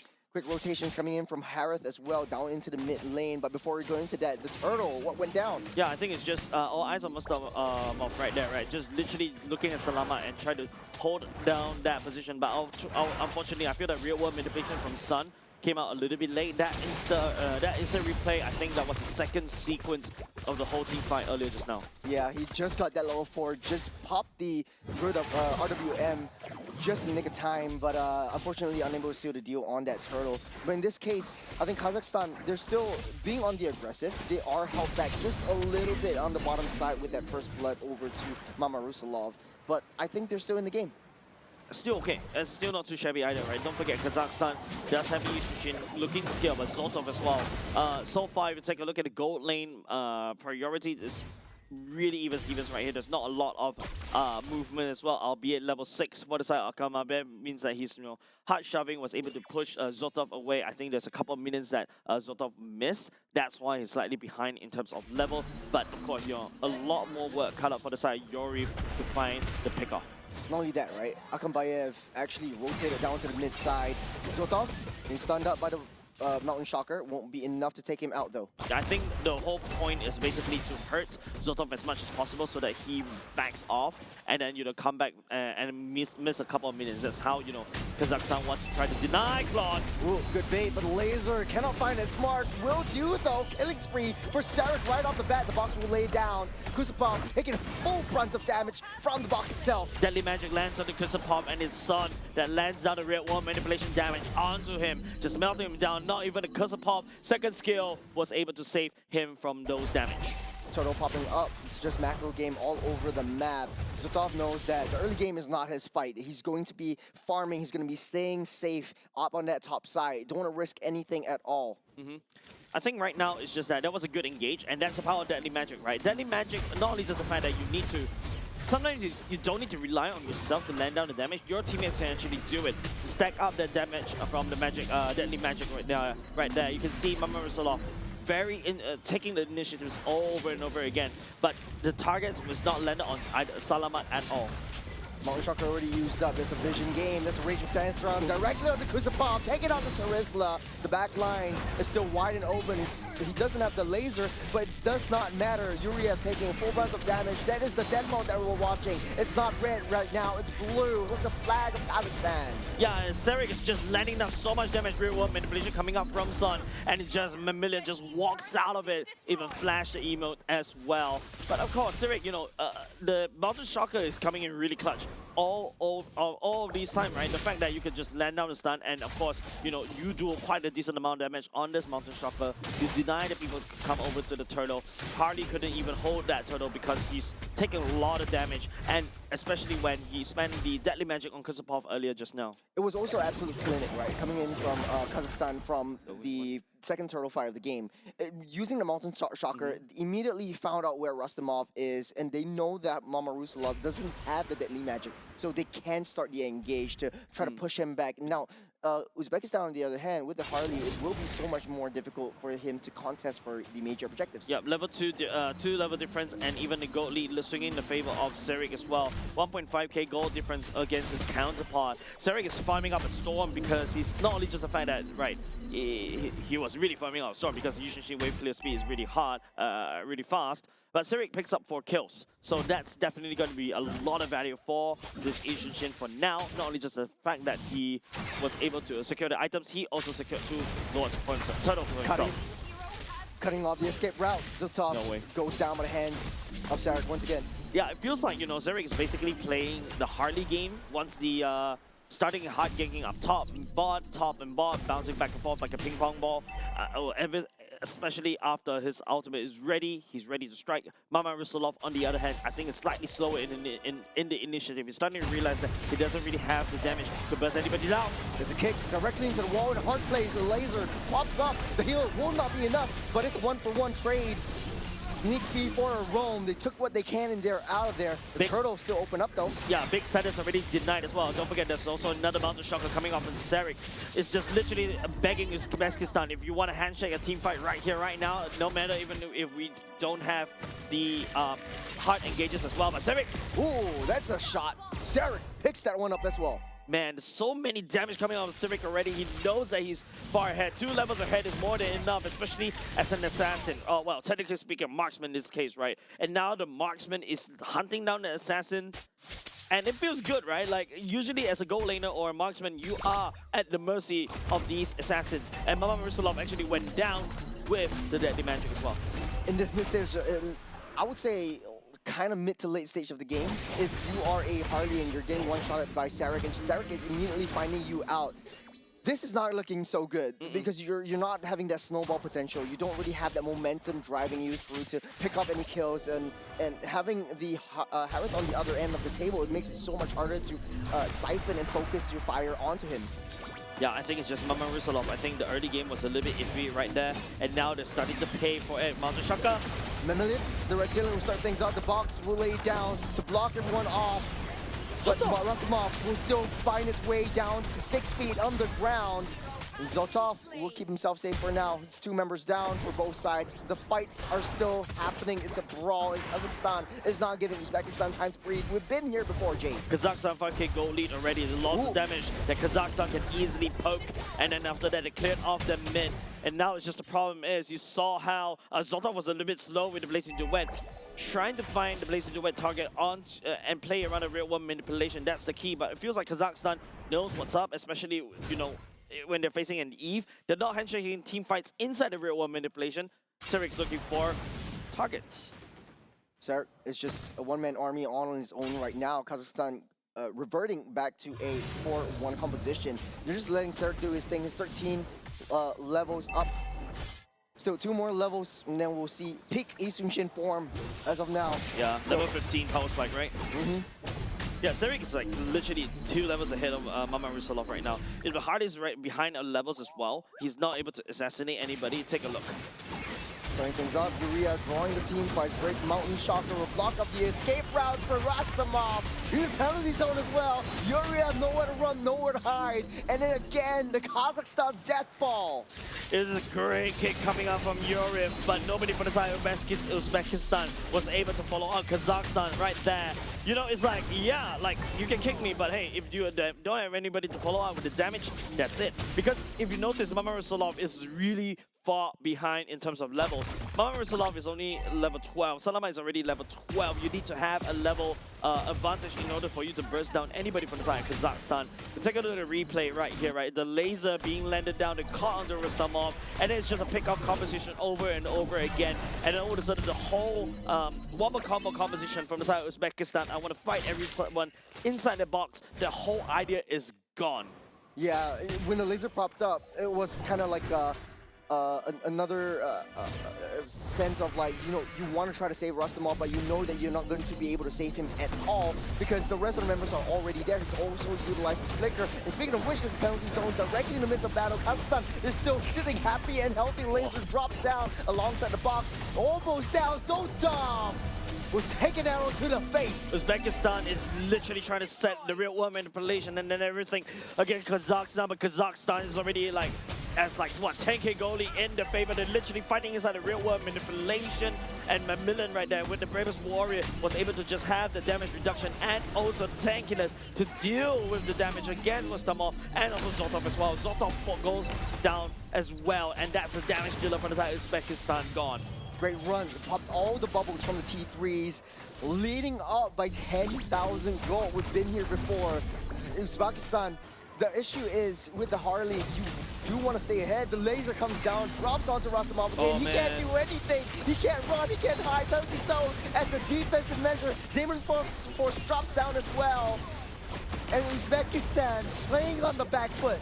Yeah, Salamat does have the Ice Cream 1 as well. And you can see Macmillan's going on ham. Macmillan, the Reptilian, gets kicked back. Bouncy gets dropped down. As an added effect, he will drop. Zotov with the Blazing Duet. Albeit a little bit too late, but Kazakhstan got what they can, cleared out that base, and Uzbekistan, they're in a desert. Yeah, definitely. No base on the side of Uzbekistan's, no turrets on the side of Uzbekistan base at all right now. It's just, you know, there's a lot of times where, you know, Rustamov was trying to make a play right there with the penalty zone, but he eats so much laser. Salamat was so safe. Literally, Salamat right there. Man, there's no way that Uzbekistan was able to find Salamat at all, because if Rustamov wasn't able to find him, I think apart from that, there's nobody from the side Uzbekistan can do. You cannot deactivate the laser. You're gonna eat a face full of laser from Kazakhstan. Not only that, right? Uzbekistan is essentially just throwing their bodies, trying to disrupt the engage where they should learn how to back off, understand that, okay, let's give up this turn and let's play an actual base defense. At least we'll wait and buy some time for Urev to be in position, and the rest of our team has a little bit more added defense coming into the base rush. But now they came back home to find all the furniture missing. Yep. Technically, all the chairs, dining chairs and dining tables uprooted by Kazakhstan as of now. Macmillan is just so threatening at the same time. Kazapov also just pinning. That's a kick. Into the wall they go. This laser getting shot down. Rustamov first to fall. Zotov using the blazing duet, but will not be enough. Taking a full face. Mamila the Reptilian is still there, and he's still hunting everyone down. A cold-blooded monster. Yeah, Kazakhstan is giving no mercy over Uzbekistan. There's only 30 minutes, and we already rack up 12k gold lead in the favor. And not only just that, Uzbekistan needs to defend against the Lord. 3v5, they might not be able to do it. Nice dodge by Sarek on the face of Deadly Magic. Will get that hat out of the way. Kazakhstan will seal the deal. The first game goes to Kazakhstan. Dominant showing from the side of Kazakhstan as well. It's just pure chaos, especially in the earlier parts of the game. And also, you know, the fact is, you know, for the side of Uzbekistan, they're trying their best and hardest in order to be able to turn things around. And of course, you know, there's so many things that Uzbekistan trying to do. Like the fact that you've got the God was literally uncontested at all. It was a very easy game, and Kazakhstan really did know how to peel for the side of his team, right? Salama is very safe. You've got the Lapu to deal with. You also got the Khalid to deal with. There's a wall of bodies to go through before you even get to the goal. And even if you got the goal, we saw that a couple times with the Cho. He kicked him up, disrupted the laser, but it doesn't do anything because the rest of the members are already there. We know from Kazakhstan they like to fight as 5. The Terizla was built specifically or drafted specifically to deal with a 5-man team fight composition. But every single time there's a 5-man team fight, the Terizla goes in first. The Cho comes in as sort of a reactionary measure to disrupt that Mr. Laser, but it doesn't really do too much. The rest of the members are way too far behind. Harley wasn't really the right draft at this moment. I feel that Hardy was a great draft in the early game. I want to see a lot more active movements around this Hardy earlier just now, but then, you know, you allow Zerek and the Yushin to just farm up a storm, and it's just once the Mountain Shocker is ready, he just uses it, it pushes, you know, the Hardy away. You also deny, not saying deny the vision, you deny the advantage of an assassin, right? You don't know where he is. Suddenly one Mountain Shocker, you know where he is already, and you know what you do is, like, if you're a gold laner, you see, because of the Mountain Shocker, you see the Harley around, you play safe. So these are information that was already given away over the side of Kazakhstan, and that's why the Harley is finding a lot of difficulties to try to land down these ganks. Well, for Uzbekistan though, I would say in the early game, they kind of played to their strengths. They know that if they set Cho down into the mid side to try to mirror where the Khalid wanted to go, that would be sort of like their saving grace. But hey, Sarek had a great game so far. Legendary status at 8-0-7 for their KDA, 88% kill participation. Don't forget, he's such a monster, this guy. Yeah, don't forget, Yushin is a glass cannon, but it seems like, you know, he's really unfazed because he's so far ahead in this danger, in this roster. And like what I mentioned during the start of the game, right? Like, look, if I would say pre 5 minutes, pre 8 minutes, the Cho doesn't really have a lot of HP bars. It's a lot easier for Ishinshin to just hack and slash all across the board, and nobody from the side of Uzbekistan has that kind of roster to deal with it except for Rustamov on the Terizla, right? But the problem is Rustamov always constantly getting shredded by the side of Salaman because, you know, Kusepov and also Mamilian is just absorbing so much of this attention. Akam Bayev as well on this Harif. I would say he also racked up a ton of damage as well, just being able to be absorbing most of the pressure coming up from Sun on the Yeep and also from the Hardy. Uzbekistan really is, they need to adjust to the tempo that Kazakhstan wants to bring to the games, and I think in the draft they sort of understood that, hey, let's just take out the signature heroes for Sarek as well as Mamilin, but at the very end of the day, this looks like a repeat of what Kazakhstan did to Kyrgyzstan. Yeah, I think it's down to the gold laners, right? I feel like the gold laner wasn't able to get an opportunity to shine because, you know, even though Zotov on this card was already going to the later parts again, he was able to secure all the 3 items, but it's a little bit too late because, you know, the sheer amount of bullying coming up from the side of Kazakhstan, especially on the guard, especially on Yishin Shin, the last thing you want is to BMI right into the middle of a fight, open up Blazing Duet, and all the Yishin Shin do is just auto attack combo and then second skill combo and then dash around, you know, back and forth.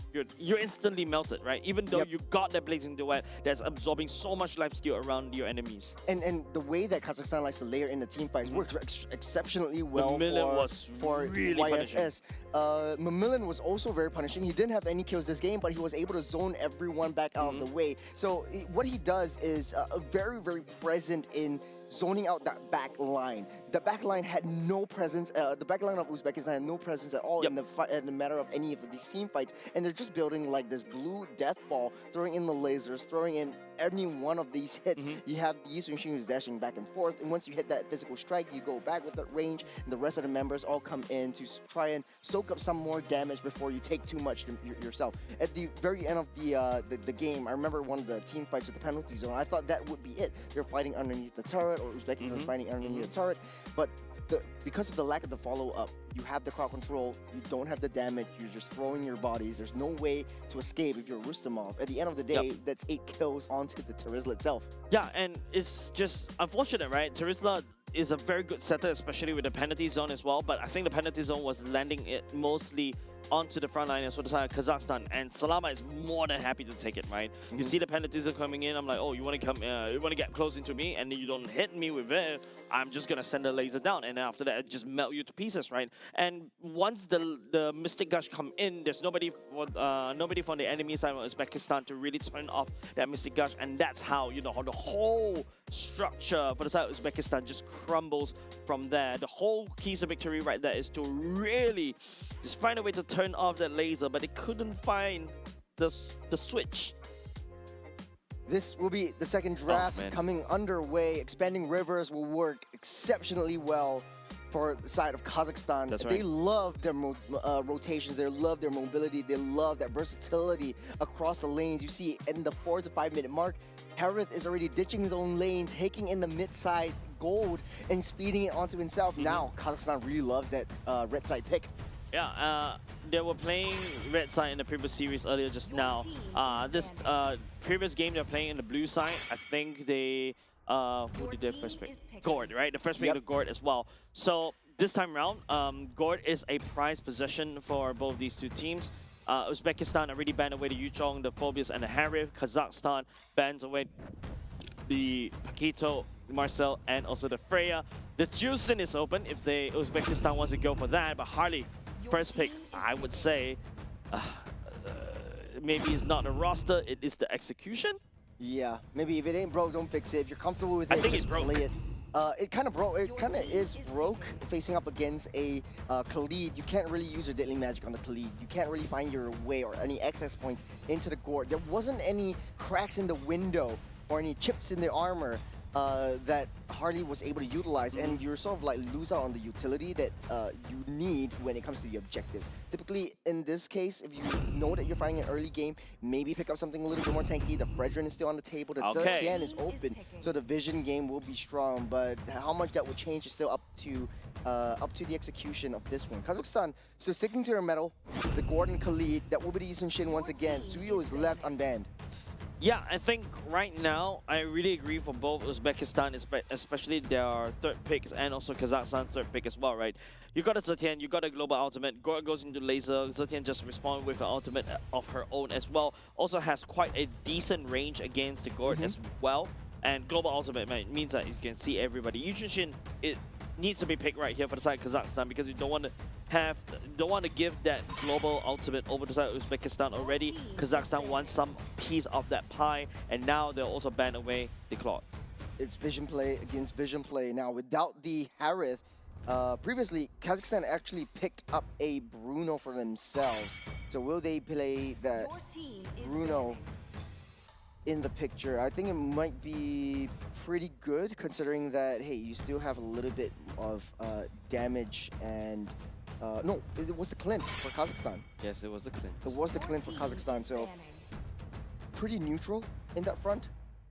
Look, if you got a Yi Sun-shin already in the jungler, most teams tend not to bring in another form of marksman into the gold lane. Well, there are also a lot of cases how you want to swing it, right? Double marksman means that you're really greedy, you really want to just hard shove it, and of course, you know, technically speaking, Yi Sun-shin, I think it's already starting to feel unfair to call it the double marksman kind of composition, because Yi Sun-shin acts more like an assassin. Yep, in this particular patch, or well, the previous patch. Bruno banned away, Uzbekistan knows what's up. At the very least, seems like they did the homework. Kazakhstan Mamilian goes back into the Lapu Lapu. I can see Uzbekistan is like, nope, I don't even want to deal with Mamilian's dragon. Takes that away. Kazakhstan going straight for the hyper-aggressive early game kind of composition that they are so used to by this point. Uzbekistan doesn't know what kind of marksman they will pick, but the gold lane kind of shove for Kazakhstan is definitely crucial for Uzbekistan. They really need to try to find a way to win one of the lanes. The Sora might be the answer. A little bit of excess towards that back line. At least now you have Harley Cho, Sora as a gap closer, Zetian from using the Fury of the Phoenix as a sort of vision play. And carry would be good. But a bit So short. susceptible to but a bit short range. laser. But at the very least, you are able to deal with Lapu Lapu. Okay, using the Clint instead, counterpicking that away from the side of Kazakhstan. How do you deal with Clint as a lane bully? It's just you bully the lane yourself, number one. Number two, Leslie. you can go, well, Obsidian, okay. scaling, right? You can just outscale your Clint, right? Obsidian is something that I was kind of excited about. We'll be able to see it in this particular game. It's a very scary scaling composition coming up from the side of Kazakhstan, especially on the Obsidia and the Yishin Shin. These are scaly, or to a certain extent, Gord as well. I apologize. 3 scalable heroes. Uzbekistan, on the other hand, you've got the Zetian, you've got the Sora, and also Clint, that's 3. But Sora, technically speaking, could add on even more damage. Over to the side of Kazakhstan, if Kazakhstan get caught off guard, especially when the guard is stationary. Well, it is sort of a new debut for the gold laners. It's going to be Clint versus Obsidia. I like the fact that Obsidia was picked up. There is quite a bit of dives coming in, and it's kind of like a pseudo anti-assassin marksman. You mitigate the dash, you mitigate the mobility from the assassins or anyone that comes your way. But this is game number 2. Kazakhstan already 1 game ahead. Uzbekistan really needs to find a way to break through the death ball that Kazakhstan will build for themselves. Look, I think there's also the range coming up on the side of Obsidia that could also match with the Clint, right? Like, you could also poke the Clint to Oblivion as well because of the range of your first skill. You're also able to dodge using the second skill as well. But, of course, you know, every time when you hit onto something using your first skill or your basic attack, you gain stacks. These stacks are so dangerous, especially towards the later parts of the game. Flick already utilized by Kusupov, but I don't think that is too much of a matter now. Kazakhstan will find himself in a spot bother in the mid lane, fighting the range that Uzbekistan has adjusted to. Yep. So far, good, I would say good fights, but Flicker already burned out by the side Kusupov. Technically speaking, into the first turtle fight, you don't really need that Flicker, especially when you don't have the Raging Sandstorm as well. So yeah, that's still a-okay. Clint, actually, interesting build coming up from the side of Zotov, right? Goes for the Fighter Emblem. I was expecting more of an Assassin Emblem because your main goal is to really just output a lot of damage from afar. Your range is crazy. I don't really feel like, you know, using the Fighter Emblem to get some bonus spellband for your first skill is worth it. But you never know, man. Like, especially when, you know, you go for, like, a piercing bullet that just penetrates through a lot of people and then you just easily regain those health back. That could also be the case as well. Yeah, I do like the fact that actually the Fighter Emblem is my emblem of choice right now. Sustain the lanes, sustain the team fights. Difficult to get through because you have decent range, especially once you build a Malefic gun. Right now, a little bit of a deadly magic, a little bit of a deadly premonition that falls upon Kusupov.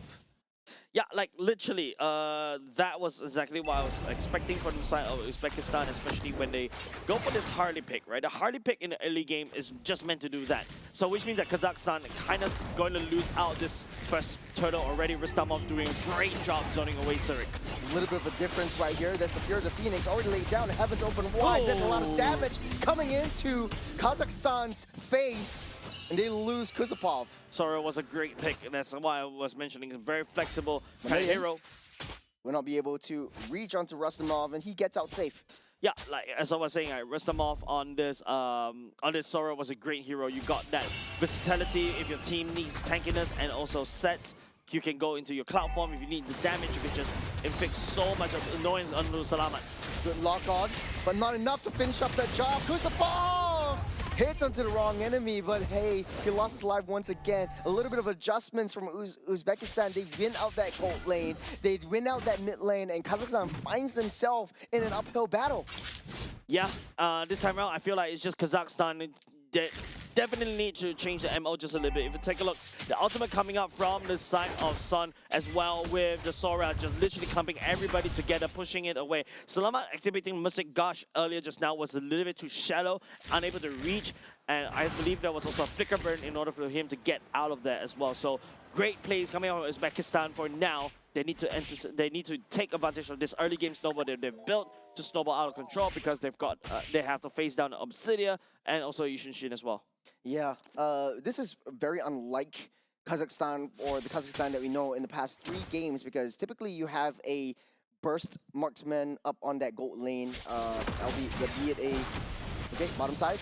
Little bit of a pushback. Brave Spider will keep Mamillion safe. There's a stun up underneath the turret, taking a whole lot of damage. Pure Phoenix lands, but a little bit too late as Rustamov goes down. Yeah, Mamillion on the Lapu does have a lot of damage as well. Don't forget Rustamov, when he goes into the Thunder form as well, he doesn't really pack any more CCs. He does have a lot of damage though, but if Rustamov gets bursted down right there, then you don't even have the opportunity to go out with the damage at all. So good plays coming out of Kazakhstan for now to kind of equalize the gold lead just a little bit. Yeah, but there's only 1 kill as Kazakhstan still has 1,000 gold lead that have to left climb up. Here comes the 5v5. First 5v5 of the fight. The Raging Sandstorm down the bottom side to start things off. Try to delay time for Kazakhstan to get that turtle, but it will not be enough, as the Sora will be proving to be too much of a distraction for Kazakhstan, and they're being ripped apart by Uzbekistan. Yeah, Uzbekistan, you know, tearing down Salamat as well as Kuzapov. Kuzapov using a lot, even Uzbekistan using a couple of flickers to reposition to get in a better position to land on the damage onto Salamat, and also Kuzapov is really, really well done. And of course, you know, Zotov, I believe that's already an endless battle being built for him already. He's on the way to go into the Malefic Gun. These are your 2 core items, whereas for the side of Akam Bayem, he's going for a more crit damage Obsidia build instead of the attack speed Obsidia build. Coming into this, Uzbekistan raising the tempo, keeping it into high gear as they start to engage the aggression onto Kazakhstan, bottom side as well. You see Harley getting the aggression in. They're taking everything that Kazakhstan holds dear, taking a little replay. What really went down? Kuzapov actually, I think, went a little bit too far with the Raging Sandstorm. Members from the side of Kazakhstan wasn't able to kind of step forward to secure, right, and get caught off guard. And I believe that was also could be also Yorif that actually jumps in to basically kick and isolate Kuzapov. For now, they know that. Oh, that's a nice kick on that Massive. core. Down goes Salamat. Kuzapov will survive for now. Just a little bit more. He gets that regen. Yuriev walks a little bit too close to the sun, but not enough damage to take him down. He will be able to slide out safe. As Obsidia also missing the ultimate, won't be able to re-engage. Yeah. Bad news coming out of Kazakhstan already, because, you know, this is Uzbekistan time to shine. Mamillion take a lot of damage. Oh, that's a lot of damage. Brave Spider already used. Down goes Kuzapov. Zotov is online. And Kazakhstan falling like flies. Yeah, Zotov, right. This is exactly what we want to see, especially from the previous game, where there's a lot more presence being felt by Zotov. Those passive damage starting to hurt because of the endless battle. Not only just that, Sun on the Zetian can also melt through a lot of tanks. So Mamillion, I think, also, not only just Mamillion, also Kuzapov as well, has to be a bit careful, has to pay respect to the damage coming out from these 2 damage dealers. Uzbekistan in a very comfortable position, 3,000 gold ahead. Kazakhstan finds itself in the losing end for now. You do have a scaling assassin jungler, but they need to find ways to break past Uzbekistan's defenses right now. Another deadly magic to seal the deal won't be enough. And he gets taken down. Kuzapov finding himself in so much trouble. 0-6-0 for this Khalid. Kuzapov is the sand in the sandbag, man. Uzbekistan has been constantly pounding sand and just pounding down Kuzapov before he could do anything at all. Kazakhstan need to find another way, because now the problem is, Zarek. Zarek with Mountain Shocker might not be enough damage. The laser goes down. Down goes the Heavens hit as well. The Fury of the Phoenix will be enough to stun them out. They know where everyone in Kazakhstan is. Uzbekistan back on that defense. There's 2 up ahead. They are very thick. They are very tanky. And they're coming in. Sora with the hit, with the cloud form. Man, Kuzapov just got back into the game, and down goes him again. Once again, he's been really selfless in making sure that at the very least Kazakhstan doesn't lose a lot of these HP bars. He is the sacrificial lamb for the side of Kazakhstan, but Uzbekistan, right, man, Rustamov, really well played there, was able to isolate potentially even more. Had, you know, Kazakhstan actually not make that move, Salamat could have been caught, Akabayev may also be caught as well. Flicker was also committed by the side of Salamat. Do you think Kazakhstan is a little bit uncomfortable with this late game pace that they're building up onto? I think it's not the fact that Kazakhstan is not comfortable. I think it's Uzbekistan, you know, finding the opportunity, finding enough picks. Like what I mentioned, you know, now with the lightning trunket being secured by Mama Rusalov already, you also got Rustamov on the Chetai's Pauldron as well. This is also a big counter item against Akabayev, especially when Akabayev is going for the crit damage route as well, going into the Berserker's Fury. This means that, you know, Rustamov is not going to get shredded by that. Akabayev is building as if, you know, this is the kind of build that you built for squishies. Yeah. For Akambayev, though, a little bit later than she'll come online. This is going to be the first Lord that will spawn in the next 20 seconds. As down the bottom side, Harley finds himself in a bit of trouble. Sarek picks that one up. Big kill, big find for the Eastern Shin, but they're not happy about that. Uzbekistan back on the charge. They want to go in without a fight. As Harley is down, Lord is opened up. Kazakhstan making a beeline towards that. Yeah, 4v4 right here, no jungler for the side of Uzbekistan. But don't forget, there's no marksman. Oh, Salama getting kicked back, taking a lot of damage. Yuriev takes down the kill on that Cho. Cho, 307 is a goal score. He's on the killing spree right there. There's a potential shutdown goal that could potentially be given over the side of Kazakhstan, but the fact that Salamat goes down as well kind of slows down the Lord push coming out from side Kazakhstan. Uzbekistan could look to blitz this Lord. The advantage was lost right now. They lost that Gord. Harley's back in position. Yuriev being such a nuisance. Sarek, a little bit of an arrow, just a tickle. Uzbekistan tries to back off. That's a reset. That's a lot of damage onto Yuriev. The Deadly Magic used up as well. And they start that fight. Heavens open up. And that's the charge onto three members. The kickback onto the Eastern Shin. Sarek falls. No damage coming over Kazakhstan already. It's just Kuzepov giving way too much leeway over side of Uzbekistan. 3 flickers used as well just to make sure that they secure the kill onto Sarek as well as Kuzepov. Massive damage coming up from the side of Uzbekistan. Now they're trying to look for the Lord push as well, but he's just leaving clean right there. That's not a good idea. They need a little bit more. Mamila is also in the vicinity providing the information, but I don't think they're going to come into this because Akambayev is all the way down far, trying to quickly farm up as quickly as possible. No jungle. Uzbekistan immediately blitz down that Lord, takes possession of the first charge. Might be able to clear at least all T3s for the side of Kazakhstan. Taking a look back, a little bit dicey, don't you think, Jace? I think it's just about the deadly magic just used to just push down Kuzepov over and over. Once Kuzepov is down, there's not a lot of peel coming off inside Kazakhstan anymore, right? Mamilin, yes, he's a fighter. He's also can be slightly tanky, but there's so much punishment coming off of Zotov, so much burst, and also the shred coming off of Son as well. That's it, right? Rustamov, man. This is a very different one. Those Cloud ultimates to reposition, to catch and confirm the kill for the side. Kazakhstan has been working, but Akambayev does have a Berserker's Fury right now. Maybe this is the time for him to shine. Uzbekistan might have found a secret. Rustamov with the Sora is doing the Lord's work, taking control of all these team fights. Kazakhstan won't have to give up. No, they were able to take down that Lord, so they save that T2 up on the top side. Now, the issue is, will Uzbekistan be able to... No, that's the big back!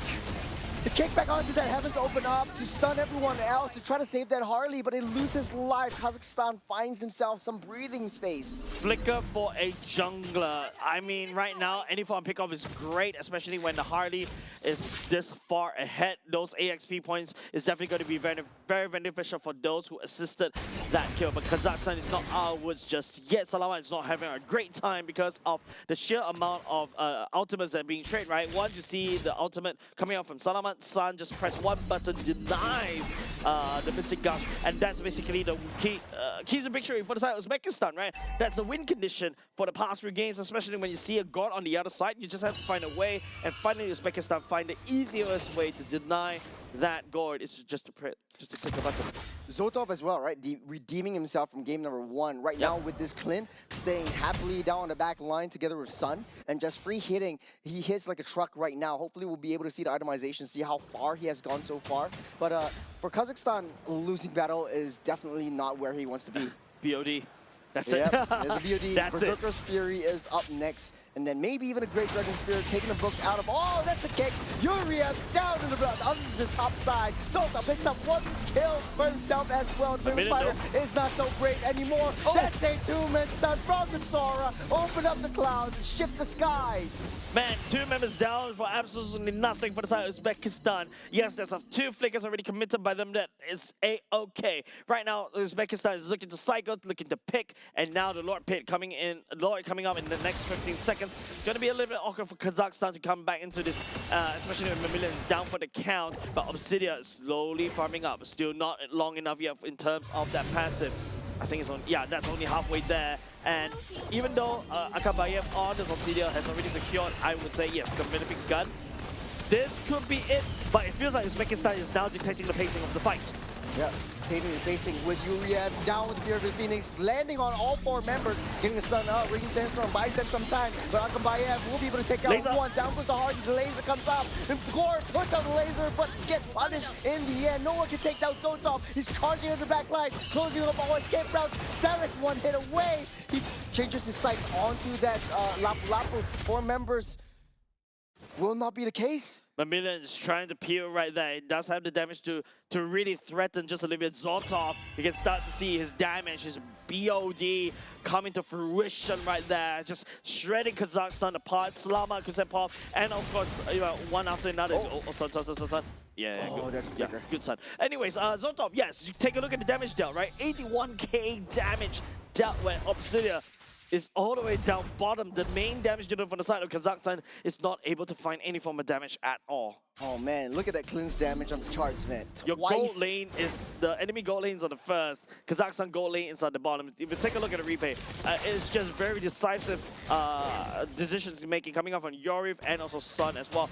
Kusepov actually did quite good in that engagement, but it's a little bit too late, right? There's not a lot of tankiness in him. He's unable to hold everybody, and then he just goes pop, and Uzbekistan just took over the fight.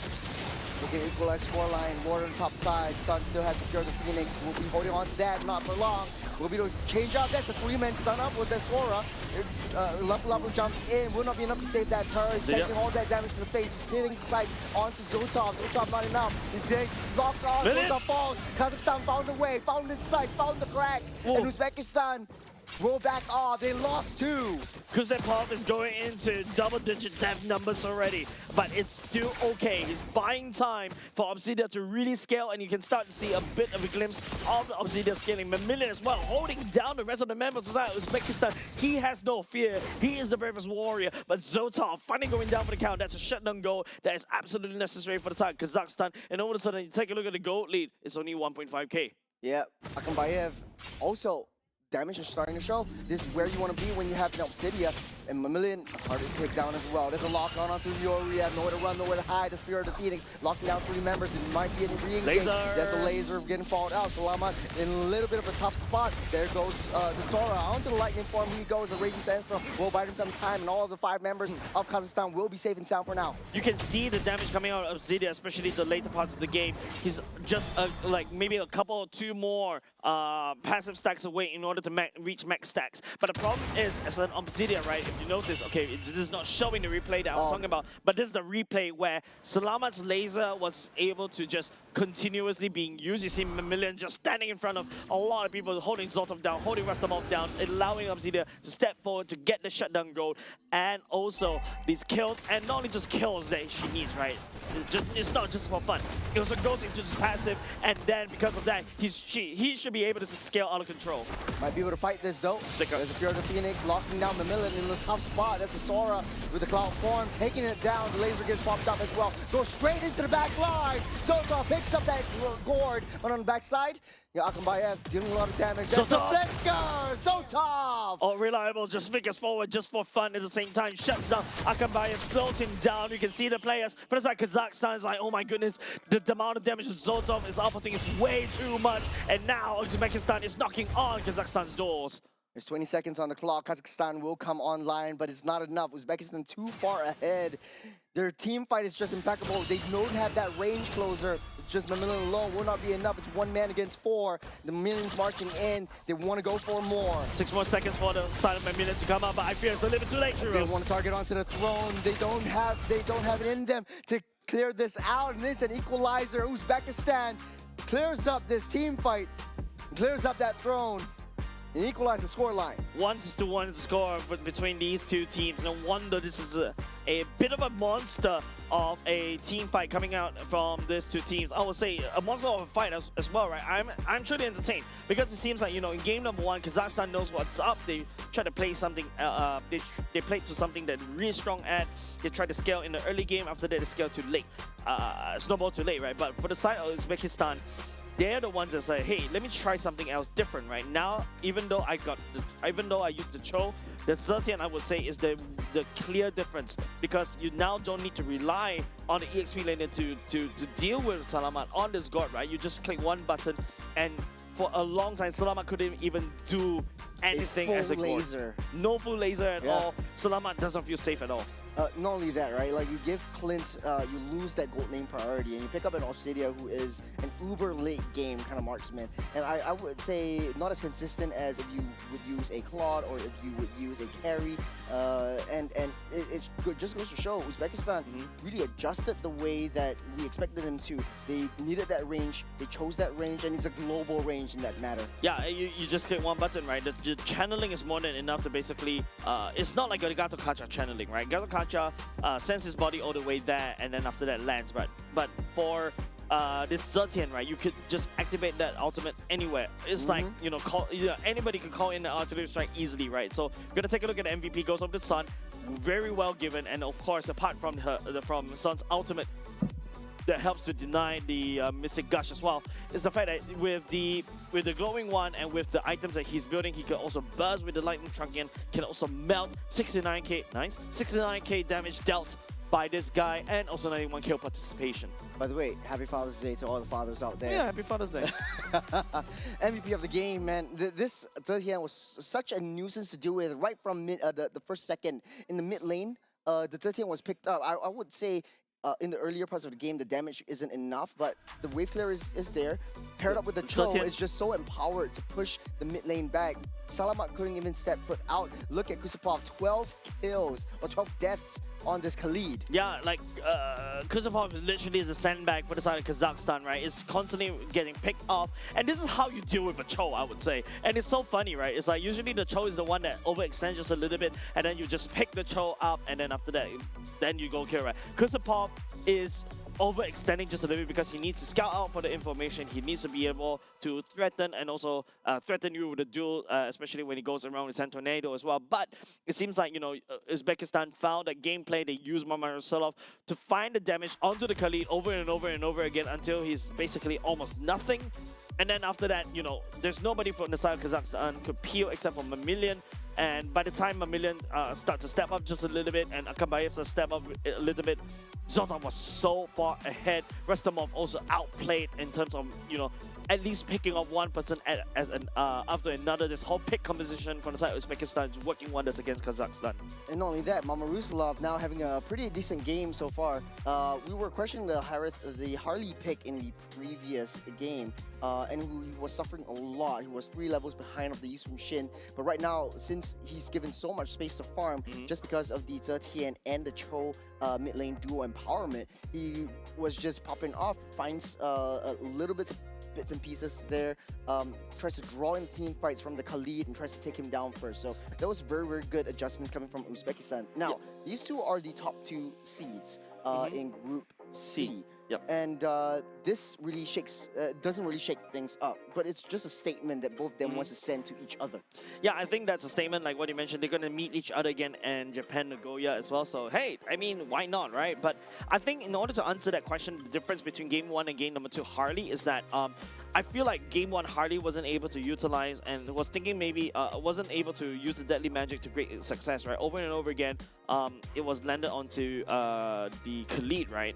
And nobody from the side of Uzbekistan was able to reinforce onto the Deadly Magic to really permanently put the Khalid down to the ground. But right now they do. They do This have that time they range do. for the Zetian and the Cho as well. Correct. Yeah. There is a bit of changes in terms of the gameplay. They reset it in between game number 1 and game number 2. Hopefully for game number 3, Kazakhstan also did a reset, because I feel like the Zetian, man, Zetian actually does almost equal amount of damage as a late game Sicilian as well, Yep. because your cooldowns is so quick. You do a ton of damage. You also basically DPS people on your second skill, and now your second skill do with the recent patch as well. That burst of your second skill is doing like the bulk of the damage. The rest is slow, and you can cast it twice to slow down the retreat or even the engage on people. You have one of the longest range in the mid laners as well. You know, we also underestimate the passive that Zetian's passive brings to the table. We see that a lot in Khalid just now.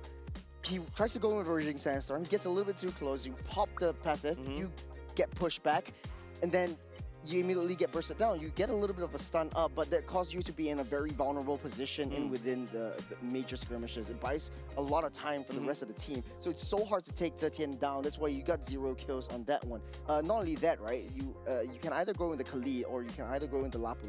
Lapu will be much better because you have a little bit of a CC immunity effect coming from the bravest fighter.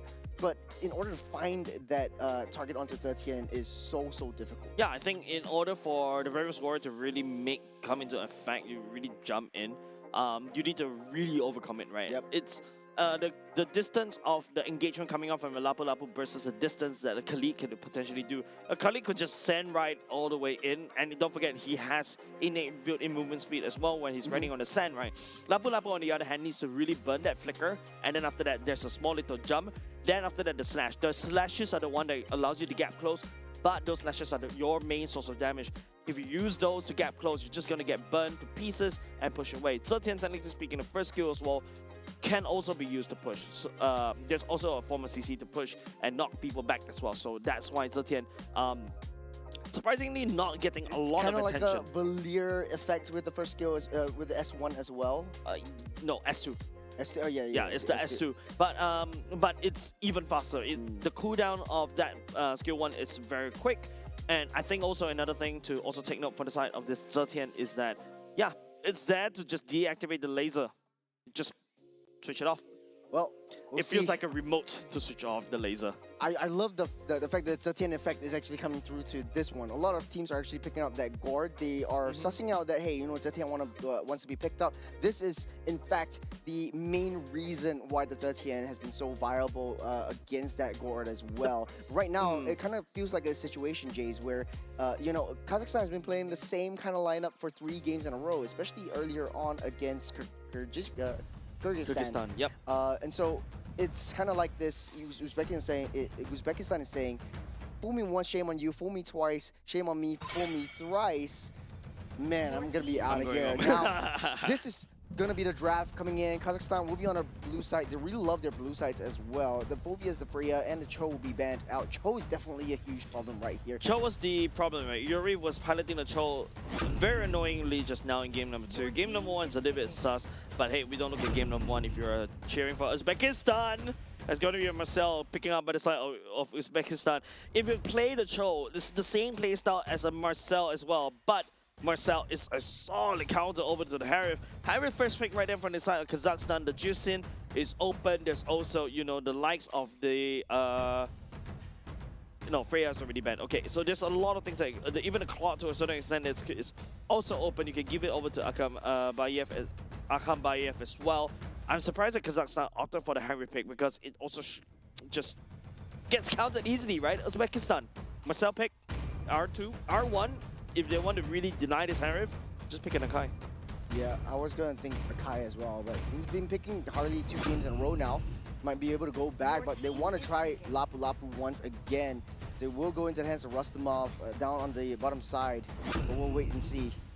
Mamilian back into his reptilian form. Reptile. I love it. I love it. Okay, the reason you're gonna try it again. Okay, look, now I'm not liking Kazakhstan's pick right now. You got the Marcel on Uzbekistan side. The golden hour is definitely gonna deny you from the Zaman 4. It's gonna deny you from the laser. Hey, wait, hold on. Does it deactivate the laser? I can't remember. We'll see that interaction later on. If it does, that would be absolutely wonderful. But of course, you know, we talk about how Kazakhstan wants to play the early game. There you go. Yu Chong and also the Harry fits that bill. Uzbekistan as well, on the other hand. Zetian once again. Yep. Easy counter against the Gorn. Easy lane counter. Now it's already up to the roams on both sides. Khalid and Cho is taking off the tables. I think that for Uzbekistan, if they pick a counter engage kind of a mechanism, that would be the most ideal factor for it. Yeah, the counter engage. So Balearic. The counter dive, you mean? Yeah, counter dive. That's going to be Balearic taken away. Kazakhstan seems like they're going to lock down even more lane bullies in the lane. I'm not surprised if Clint goes into that banding phase for the side of Kazakhstan, especially against Uzbekistan, because Zotov on that Clint was super deadly. Yep. It also banned out. We'll wait and see if this is the Clint, but I do like the fact that Marcel is also banned out, is picked up alongside the Zetian. I'm just thinking in my head, like, hey, they have a lot of movement speed, especially Marcel is so sneaky, and he's like putting on running shoes and just zapping around the map. Doesn't Doing even need a cardio dash. around the map. That's right. And he's decently tanky. He has a innate stun with him as well, or not really a stun, but like a little bit of a Immobilize. Actually, it's a stun. It's a stun. Lockdown. It's a stun. It's a stun, but you cannot target onto that stun, especially in the passive. The first skill was changed. Now it becomes a slight slow, so that's a little bit unfortunate. But now, at the very least, in trade of that, in return, now you can target anybody that got caught inside the golden hour from the enemy. Yep. Yeah. So I think that's one thing that they can play around with. The carry comes into play for the side of Uzbekistan. Not a big fan of this one because you know you have a shorter range as compared to the Gord, and also the Yuzhong could dive onto you. But it's a lot easier to execute, right? You just stand there, you just throw your light wheels, and you just win games. It's more of a late game kind of situation for Uzbekistan once again. Once it reaches the uber late game, once it flies over Carry's head, they're immediately going to send artillery missiles or basically to do a light wheels and just shoot him down from across the sky. The Gatot is getting picked up once again for Kusapov in place of the Khalid ban. So last pick over on the side of Uzbekistan will be the jungle though. So far for the Harley again though. Yeah, so far we haven't seen a lot of successes on the Gatot Kacha, right? Yeah, Gatot Kacha is nice, especially your AOG was able to help to disengage everybody. But at the very least, I think, yeah, you're gonna get shredded by the carry though. Like, yeah, this is not what I'm expecting for a roam. I was thinking more, or even an Atlas to a certain extent, to basically start stunning and also locking down carry, push Zetian away as well, or even I was thinking Kufra. But because of the Lapu Lapu, the bouncing ball may come into fruition. But Yushin Shin, right, coming in back for Kazakhstan, back to basics. That's something that Serik loves to play in game number 1 and game number 2. Uzbekistan. Harley?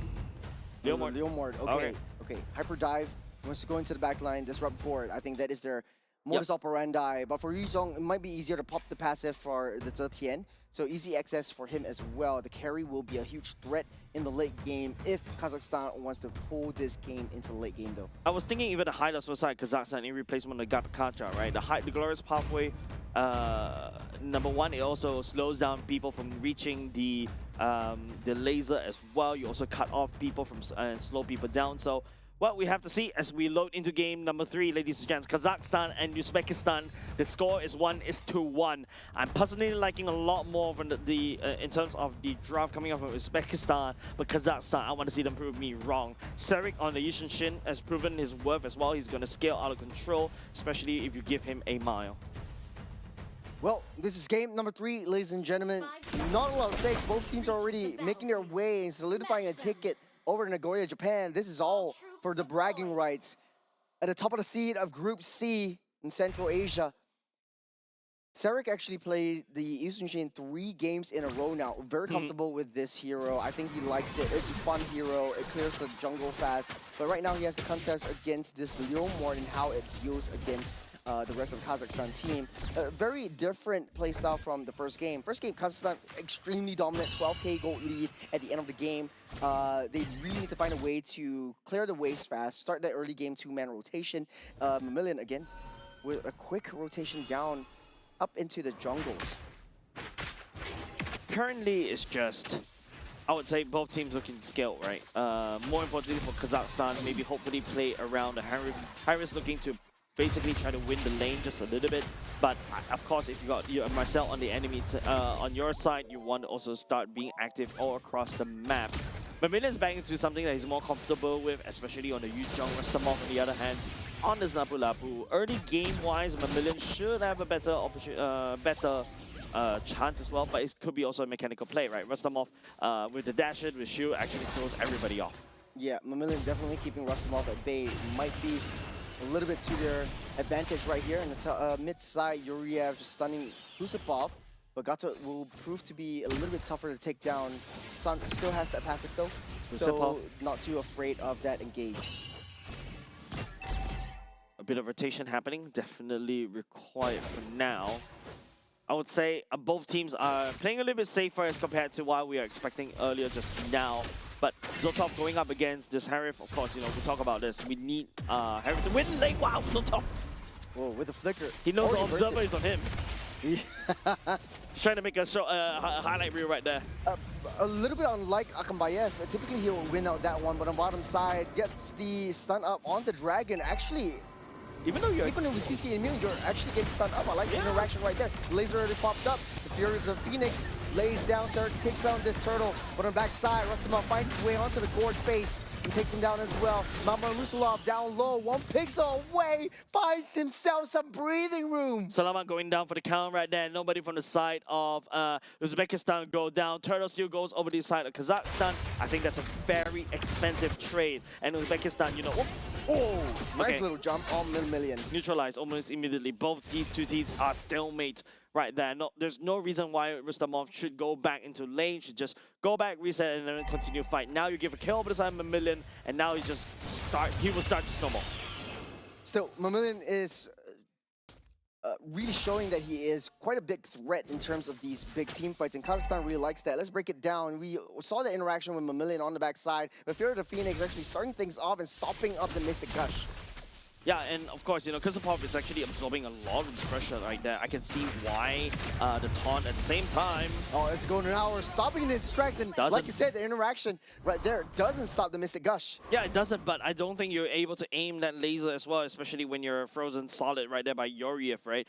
So, which means that I think the only way for Uzbekistan to really stop that that ultimate will be either by Son's ultimate and also perhaps Rustamov ultimate as well. Maybe Mamarusalov after that with the Barbie as well. That does have a bit of a knockup.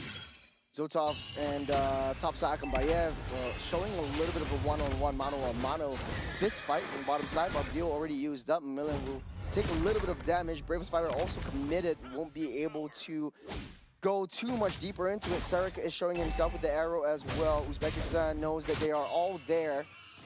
We're moving up to another side of the team fights. Yuriev left all alone, trying to go for Salamat. Yeah, you see the problem coming up from Yuriev as well. I think that Gado counter is going to get countered right there. Ooh, Zamaforce. Reinforce on the top side. Zotov taking a lot of damage right there. That is also Martin Shocker. That's a vision play onto the turtle pit. Directly onto Yuriev. Going to stop that Marcel from getting into deep. Uzbekistan knows their position and will decide to back out of the way. But the laser on Son! The burn will take him out. Yeah, and if the stun lands on Son, that's it, right? No ultimate for them, and after that, you're just easy pickings. AOG blocking all the escape routes. Mamarusalov still finds a crack to slither through. Yeah, it's just, at the very least, Kazakhstan is more stable in game number 3 this time. Game number 2, they're trying to make it feel like that was a fluke coming out of Uzbekistan. Uzbekistan, you know, I think that certain works for now, but you have to be careful. If Salamat lands the bomb onto you, you're just gonna get melted straight in the face. If you take a look at this replay earlier just now, it's just Mountain Shocker and also the laser coming out from Son. It's just easy pickings for the side of Kazakhstan. There's no way Atsuten would be able to survive from that.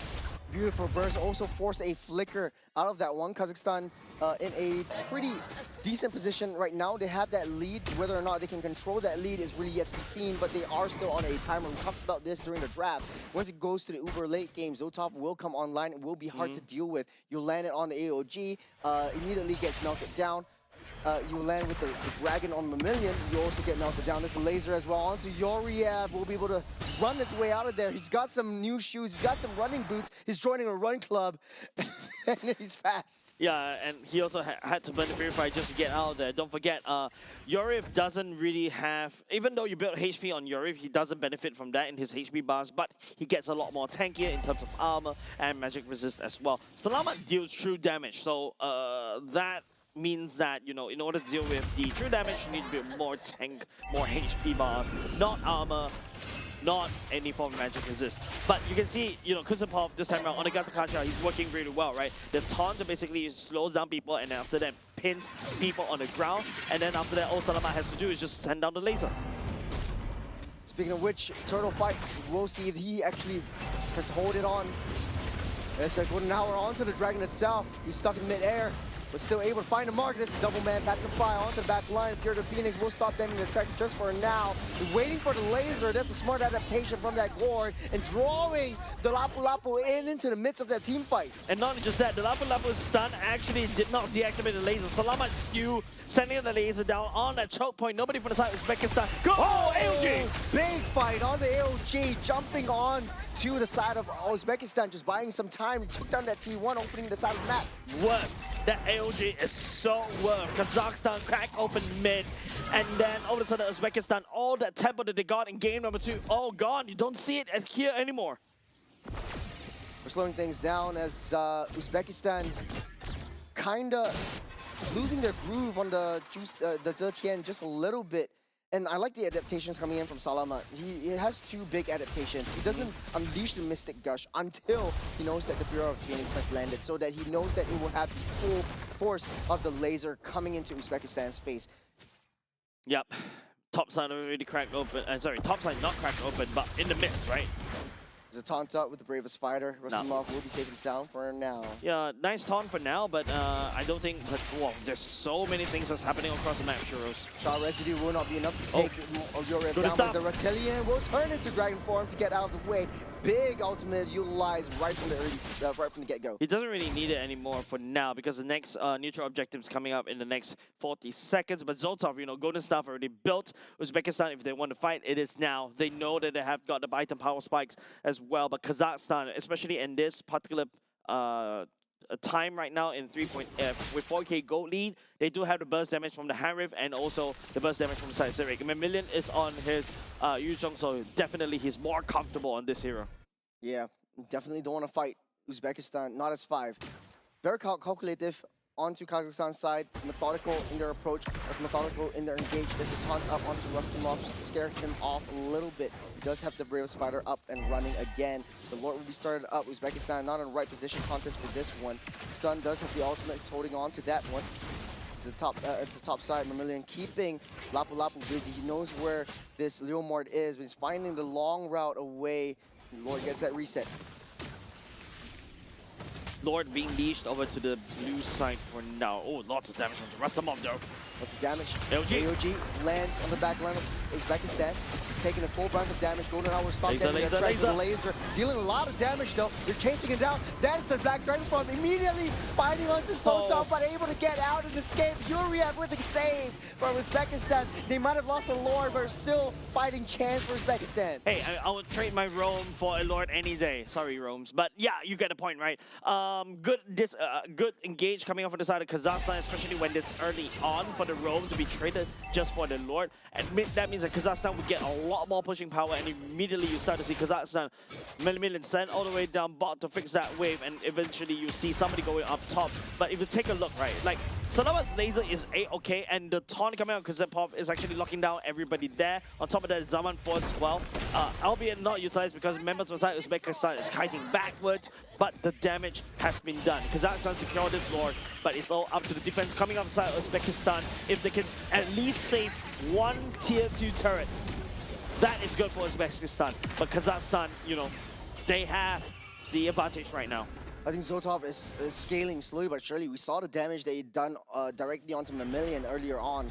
And if this gets out of hand, it might be a little bit too much for Kazakhstan to handle. There is no way of engage that it's going to be the Golden Hour. And you're right, the Fear of Phoenix all laid down. Down the bottom side, Rustamov taking control of the back line.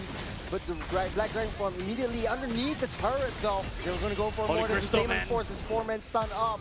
Uzbekistan will lose one member as Kazakhstan pushes on. Harif has the Holy Crystal now. He is more than happy to handshake these team fights. And you can see Rastamov is the one that received the brute force end of that damage. Kazakhstan right now leading the charge, sieging it up. But Uzbekistan clear of the minion waves for now. A sigh of relief. Mamillion just scaring the rest of Uzbekistan away, and I think this is the adjustment that Kazakhstan really needed. And I like the fact that both these two teams are learning from each other. They got the Zetian coming in. Let's pick up that Dragon to pop that bubble before we can actually get a nice dive onto that. A little bit of a stun onto Mamillion to start things off. A little bit of a poke action from Uzbekistan. They're not giving up a fight, but Kazakhstan might be a little bit too far ahead. Laser. Onto Yuriev, will not survive that. He falls by the hands of this Discord. Exactly what I was talking about, right? Yuriev on the Marcel. Yes, even though you build a lot of HP bars, you're just going to get shredded down by Salamat. Salamat deals true damage, and that's something that you really need to take note of in order to deal, like what I mentioned earlier just now. You want to deal with true damage, you need HP bars, but Yuriev, even though how many HP that he has secured for himself, is not strong enough to tank through Salamat's damage. Kazakhstan does have the macro game. We got 3 waves building up on all 3 sides as Uzbekistan finds themselves sticking together and clumping up as 4 members. We've been in this position before, and Kazakhstan feels very comfortable at this stage. Yeah, the Zetian seems like it's not really doing so well, right? It feels like Kazakhstan has found a way to basically deal with the Zetian already. Zetian is a non-factor right here, and even the Leomord as well is just unable to, secure any form of farm as well. 2 levels behind against Sirik. But now, the second Lord is up. 8k goalie in the pockets for the side of Kazakhstan. Does look like Uzbekistan is in the right position. You still have the Mountain Shocker. If you're Sirik, you'll be able to use that. You know that the top side, Zotov, is right there at that bush. You're able to blitz this down. In Kazakhstan, they're just waiting for that last charge. Yeah. Spending Rivers map seems like working in the favor for the side of Kazakhstan. The rotations coming in really clutch, allowing, the Harif to rotate even faster and stuff like that. But now, Uzbekistan back against the wall. They were great in game number 2, but game number 3, they kind of fell off short. You've got Harif already inching closer and closer to level 15. Once maxed out, he's going to do a maximum amount of damage, especially in the first skill. Yeah, they're way too far ahead. All this time, Uzbekistan was focusing on those team fights. You don't really see Sirik around. You don't really see Akambayev. They're busy on the other side of the map, trying to maintain the waves and get as much experience as possible. You have 4 members up on top of gold, up on top of economy, up on top of levels to Uzbekistan. So Uzbekistan playing on the losing end. Yuriev a little bit too deep, will be able to run around.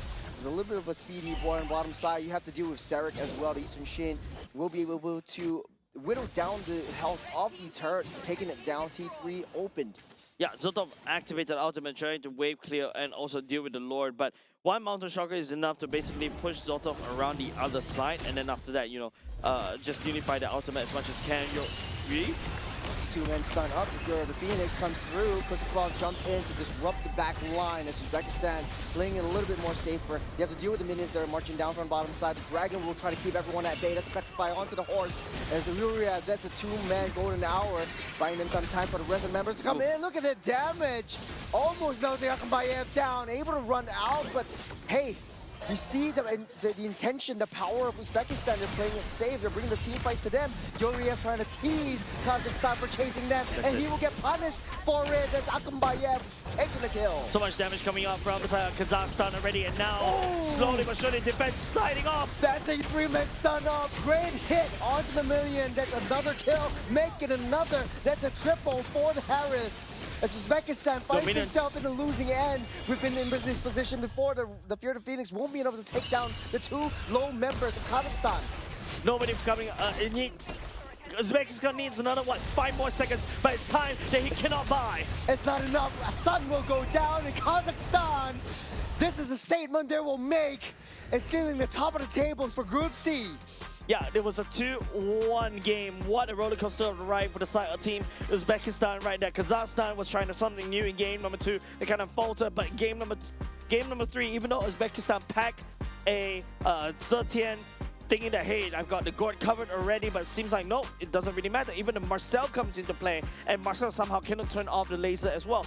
He's the one that eats most of the laser. He gets shut down by the true damage coming out from this gourd. Yeah, I was a little bit worried for Kazakhstan in the later stage of the game. We saw what the carry can do. You get the speedy light boost, you got the true damage. You're flying with the dragon, and then if you have the golden hour, literally all the light wheels immediately land onto you once the golden hour ends. The adaptations, the adjustments from both these two teams are very, very smart. Yep. Especially for the side of Kazakhstan, they're not changing too much of their roster. They're just changing how they play. But I think also another key factor is Mamillion is back on his Yuzhong, right? You can see how comfortable he is on this Yuzhong. So far, you know, I always say this, Yuzhong, there's only two kinds of Yuzhong here, right? There's only either, you know, a good dragon or a lizard, right? The house lizard, right? In Malaysia, called Chichang. But this time, Mamillion shows up at this massive dragon that just literally just wreak havoc in the lineup of Uzbekistan. Mamillion, the reptilian, true to his name, and I think a moniker that we kind of just gave him. I think, right off the bat. Well deserved. Well deserved. He is so cold-blooded. He knows his target. He knows how to zone out the enemy marksman and creates so much space for at least the mid lane of his team. And that creates the opportunity. He doesn't care if he dies, but in this game, he doesn't die. It is such a threat to deal with in this current patch. Yeah, that's why you notice Uzbekistan actually banned the Yuzhong, I think, twice. Yeah, Let in it a row. leaked out in the third game. Let it leaked out in the third game, and Mamillion literally took it right off the bat. So GG well played for the side of Kazakhstan, identifying what they need and what they packed. And also another thing, it's, you know, Uzbekistan, I think they're not too shabby either, right? They know what to do in terms of these fights. Unfortunately for the side, Zotov back into the carry. I feel like Zotov needs to play, you know, marksman with a longer range. That's why he's like so prominent on this clean. Heck, even Leslie is actually maybe a better pick for the side of Uzbekistan. But let's take a look at it with Victors as well, right? Akambayev back on his Harith, was able to use a Holy Crystal as well. He's just outputting so much damage once he secured it. Salamat, yeah, we talk about him a lot. The missing gush coming into really critical times. But if you notice, this game is a very kind of low skill game, right? There's not a lot of depth coming in, especially on both sides. Yes, Kazakhstan was able to kill 11 people 11 times, but it's only 15 minutes. So technically speaking, for the side of Uzbekistan, from their POV, it is still winnable because Zotov and also Mama Rusalov is still it was still able to farm up. It's still also low depth as well. So there should be a time where they can shine. But no, Kazakhstan is so determined on how they want to play. Kusepov this time around really stepped up as a Gatakacha to stun lock somebody, allowing Salamat to land down the damage. Again, no turret damage at all from Uzbekistan. Kazakhstan has made the adjustments, and like what you said, the damage dealers definitely had put in a lot of work, but Kusepov redeemed himself from a 12th death on the Khalid to right now with the Gacha. You were questioning Gacha pick quite a little bit, and you were favoring a little bit more onto Uzbekistan.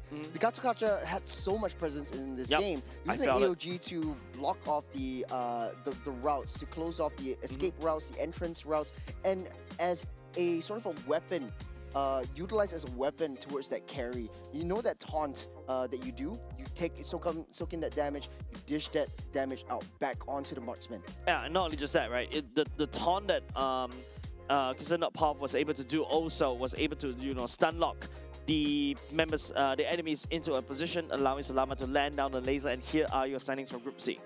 It's Kazakhstan topping the charts, 3 wins, 0 losses. Well played. One of the smallest groups that we have in AGQ so far, but hey, it's a statement that they made to our second seed, Uzbekistan, 1 loss over to Kazakhstan. And to be honest though, I think Kazakhstan had a dominant win for the first game and the last game that they played together. So that is something that Uzbekistan has to go back to the drawing board and really work on as well. Unfortunately though, we have to say goodbye to Kyrgyzstan and Tajikistan, where they will not proceed into the main stage in Nagoya, Japan. Yeah, but of course, it's a near perfect gameplay coming off of Kazakhstan so far, right? Only losing 1 game over to Uzbekistan, but it's also a statement. Uzbekistan knows how to punish mistakes, and we shall see more of them in Nagoya. Yep. It's also interesting for all of these teams where they are counter-drafted, they play their strategies, they experiment on certain kinds of heroes, certain types of gameplays, and a lot of teams are adjusting right back. And now we are going into Southeast Asia once again. Yeah, finally, we are going back into something that we are all comfortable with. That's going to be going back into Group A. Coming up next, ladies and gents, will be Team Malaysia going up against Team Cambodia, the one that took down Team Philippines. So don't go away. A lot of exciting games awaits you after a short break.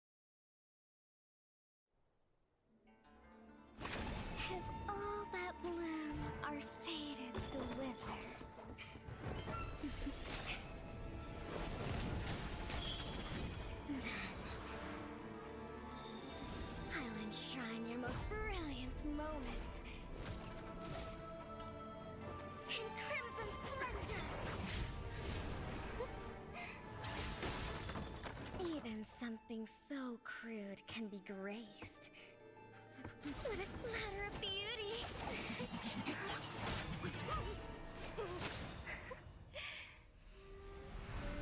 I'll get you out! You finally come to me, Hanabi-sama! This madness ends now!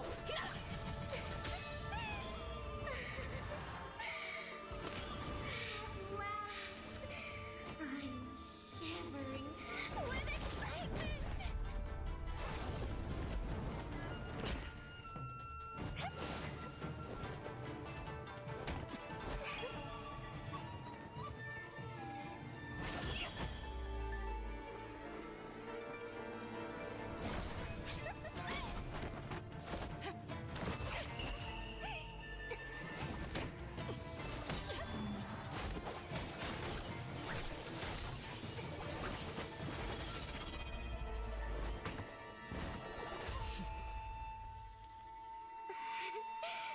Such killing intent. Does this mean Hanabi-sama finally understands Kirara?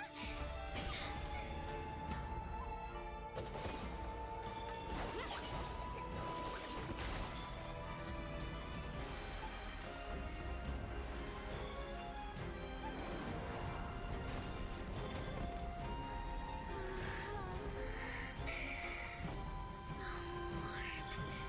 So beautiful.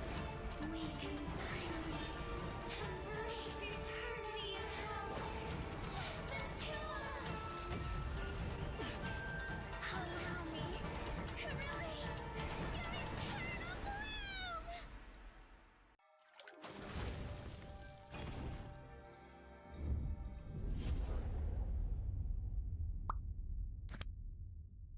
The human body was built to move.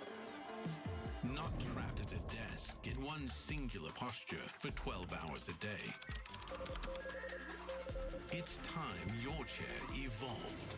This is Secret Lab Titan Evo. Ergonomically engineered for you, gamers, hybrid workers, artists, backing your every move.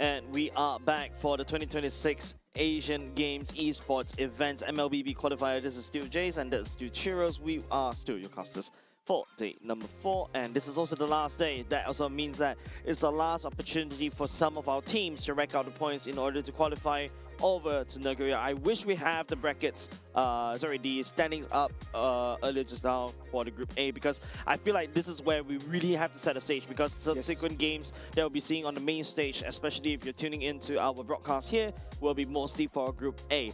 Right now, it's the center of the pack that's still really shaky, Churros. Yeah, Group A, definitely in the Southeast Asian region. We're back to somewhere we're more familiar with. And talking about the standings up here, Cambodia has 4-0 so far. They only need one more game to be in an extremely safe position.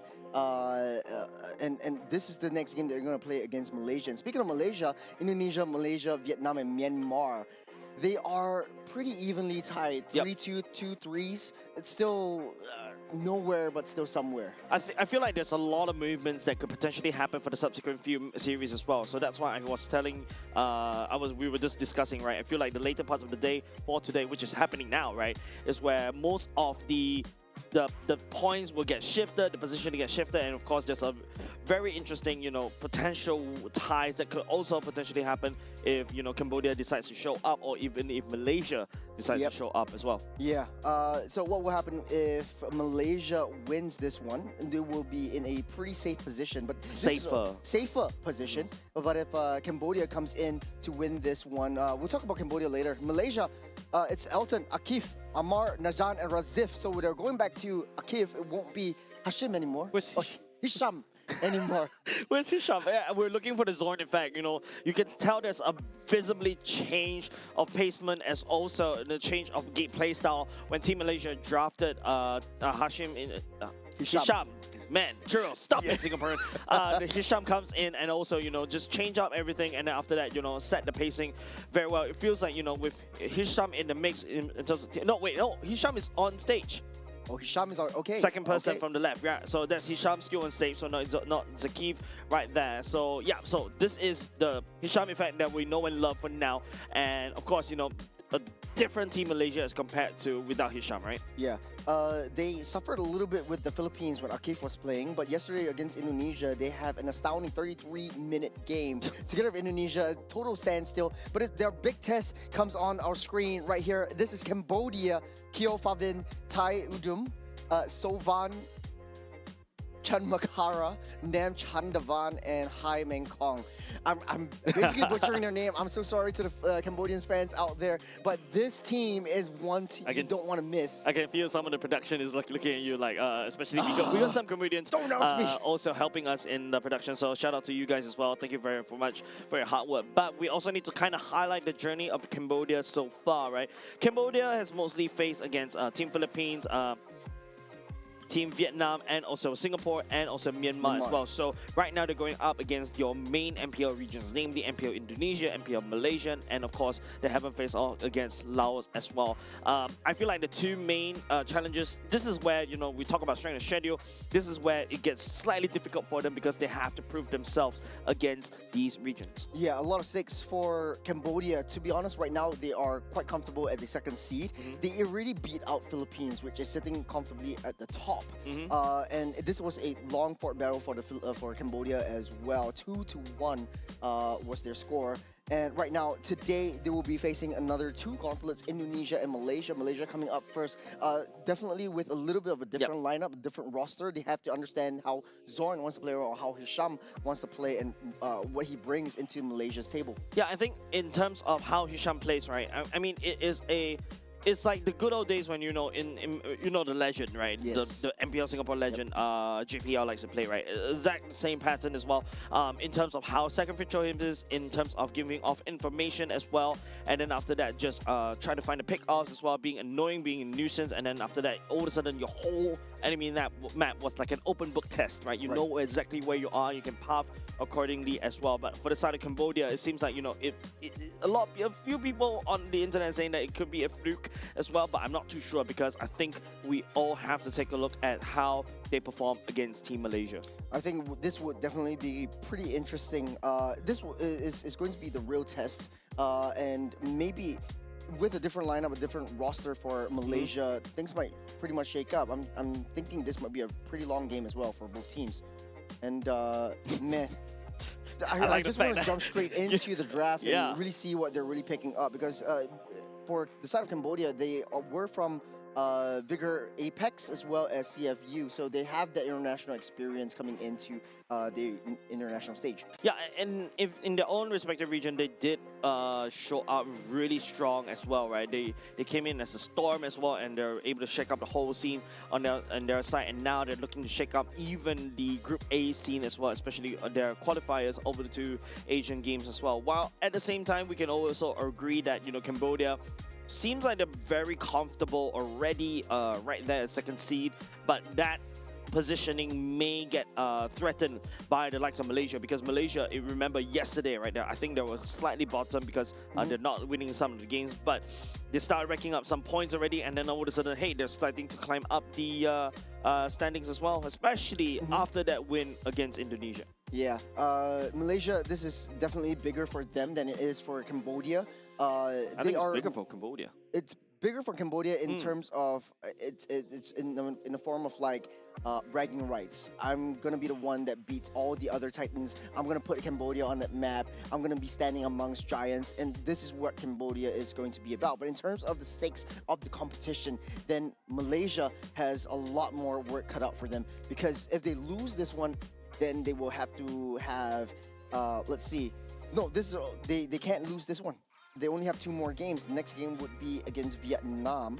And so if Malaysia loses this one, then they would stand a chance to be relegated down into the bottom. Yeah, I mean, based on the power rankings right now that we're seeing on the standings, of course, Cambodia is 2nd seed, Malaysia is 4th seed. Now, you mentioned the next game after Cambodia is that Team Malaysia is going up against Team Vietnam. That's 4th seed versus the 5th seed. So they're not too far apart. So this is actually exactly what I was talking about. The subsequent few matches that we'll be seeing upcoming next is the battle of that middle mid-pack. ground. The battle of the mid-pack. And that mid-pack, unfortunately, you know, some of the battle of the mid-pack is like, what, 2nd, 3rd, 4th area, right? Yep. But now that mid-pack may cause, you know, may cause Vietnam to get knocked down into the not being able to qualify as well. So there's a lot of things that could potentially change in the standings for the subsequent few series. I agree.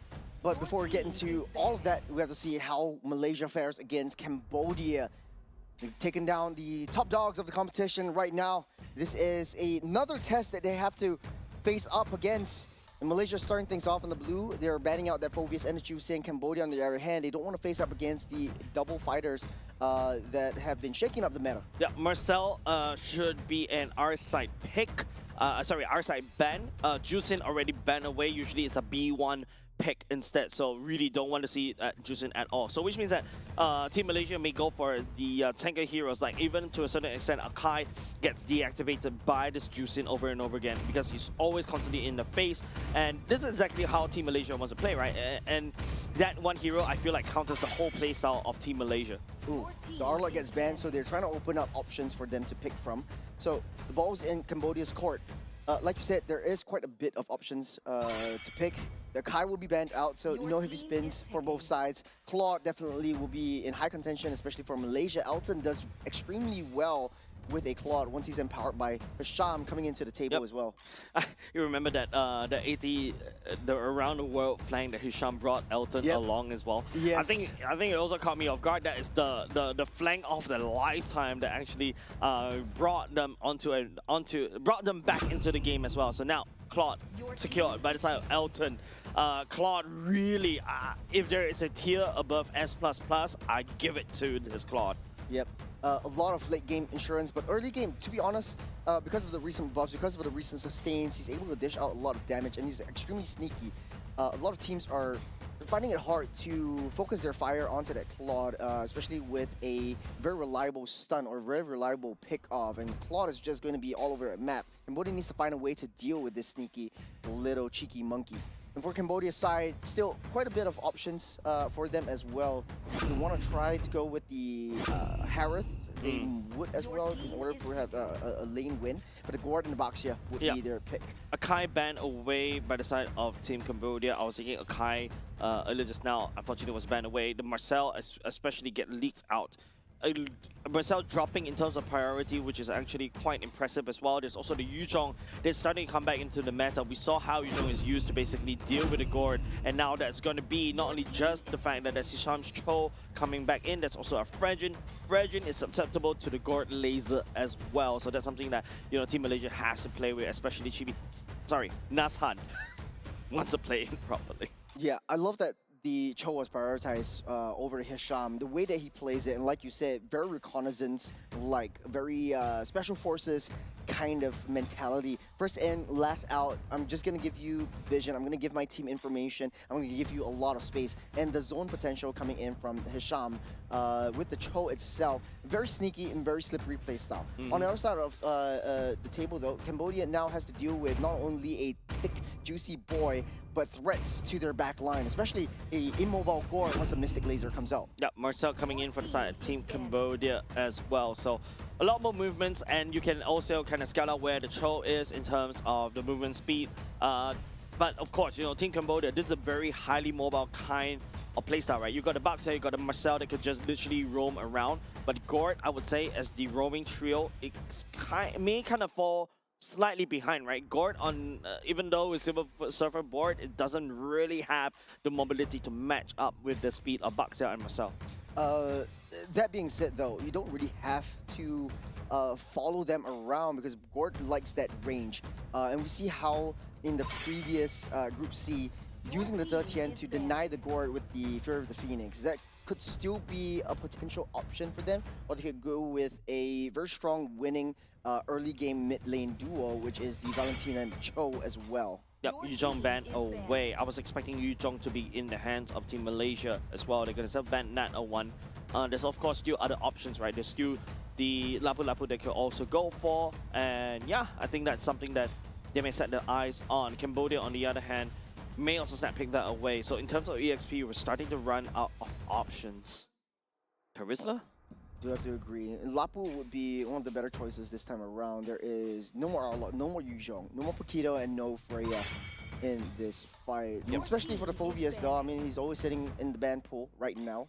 Typically, a lot of teams like to pull out some of the pocket picks like Esmeraldas or even the CCs come out as well. I think Team Malaysia has to take away the Terizla, my bad. Lapu Lapu given over to Team Cambodia is fine because the Terizla with the penalty zone locks everybody in place.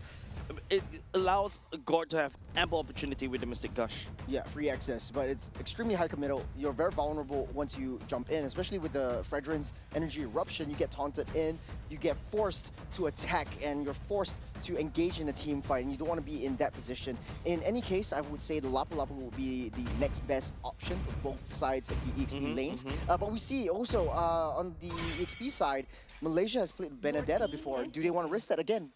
True. Benedetta looks actually not too bad in the hands of Radziv as well, right? Easy access into the back line. Gord is definitely going to be wide and open for taking. Also more damage that is that's definitely necessary. You already got a Fredrin in the utility jungle position that's already a tank, so why not a more damaging EXP? Harif going to be going to the ban pool for the side of Team Malaysia.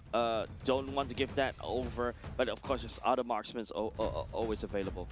I think Carry would be one of the better picks. If not, you want to go just pure attack, pure dominance, and just lane dominance. Maybe a Bruno. I think R4 should be a EXP pick.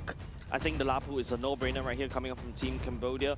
It's really strong, especially in this particular patch.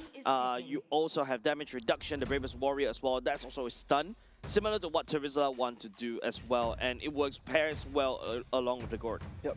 One of Sora. Sora, easy access into the backline. We saw how well it does in quite a bit of the other teams, and it gives some sort of form of secondary kind of re-engage. But Benedetta will be the choice for Malaysia. And I was teasing this earlier just now. I think this really works out well. At least they have two different ways of lane prioritization once we hit the mid to late stages of the game. We saw how well the Benedetta was played yesterday. You just build pure attack, pure offensive items. You don't really need to care about that defense because you have that eye for an eye, which mitigates that defense, the offensive capabilities of your opponent team. And you also have the Petrify for the added CC. Valentina pick, as what we kind of anticipated as well. Works well with the Golden Hour. Now you got a Golden Hour to match Golden Hour. But we saw earlier just now the Golden Hour from Marcel wasn't able to deactivate Gord's laser, but you can basically reposition around it, right? So this is going to be awkward where there's a case where both teams will just get frozen into place, not too sure what to do at all when that happens. So a Venn diagram Golden Hour may appear anytime in this particular draft. Good luck casting that play-by-play. Well, this will be extremely interesting. Valentina has so many options. It will be a bit more difficult to try to take the IMU from the Gord, and like we suspected, the carry will be that last choice, sealing up this draft. It's something that we're more familiar with, a little bit more traditional as a lane-to-lane matchup goes. But the Benedetta will have a little bit more dimensions of playstyles. In the earlier front, I feel like the lane proxy used to be the flavor that Benedetta likes to do. Immediately go in, proxy that wave, and try to disrupt that jungle. I don't know if Malaysia wants to risk that. Maybe because you have the Hisham's Cho to be a secondary layer of support. Yep, gonna go into the loading screen as you take a look at the roster for both of these two teams. High octane gameplay, I would say, expecting coming from the side of Team Cambodia because of the Baxia and the Brazil that were roaming around the map actively. Lapu-Lapu also not too shabby either, but Team Malaysia on the other hand, with the Cho and Benedetta, hopefully they can make some waves around the map. Well, this is game number 1. Malaysia versus Cambodia. And it's a big test for both of them, as Cambodia wants to solidify their status as a titan over the national regions. Look, I mean, like the last yesterday, right? When we're watching Team Malaysia play against Team Indonesia, is like a extreme roller coaster. We are so back and we're so cooked. Yep. I hope, for my sanity for today, I hope that is not the case. But yeah, we shall see whether they can put a good, solid, clean win against Team Cambodia. Hisham on Special Forces duty, just giving that information, playing that mind games over to Cambodia, which gives a lot of time and space for Amar to quickly rotate up, looking at where the Benedetta is going as well. It's just down the bottom side and rotating towards that mid side, so Cambodia really has to try to play a little bit more patiently this time around. Hisham sees everybody right here, right? He's just like in and out right there, and he's out again. He's just giving so much information. Over the side of Team Malaysia, Lethal Wanderer already secured by the side of Amar, so that's a wonderful for the side of Team Malaysia. Look, you know, what Hisham is doing is great. You're pulling the Marcel away from the Gord, you're leaving Gord alone, and on a one-to-one matchup within the Gord and the Valentina, Valentina definitely has a lot more early game damage. He's going to get pushed back. He's going to get pretty much disrupted, and he has, Odin has to really protect this Baxia as well. I like what I'm seeing from Amar. It's a lot more aggressive of a Valentina as compared to most of the Valentinas that we see so far. You really need, especially in the early game, you really need to try to use the Valentina passive to its greatest fullest. The way you do it is to start going around, being active with the river, play around with Hisham, and also to a certain extent Nashan when he's ready to start fighting. That's a smart move from Cambodia. High Mekong is basically denying that turret minion to get that level 4 for Benedetta easily. So slowing down the turtle take, trying to get that level 4 for power spike first before engaging. And speaking of engaging though, the Shaman is while they're able to dash over the wall, but he's just playing around with his food. Pulling resources though, but then he's a little bit down low, so Team Malaysia needs to play this surgically. Oh, able to get that recall out of there. They're playing a outnumbered battle though, 3-on-4 on the top side. Elton having a field day against Bobbin. On the bottom side, Mystic Gush already comes out, taking full damage. Lapu-Lapu will be the first to fall. High will not be enough to take any damage at all.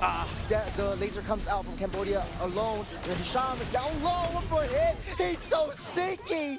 And he's taking out Odom as well. Yeah, 2 members for the side of Team Cambodia for 1 turtle. I think this is a fair trade coming out from both of these 2 teams, but a flicker already committed by Hisham. Hisham coming in just the nick of time. Amari can tell that, right, he's holding onto the laser. He's also able to melt, you know, Mekong face all the way down to the ground. Lapu-Lapu is not able to snowball, means that, hey, Razif is having a great time. Take a look. Level 6 is his levels already. Yeah, with Benedetta, you definitely clear the lane fast. You're joining in all these team fights. You're being such a nuisance in the jungle. You're pulling the Marcel to protect a Baxia, a utility tank jungler. Take a look at the replay right here. Yeah, Razif actually expanded all the way to the background, expecting somebody to be there. Unfortunately, that also burns away the flicker from Solven on this Gord. But the Golden Hour, I think, is a little bit awkward for the side of Team Cambodia for now. But if you take a look, the aggression is ramping up. They're in Cambodia's home right now. Baxia taking a lot of damage right here. The Mystic Laser try to delay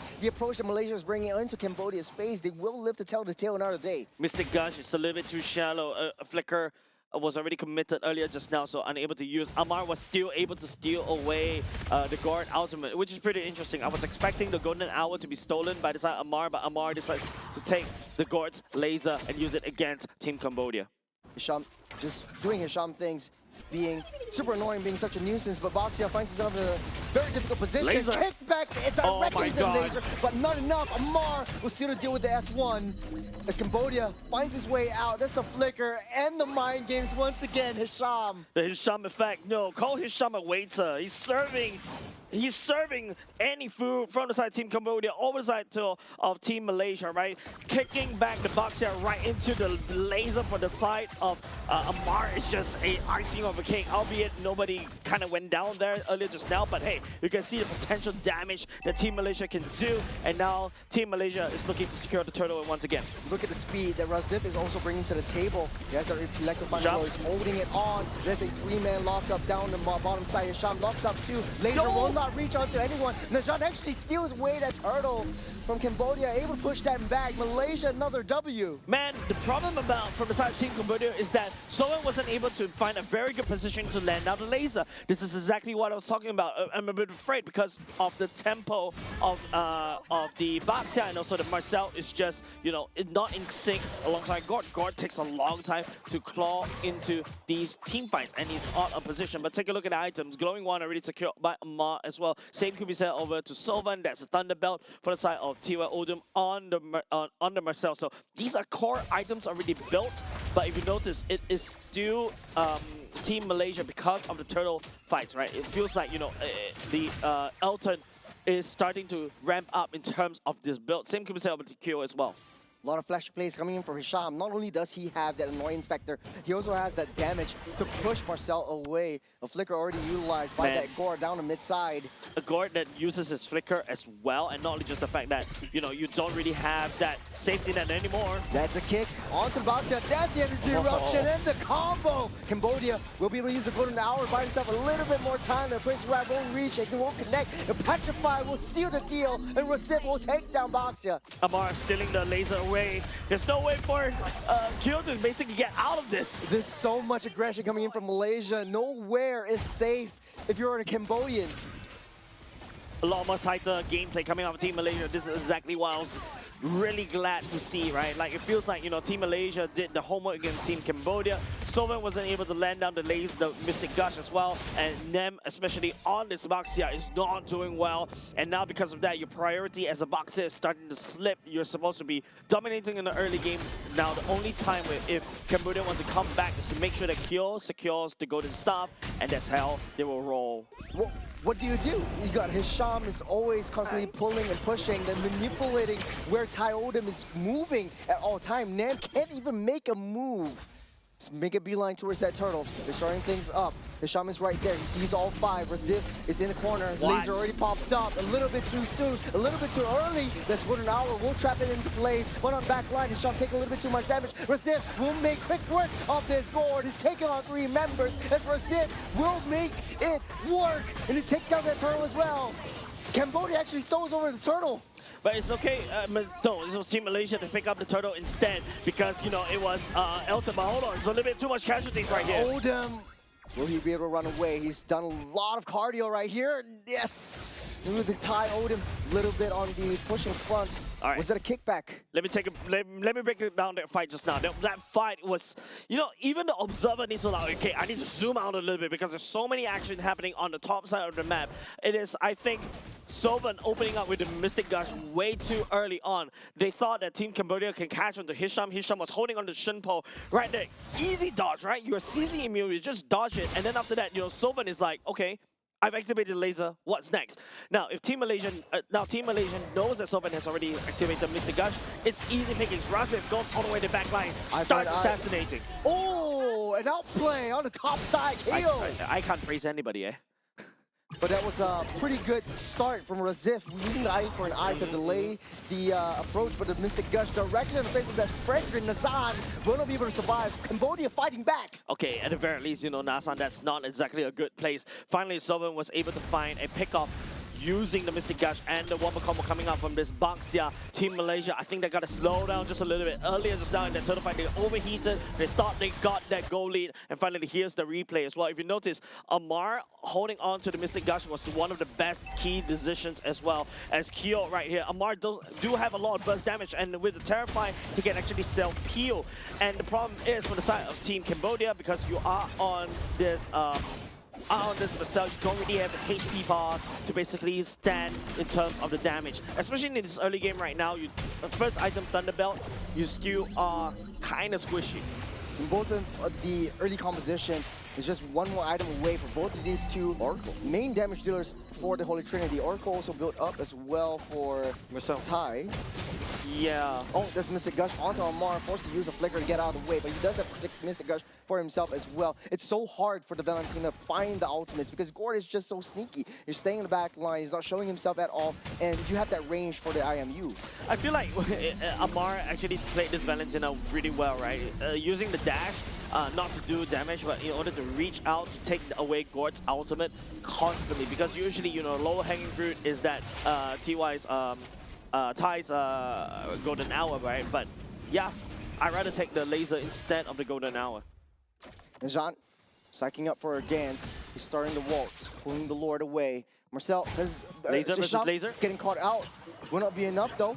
No more laser for that Gord though. But there is a laser for Amar a little bit too soon. Yeah, but okay, Hisham did it really right? Like trying to bait out the flicker. Now Soma doesn't really have flicker. It's now for the time of Team Cambodia to really find an entry point here. But Team Malaysia is playing it super safe. Amar, I think that was a very early laser, not supposed to happen at all. Hisham is just running away all these key resources over to Cambodia over and over again. There's the stun up. Odin taking a little bit too much damage, able to use the golden hour to keep himself alive for now, but Tai has to get back with that recall, so they're going to be facing a losing battle. And speaking of which, Carry actually takes down Reciv as they are still starting things up. Elton able to get out of there with BMI. 5v4 as well, not just that Kyo has a lot of damage right now. Packing onto the golden staff, I bet currently, and Hisham looking for a pick. Oh, that's a kick. But Kyo is still safe, still free to run back. The Blazing Duet won't land, but Kyo is just causing so much hits onto Malaysia. These trades are getting a little bit ridiculous between these two teams, but in terms of trading, you can see that Cambodia is starting to lose a little bit of priority because of the Baxia, whereas Nashan on this Regin has been slowly farming up, but Kyo is his natural predator. Oh, there's the tank melter making his way in. That's the steal. Cambodia steals the Lord. Hisham knocks 3 up. He's taking a lot of damage as well. It's a 3-man lockup, 3-man petrify. Reciv won't be able to take anyone at all, but Appraiser's Wrath will take Tai's life. Yeah, that is just a consolation prize, right? Team Malaysia was trying to duke out for the Lord. You can see the golden hour right there. Everybody doesn't want anything to do with it. Forced to go one long round as well in terms of these fights. Kind of help Cambodia to save themselves just a little bit, right? But now Team Malaysia has to round out a defense. This kind of roster, especially with Amar on the Valentina, you don't really have a long wave clear. Lord on the top side. Cambodia trying to fight their way back into Malaysia's side of the jungle. There's a stun onto Hisham, but he's just baiting everyone, the Cambodians, into his face. The laser already baited out by Elton. Wait, it's so funny that it's the marksman that baits out the laser, right? You can see how Cambodia is really trigger happy with these ultimates. They're not afraid to use it, but being trigger happy means that, you know, you don't hit if you don't try, right? So that's the mentality for the side Team Cambodia. On the other hand, items check. You already had Brute Force, Respmates, Oracle, and also Chatai's Pauldron to be able to deal with Kyo. But Kyo, natural tank shredder with a Wind of Nature in hand already. This is something of a key item to deal with Elton, especially in the next team fight. Tai trying to find where Hisham is. This concealed play. Going straight to the back line. Forced a flicker. The mind games for Hisham never ends. Yeah, it's just crazy. Like what I mentioned, Team Cambodia is still trigger happy. I'm not really a big fan of this one. Amar trying to look for the laser. 2-man stun. Najan will take the tip of the laser. A little bit of damage. These utilities don't grow on trees. Stop! I think Malaysia would be able to find a chance. It's easy to bait out this Gord. We see him using the laser pretty trigger happily. Using the flicker when Hisham gets close. They need to try to find a way to slow down the approach of Malaysia is bringing up to the table. Just now, they equalized the scoreline with that one ward fight, but Malaysia is still crawling themselves back. Yep. Cambodia is playing into what Malaysia wants them to play. 2K goal lead in the favor of Team Malaysia right now. Elton is starting to do the split push. Claude, same could be said over the side of Rasiv as well. But in terms of Team Cambodia, this is a massive death ball strategy. You don't send the carry to the side lanes to kind of push. The only person that you can send is Mengkong instead. Someone who can basically hold themselves and also try to get out of the fight if they got caught. Nicely said. Malaysia just splitting their heads as Thai tries to poke a little bit of damage, but they know where Hisham is. Yep. So this means that Elton is kind of safe for now. He's playing away from Thai. Yeah, I think because, you know, lots of information coming in from the side of Hisham, right? Allowing that Elton and also Razif to do exactly that. Thai taking a little bit of damage. Will get that heal up. I feel like he should get that recall, but he doesn't want to risk it. Malaysia trying their best to blitz down this turtle. Gord laser coming in. There's the kick. That's the taunt. That's the petrify. The laser comes up. Najan takes the Lord at the same time. The golden hour lock 2 into place. As Malaysia taking a lot of hits, taking a lot of damage. Cambodia got what they can, and they're out of here. Man, Cambodia, that golden hour actually slowed down the Lapu. It saved Team Malaysia. With friends like these, man, I don't need enemies. But Team Malaysia, that was a great pickoff in terms of picking up the Lord earlier just now, right? Nashan letting the retribution. Now with that additional pushing power, they're going to escalate in terms of the gold and hopefully, you know, shove Team Cambodia back into their own base. It was a very tight situation. Hisham knew that he needed to control Nem. He needed to kick him away from that Lord a little bit too soon, though. That's a laser already utilized. He's taking a lot of damage, especially from that Claude. So this Elton and Keo are both huge threats for both teams. Okay. But Cambodia right now has to deal with the Lord coming up on the top side. Talk about threats right now. Keo already secured the Minific gun. Nasan getting caught. There's a two-man taunt up. Najan will keep himself safe for now. They have to split their heads. Cambodia doesn't like this at all. Man, it feels like Team Cambodia wants to fight as 5, but Team Malaysia is like, nope, I'm not going to handshake this kind of fight. I'm going to make it unfair to you. They're splitting these team fights over and over again. Razif is like a one-man army on the other side, trying to fix the wave and also find a pickup. There's a kick over the highs, kick things off. The laser will go. Okay, that's always towards the minion, so he's a little bit more focused on clearing the waves, trying to push it back, trying to save that T3. I think worth, right? This is a time where it's like, yeah, sure, go ahead. Use the laser on the minions. But it's just, you know, base defense. It feels like Team Cambodia is using bandages to try to fix a broken ship, right? It doesn't work. You definitely got to need a lot more time. And I feel like it's not only just the fact that it's the roster, it's the items. No, I feel like it's just the way they've been playing is just so... Okay. Oh, Hisham walked into that, almost getting burst down, but it's still safe. A one-man golden hour just to save him, but no, there's a double-edged sword. But that's in for the re-engage. Hisham is still too low on the backside. Golden hour already utilized on Cambodia's part to buy some time for the rest of Malaysia to come back in. Everyone's all getting hits. Everyone's all getting teared apart. Cambodia taking hits. They're all in half health. The front line will not be front line enough. It's Malaysia and Cambodia, both of them trading blows after blows, and they're still alive. Hisham, after all of that, burns, what, 2 flickers, burns the Mr. Gush, burns the ultimate from the side of the Baxia as well, and to a certain extent, the Golden Hour as well. And it seems like, you know, he's still in and out, despite nobody is, he's just going unchecked, and it's just being a nuisance against Team Cambodia's roster. He's first in, last out. What am I saying? Hisham, again, with a little bit of mind games for Cambodia, trying to bait everything out, everything that they hold dear. This Lord spawns up in the next 5 seconds. Cambodia, they're better as 5, yes, but they also have to deal with the threat of the lane splitting Razif at the bottom side. Yeah, not only just that, right? There's also something that Team Malaysia has to be careful right now, is that the carry is starting to scale. So this is a late game carry, easy to execute. Oh, there's a blazing duet. Take a lot of damage. That's a laser directly on top of Elton. Down goes the clock. This is a winner opportunity for Cam. The electric final blow won't land. Nazan gives a little bit more time for that Lord. The golden hour will land. Malaysia picks up that Lord on the backside. Cambodia leading the charge. They know they can cycle them. Razif a little bit too fast for them to chase up to. As Malaysia sealing that deal. Najan taking a lot of hits, taking a lot of damage from Keo. It might not be enough. This taunts up. He won't be able to press out of there alive. Oldham will be the one to take that kill out. Hi. It's a one-on-one fight. Benedetta also out and alive. They're just trading blows. That's a cycle. And that is the Mystic Gush once again. The laser will not be enough to save himself at all. On the backside, Hisham, the fight's not over yet. Seems like, you know, Hisham may be able to find a kick there, but it's going to be the core. They're still going, though. Hisham is still in the midst of everything. They're trying to cycle everything they can. There's the corner down once again, just barely by the skin of their teeth, going out of that circle, and they end it right here and right now. A long-drawn team fight, but Malaysia actually bought so much time, so minions are actually pushing through.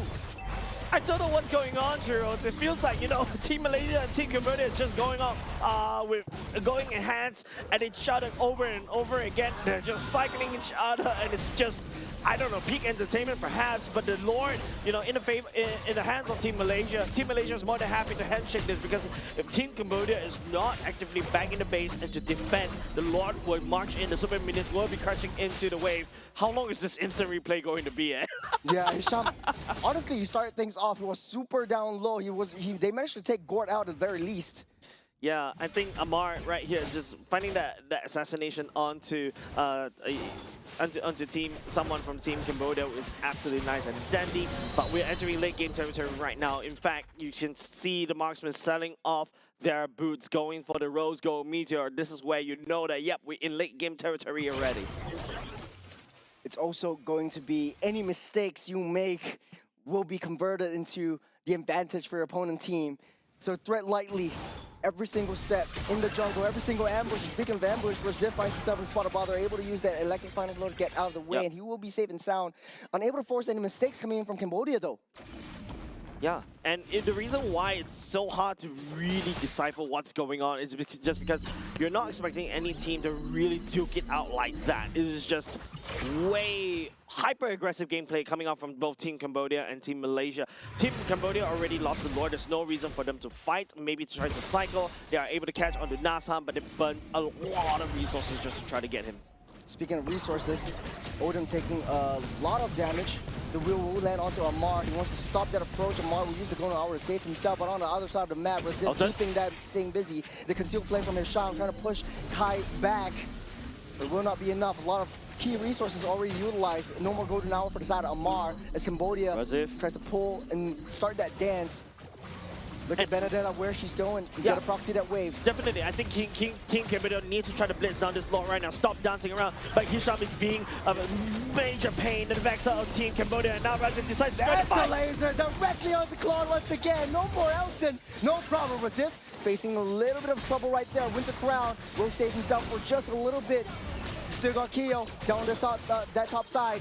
We'll be able to chase the rest of them down. 2 members down for the side of Malaysia. We'll be able to blitz down this Lord now. Elton making a mistake right there. He's not supposed to be standing in the vicinity of the laser at all. And now Team Cambodia 5-man strong. They're looking to take the Lord instead. I think Team Malaysia, earlier just now, Razif had a great idea to try to shove bot lane, to try to put a little bit of pressure more on Team Malaysia, Team Cambodia. But I don't know what happened.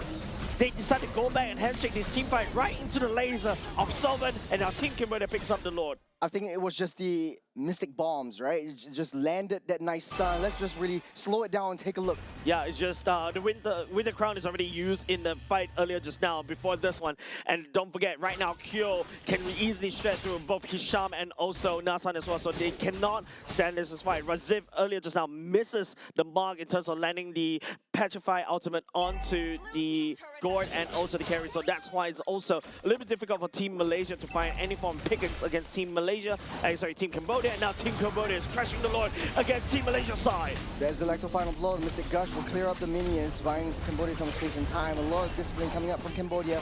He took down that T3. He might be able to rush this. Keo has a lot of damage. That's the attack speed, the attack item built up as well. They don't know where Hisham is. They need to try to find a way to get vision on this Cho. It's Cambodia in the midst of battle. There's a rolling stone down onto this Veteran. Pops that immortality. Blazing Duet also popped up. Double golden hour on Cambodia. And now Cambodia is still very healthy, very up alive. As Hisham trying to pull them away from that throne, trying to bait everyone away from that lead that they have so far. But Malaysia's base there in shambles without Najan. They don't really have a thick front line. Yeah, and now bottom lane already cracked open. Team Cambodia, if they want to end the game, they have to end the game right here. If not, Team Malaysia may strike back. A massive wave. Hisham, he's looking, he's seeing, he's trying to find a way. He's trying to find an angle. Carry. Amar goes down. The base. Just targeting onto the throne in Cambodia.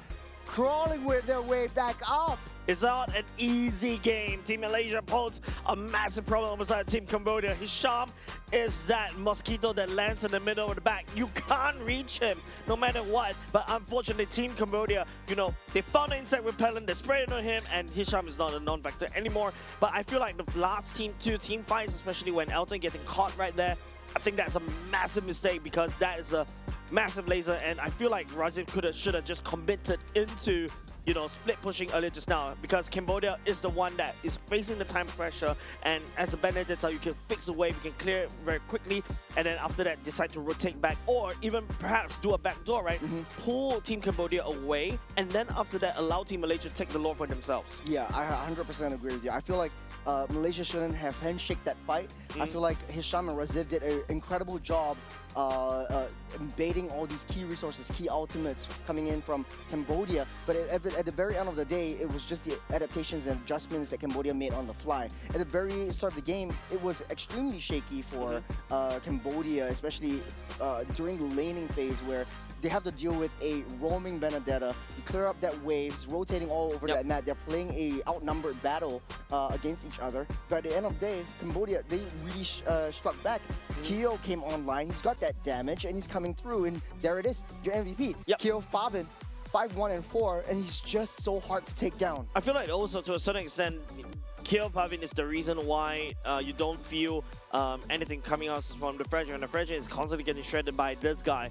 Once I see the Benefit Gun coming in, once I see the Wind of Nature coming in, that's it. Wind of Nature means that he's going to be immune to the damage coming out from the Clot, and then after that, he's just like, you know, gunning people down one after another. Just as long as he's being protected, there's always, you know, a lot of attention being pulled by Solven as well on his massive laser, and then after that, everything just falls apart, right? If you notice, this is also, technically speaking, Team Cambodia. This is Solven being very trigger happy, and finally, at the very least, even though he misses quite a few of it, he lands the necessary one, and that necessary one was on Elton, and then after that, the rest is history. Hisham, I think he did a very good job trying to pull, but it's just the rest of the roster coming out from Team Malaysia is getting counted by Kyo and also Solven, especially on the Fredrin. You know, for Cambodia, it just reminds me of teams that have extremely strong team fights. It's the magic of team fights. They always like to build that death ball, and they know it, and they play it towards that strength. For Malaysia, though, what they excel in is the mind games that they play. For Hisham and Raziv specifically, they're moving across the map. They're baiting out their ultimates. They're baiting out these team fights that Cambodia is not ready to take. For Elton, though, big mistakes coming in from the positioning, and something that they have to fix for the next game. But coming into this next game, I feel like for Malaysia, they can just play an entire game without handshaking any of these team fights at all. Just play the macro game, play the long lane, like you say, a potential backdoor. Last I checked, I don't think that's Team Malaysia playstyle, right? They really like to brawl it out there, right? They really like to handshake these team fights, and then after that they win. They are a very momentum-driven kind of playstyle, and then after that they're looking to scale, right? I think from the side of Team Malaysia, they were able to scale already. Elton was finding good pickups towards the back later parts of the game, but Kyo on the carry just came online because it was just outclassed. It was just outclassed, and not only just outclassed, it's because like the fact is Claude has to dive in, right? When the Claude dives in and eats a whole face full of laser, whole face full of light wheels, I think nothing can basically save that Claude anymore. Yeah. At the end of the day, though, they really have to get that reset. It's a lot of mental for Malaysia, especially.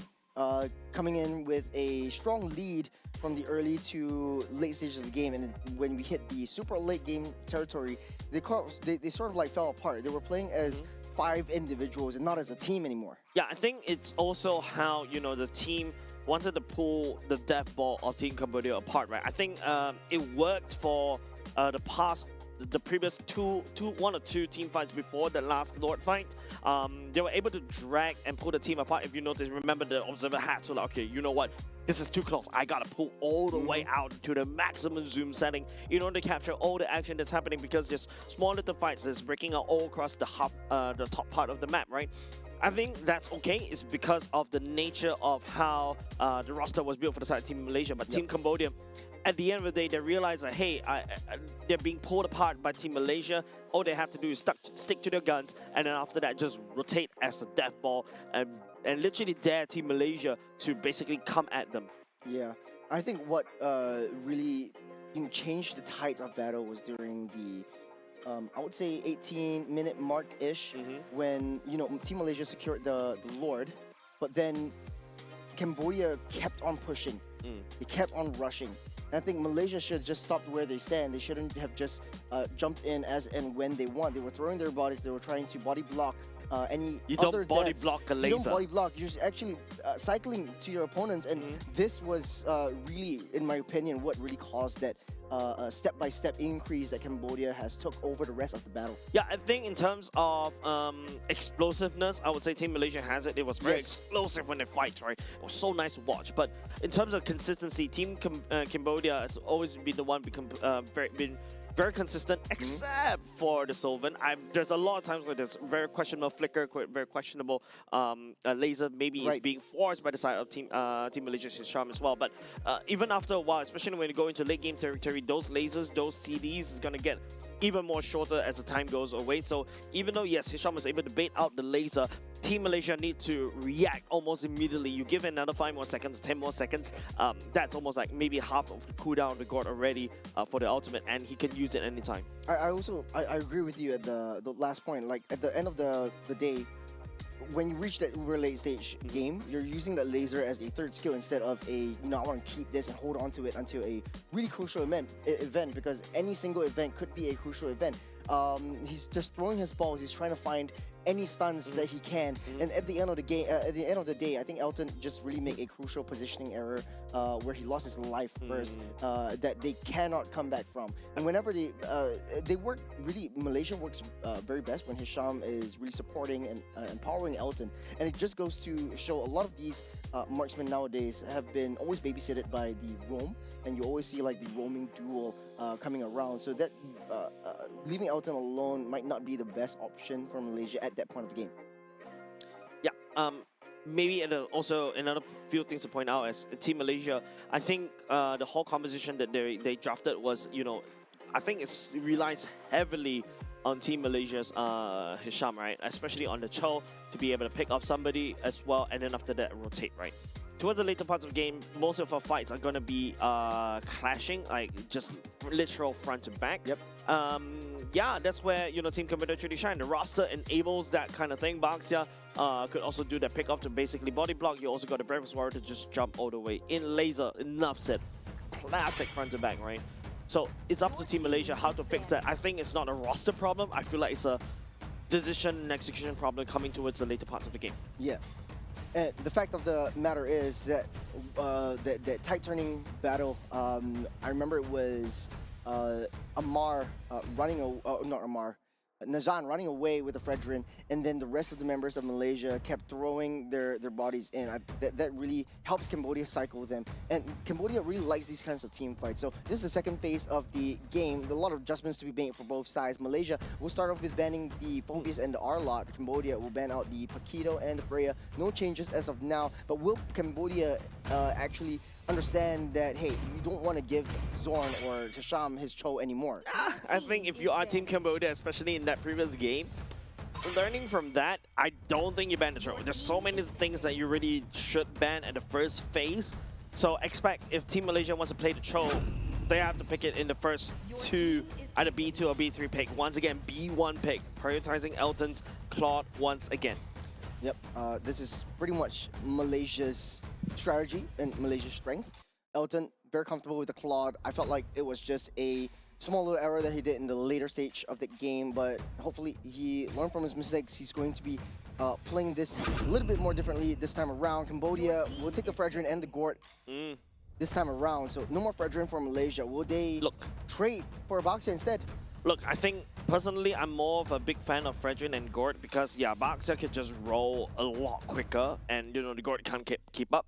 At the very least, Fredrin and Gort right now they're buddies, right? They only got 2 legs, right? They can kind of catch up easily, and Fredrin is a aerial taunt and it's a CC monster, so this enables Gort so much. Especially landing down the lasers over and over again. Now, Valentina, I feel like from Mara was really well done. I really like what I saw in terms of being super aggressive on the Valentina in the early game. But uber late game, yeah, the Valentina falls off. So you really need to get that snowball up and running as soon as possible. Maybe sub 10 minutes. There you go. First phase pick. You definitely have to pick up a Cho. Baxia selected for the side of Nazhan as well. Just a nice little trade over. They're still sticking to the Cho. I think it's just super annoying, and Cambodia suffers in the early game, especially for Gord. And now I think if Malaysia wants to pick up the Valentina once again, they could potentially just do so. Just pick up the laser. Marcel is still on the table, so Cambodia could just snap pick that one up once again. I think Marcel definitely could go back into Team Cambodia. They had found quite a big success right there. And then ban out the Valentina themselves. And then after that, you know, your Fredrin is basically going around and check. Yes, there's a Claude that could deal with the Fredrin later parts of the game, but that's what we call late game, right? Carry already selected by them.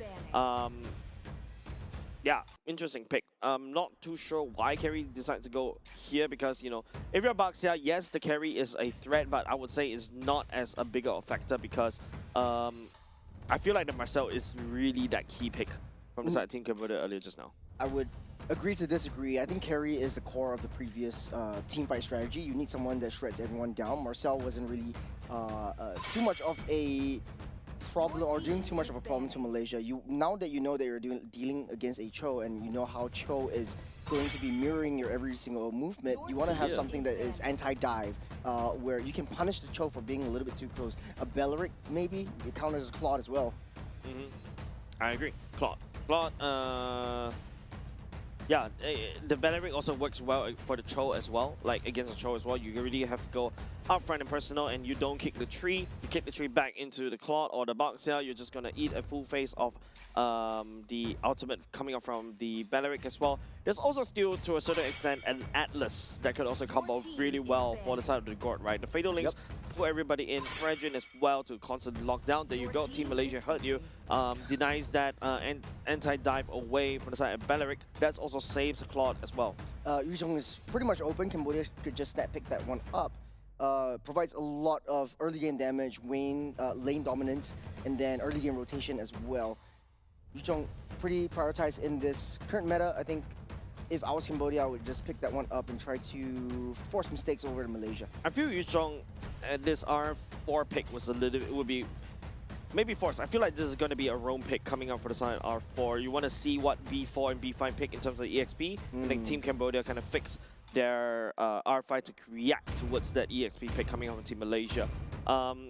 Marcel, I would say, also good. Yep, you're going to go for that one. So pretty much the same draft, it's just trading the junglers as of now. If my sentiments are right, Malaysia might not want to change anything whatsoever. I think the draft was perfectly fine. I think the only adjustments that they need was just the Baxia. Both of these teams change up the strategy quite a bit. Right now you have so much more options for the EXP side as well. Lapu and the Yuzhong pretty wide open. We've seen that quite a bit in this in the AGQ. You know what? If Team Malaysia wants to play early game, since they already got the Baxia, they can follow on to this theme. They can go for the CC and also a Valentina as well, right? Early game domination. Okay, Benedetta, Valentina, sure. CC, I was thinking you could shred through the Fredrin, but I feel like maybe Team Malaysia was thinking, yeah, the threat of that Gord was maybe a little too much, and it's something that Razif can play as well. So as long as, you know, Team Malaysia decides to play the macro game instead of handshaking team fights that kind of not necessary sometimes, especially when Team Cambodia is the one that has a lot more pressure to basically take down the Lord and blitz down the Lord. Razif could have done permanent structure impact on damage on the other side. Right now, last pick for Cambodia.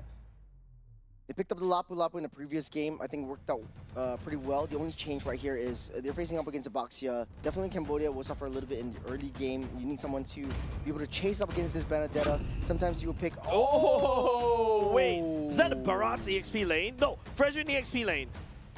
Fredrin EXP? Yeah, Fredrin EXP and them.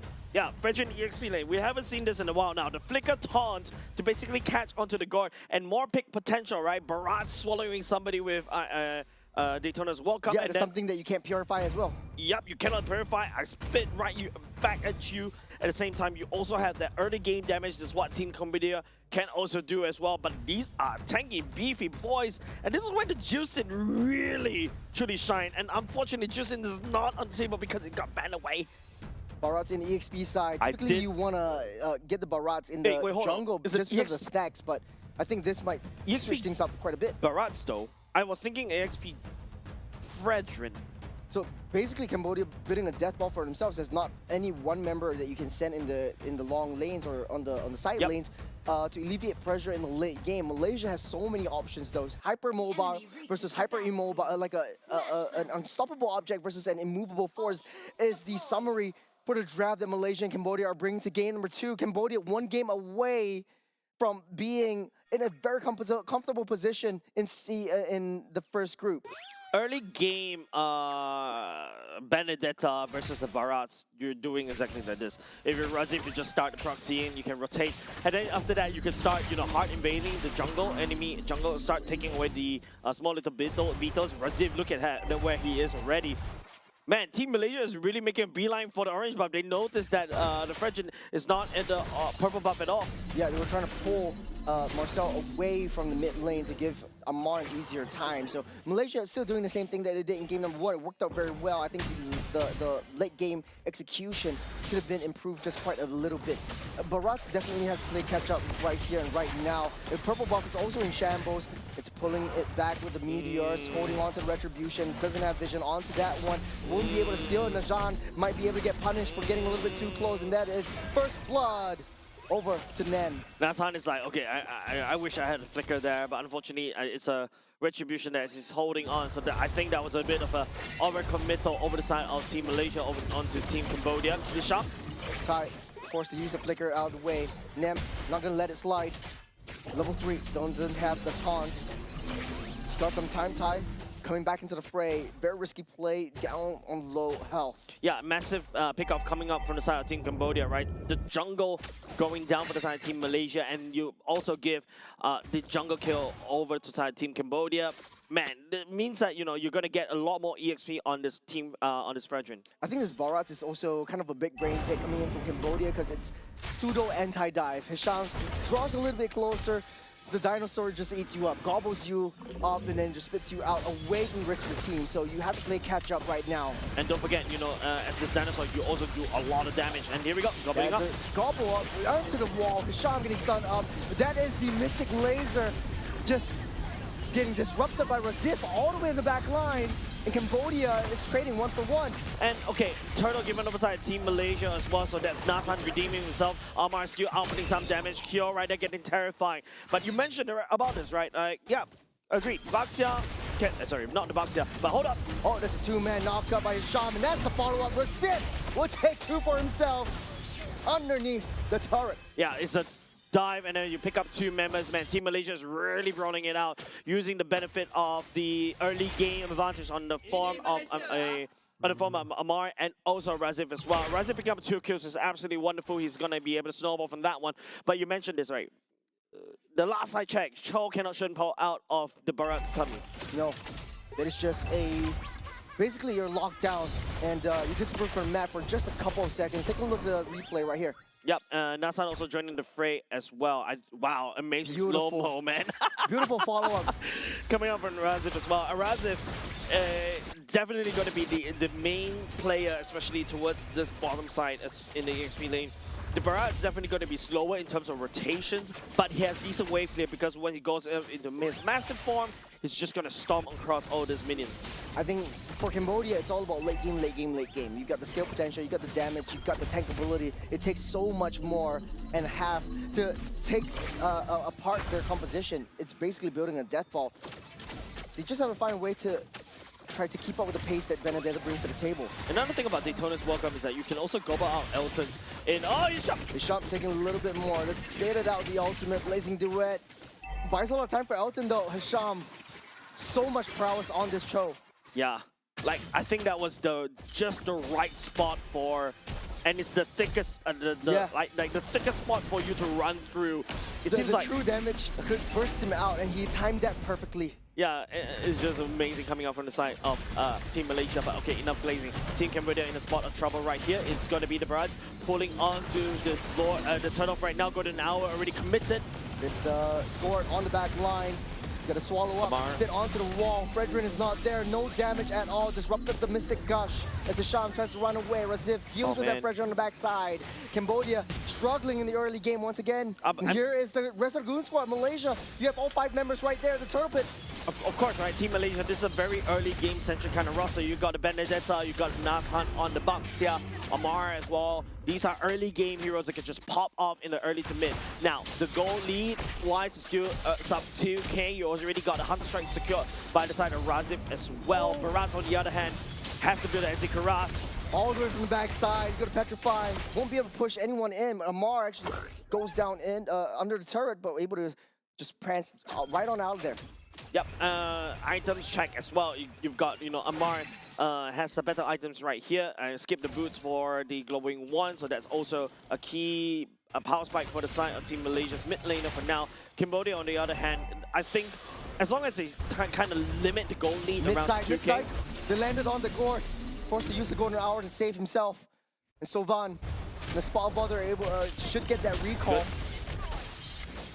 That's good play coming out from Razif, right? Even though right underneath the turret was able to slash away the structure, and then now you unlock Razif to start roaming even more freely around the map. Barat, from the side of Team Cambodia, I like the idea, but I don't like it in the EXP. I'd rather put the EXP on the Fredrin instead. The Flicker Taunt, I would say, is a lot more impactful as compared to, a Barat. Now, the Barat, you need to stack the you can stack the passive through your jungle, but because now you're a lane Barat, you cannot stack it through your jungle creeps. Here's Nasan rolling in the deep, rolling up on top. Tai Odin gets 6 feet underground. There's a Mystic Gush. We'll be able to dash out of there. Cambodia in shambles right now. Elton PTSD right there takes a huge chunk of damage, half HP from that Mystic Gush as well. But this proxy coming up from Team Malaysia is enabled because Razif is roaming around the map even more freely. And now don't forget, if the Barats roam around the map, there's nothing in between the mid and the bot. That means that he's going to become deflated very, very soon.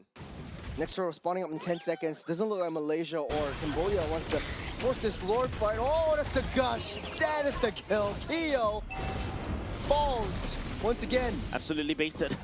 Taking out Kyo is absolutely necessary. You really have to try to find a way to slow them down. Malaysia is 5 kills ahead, 3K as well. Daytona's welcome.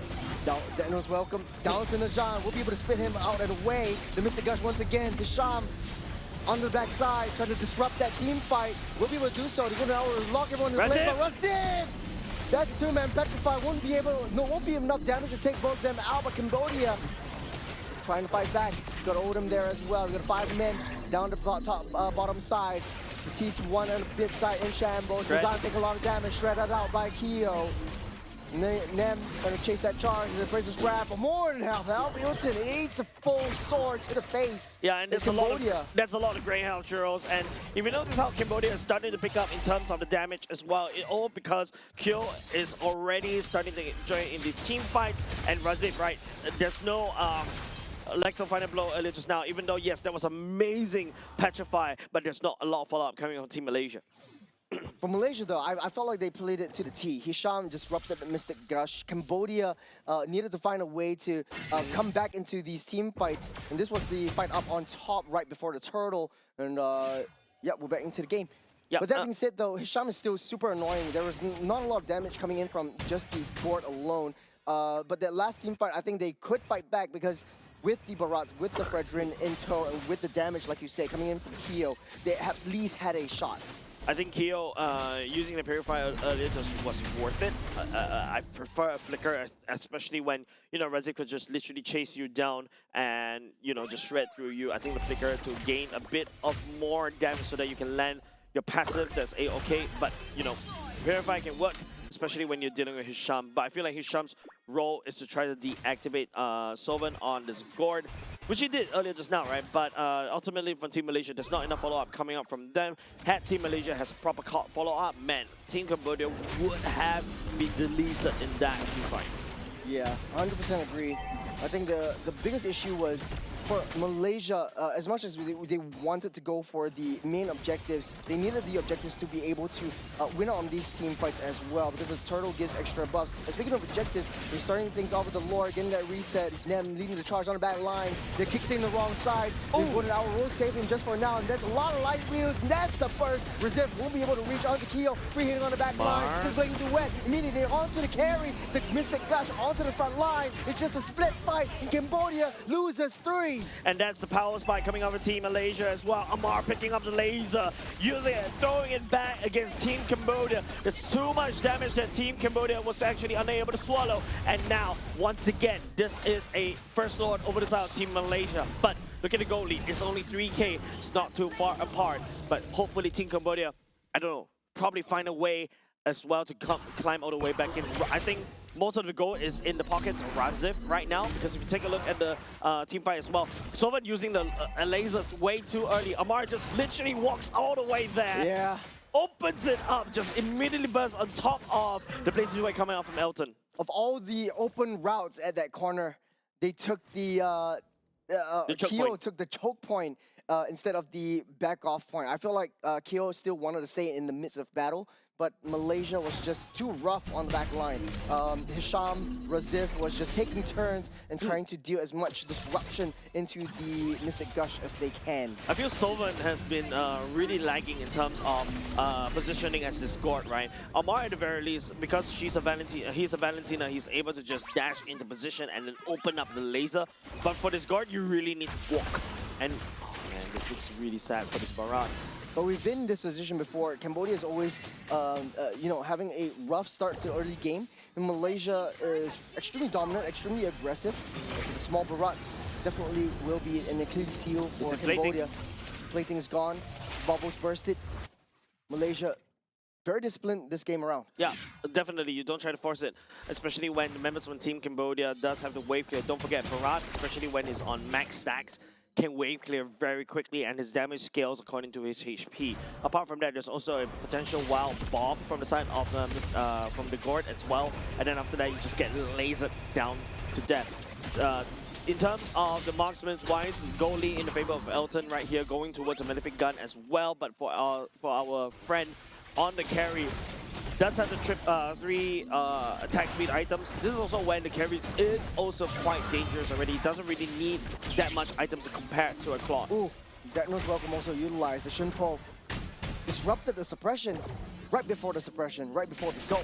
As Cambodia still splitting their heads, and Malaysia knows that as long as Cambodia have 5 different heads and they're not together as one death ball, they are able to win 10 times out of 10. Yeah, I feel like right now what Team Malaysia should do is really tie up the heads together. You know, like Hydra with 5 different heads. What they want, if Cambodia is allowed to basically exist as 5 heads straight ahead and spewing out, you know, all the fire and whatnot, yeah, they do a lot of damage. Oh, Frederick taking a lot of hits. That is Elton. That's the 5. The kick, the Mystic Gush, Hisham in shambles, down by Kyo. Cambodia leading the charge. There's a hyper risky play from that Frederick, and it was just one dot and full blast of the Appraiser's Rev and Oko onto the Claude. Elton just disappeared right there. I believe that was what, Elton and max health? Yeah. Yeah, that was almost. Elton and max health. Just one dunk. Elton, what are you doing? Beautiful. Beautiful from this Frederick.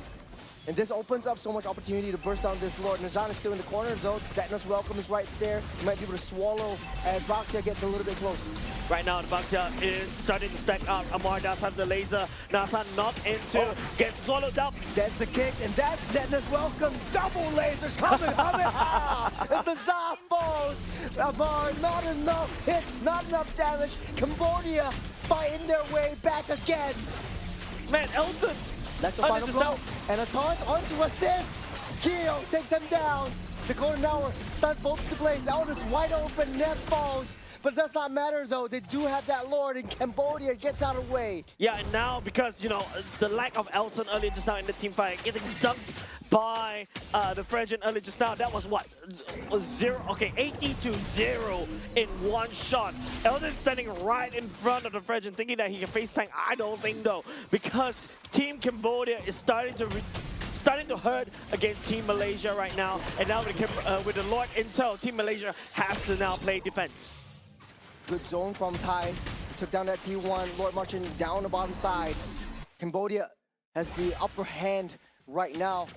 In the team fights, Malaysia are handshaking it. They have so much mobility, could just send Razif down onto the side lanes to try to get a potential split push. Look at the top side of Cambodia. One more hit to be cracked open. Yeah, and now with the Lord coming in, best defense for the side Team Cambodia right now is the best offense, right? They're going to have to send the Lord charging against Team Malaysia, and now they're also starting uproot structures after structures against Team Malaysia. That's the laser getting initiated by Cam. A lot more hits this time around. That's the taunt coming in from Fredrin, taking a lot of hits. Lord still That's up. Rasif on the top side though. They have to deal with the Benedetta in the macro game. Malaysia. Finally, Razif is actually doing what I wanted him to do in the previous game, right? Put a bit of a time pressure against Team Cambodia, try to pull them apart because Cambodia together strong. But Team Malaysia, on the other hand, they know how to play the macro game by right because they've disrupted Razif. That as well, come on to Nazan. That's a full laser, and that's disrupted with the kick as well. Double golden hour, lock double down. And Cambodia trying to push everyone back, trying to turn anything around, but everyone's taking hits, no one's falling right now. Yeah, but you can see like Amara taking the golden hour instead. Kyo with the damage, melting everyone down. In backline, Hisham made a crucial mistake, trying to find that back. That Praises Wrap won't land onto anyone. Nem has to get out of there. Amar actually flickered right into the Praises Wrap, had him at 0.1 milliseconds slower. He's actually gonna just set himself right into doom. But Team Malaysia at the very least was able to stabilize just a little bit, albeit losing bottom side. Currently both these two teams in a very equal situation, but you know, both of these two teams, you know how to work as of yet. Team Cambodia looking very strong as a death ball, whereas Team Malaysia, they can always send Razif up top to basically apply pressure where it's the open lane. Razif, I feel like he is thinking about it. Malaysia's win condition is Elton just needs to be safe. He's always putting himself in a very vulnerable position. I know he likes to, like this. This is damage welcome directly onto the claw. That's a lot of damage, and the laser shuts claw down. Cambodia opened up the floodgates. There's no more damage now, but look at Benedetta. Razif's trying to buy time in the mid side. There's no minutes, right? Cambodia won't take down this Lord. Oh, there is? They have to get that recall. So Van will be right there. Hisham trying to pull them all back. Lord will be taken down by Kyo. Cambodia has to fight on against this Razif. He's doing so much work. No, not good enough. Unfortunately, Team Cambodia is so far ahead. Elton eating that laser over and over again is proving to be an accuracy for the side of Team Malaysia as well. Odom on the chase, and now it's just 3 members left for the side of Team Malaysia. You can see TY Odom letting the golden hour, trying to slow down the retreat for Razif. They got a fat wave, they got Kyo, they got so much damage. This is targeting onto the throne. It might not be enough though. So much wave coming in, they have to wait for the Lord coming on the bottom side. Elton is already online. Man, that was not supposed to happen because Elton on the spot should be able to get out away with the BMI and whatnot. Maybe also have to be a little bit careful with these damage. The bombs can always lay astray, and that's why you don't dance around the guard. A fat wave coming down on the bottom side. Kyo is right there. High, just in the midst of battle. They're sending Sovan back to deal with the wave that's pushing up on that top side. That's locked down, that's immobilized. Cam taking a lot of damage. It's Cambodia on the back side. That's a purifier already used up by Kyo. He's keeping himself safe. He's doing so much damage, and that's the speedy light boost to take Hisham out. And I am okay with how Team Malaysia is playing right now. Razif sent to basically around the open lane, and Team Cambodia decides to send the Gord away. Gord must be removed from the team fight at all costs. And the Razif right here, look at the laser, just threatening against Team Malaysia right now. Shredding on the minions. Cambodia sending sights on the throne. They still got a fat wave. They're trying to disrupt this. Razif still has the electroffinal blow. Will be able to look for the backside. Speaking of backside, Elton with the blazing new web, taking a lot of damage. No, they took us out so long. They still got Carry. Carry's still right there. Still trying to buy some time. This is as well. Come on to Amar. Amar goes down on the backside though. Elton and Razif. It's against 2 versus 5 on the backside. It's Nan. Leads the charge. That's lockdown. That's immobilized. Pop that purifier as well. They're still leading charge.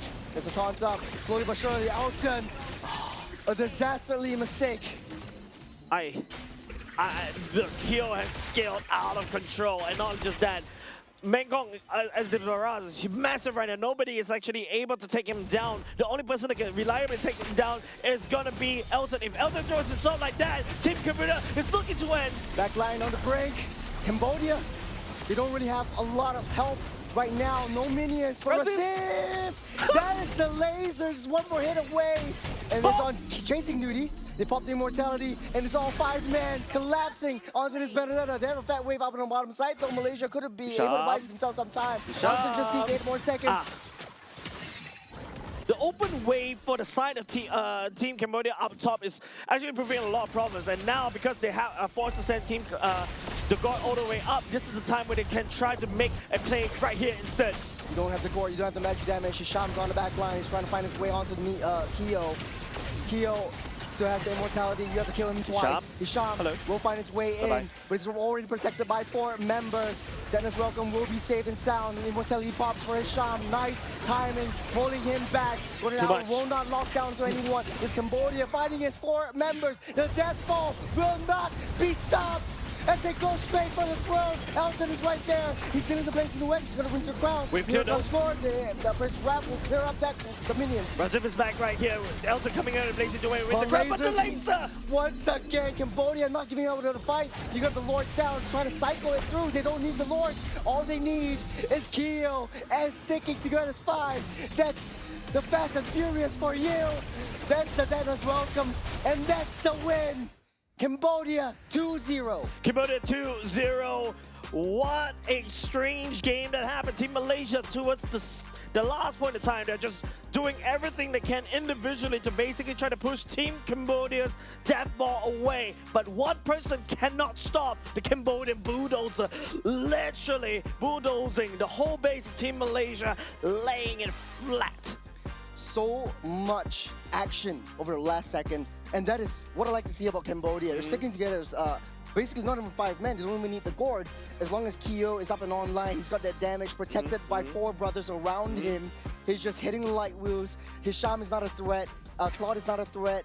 And everyone is just, you know, getting swallowed by the Dennis Welcome. And Barats was such a key pick in the late stage of the game. Yeah, Cambodia was so dominant. Yeah, the pick coming up from the Barats, I would say in the early game, yes, a little bit iffy, right? I was thinking, hey, Barats will eventually fall off priority, especially when, you know, you got your Claude is already starting to pick up all these damage items that could shred. But don't forget, Claude's damage mostly come from the Blazing Duet. Whereas, you know, if you want to deal with the Barats, you need constant DPS. Constant DPS that is provided by the carry that could just shred through HP bar. So I really like what I'm seeing from the side of Team Cambodia, though. Kudos to them. They are still unfazed by the pressure by the side of Razif as well. They're also unfazed by the pressure by the side of Hisham. And they just snowball out of control. And after that, they use that snowball, create an avalanche, and just cover Team Malaysia with a blanket full of snow. They have so much, a little bit shaky in the early game. But once it comes to that tipping point, they always keep cycling. They're not giving Malaysia any room to breathe. And even if the Lord came up, they're not backing off. They're that disciplined. They know the limits of their heroes. They know that they can heal everything back up. The MVP definitely going into Sovan. And he's the one getting sent back into the base. He's the one dealing with the pressure that Benedetta's bringing into this game. Yeah, and if you notice, right, by the time when Sovan was sent all the way back into the base, right there to just do base defense, they have full trust in Kyo as a carry that, you know, they're online. He's online already. All everybody have to do for the side of Team Cambodia is just escort this carry and then just lay down light wheels after light wheels. He will easily shred through Hisham and easily shred through the Bucks here to a certain extent, and even to a certain extent Elton, right, is not able to hold on to the damage coming out from this carry. The only time when he could do it is because of the Winter Crown Blazing Duet, but there are a lot of times where there's a lot of opportunities for that's created by Hisham, created by, to a certain extent, Razif as well. It was not taken by Team Malaysia, right? But Team Cambodia, though, they piloted this roster to great success. It was Team Malaysia that's knocking on Team Cambodia's doors earlier just now, but Team Cambodia held to their guns and they sent 2 Lords against Team Malaysia. You know, Malaysia, you were saying what you wanted Razif to do, he did it. What stopped him from trying to extend that push? Was it the base defense? Was it too much damage coming up from that base rush minions just punching into Malaysia's base? I think it's also because Team Cambodia sending the Gord all the way back, right? The Gord's main goal is to just go back, wave clear, perhaps even use the laser as well. Knowing Sovan, he will do it as well.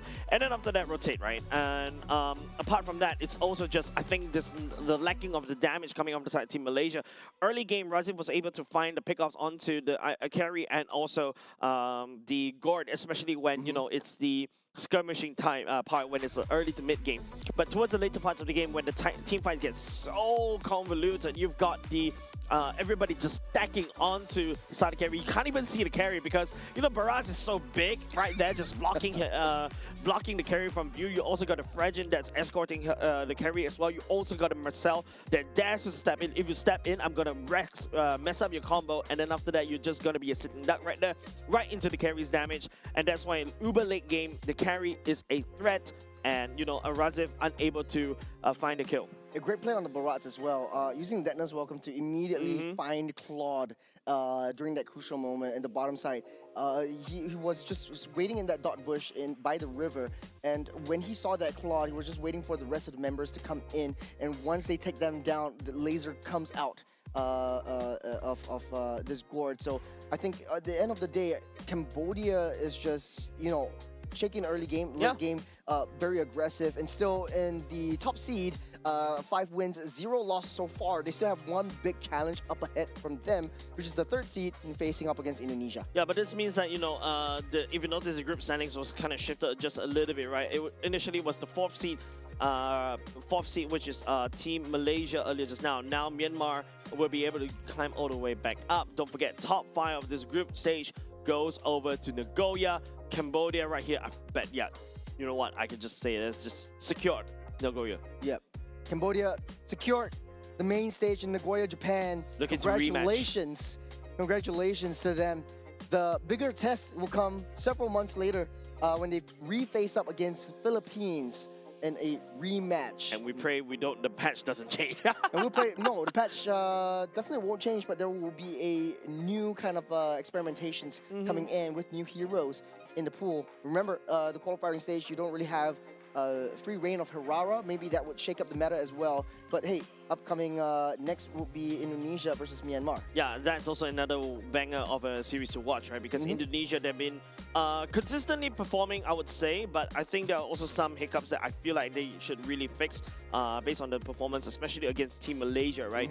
But hopefully this time around they can give a good showing against Team Myanmar. But of course, Team Myanmar, not too shabby either, right? Team Myanmar was able to do quite a good performance against Laos, Vietnam, and also to a certain even Team Malaysia as well. Yeah, they won out against Team Malaysia, but it was a 2-1 victory. Malaysia still took a game over them, and so I think facing them against Indonesia, it's kind of even Stevens, right? When Myanmar statistically is better than Malaysia. It's sort of like a triangle. Yep. Myanmar better than Malaysia, Malaysia better than Indonesia. So now it's a dog-eat-dog world. Dog-eat-dog world. Yeah, literally. Yeah, statistically speaking, we want to see an execution later on. I think there's a lot of factors, especially a lot of teams are currently experimenting with the new patch as well. So hopefully, you know, Team Indonesia will be able to, you know, lock down in terms of the mentality on how to play this. Because don't forget, this is the M7 stack. The 2nd place M7 stack. Yeah, really excited to see what is going to be transpiring in the next stage of the series. But hey, we are going to be 4 matches in so far. Yep, finally, man. We're already more than halfway through. But with that said, ladies and gents, don't go away. After a short break, we'll be coming back with the match between Team Indonesia and Team Myanmar.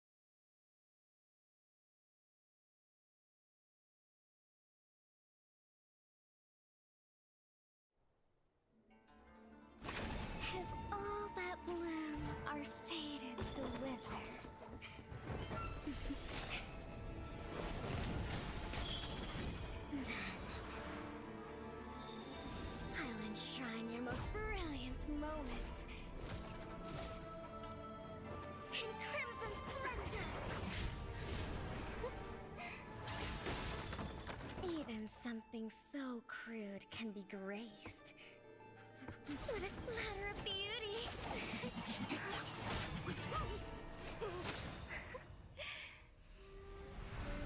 I'll get you out! You finally come to me, Hanabi-sama! This madness ends now!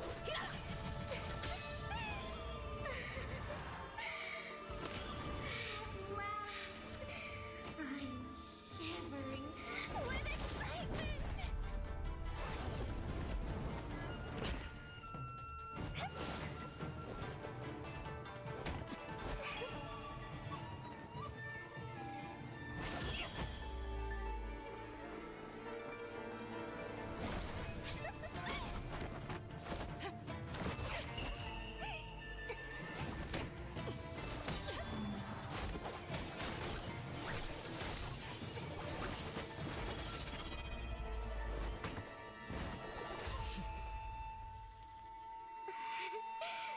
Such killing intent. Does this mean Hanabi-sama finally understands Kirara?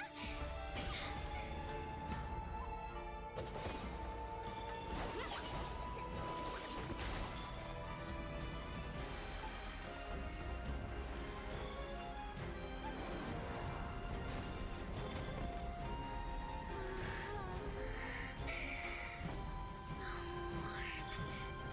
So beautiful.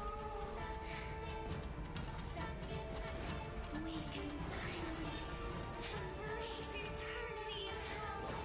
Just the two of us.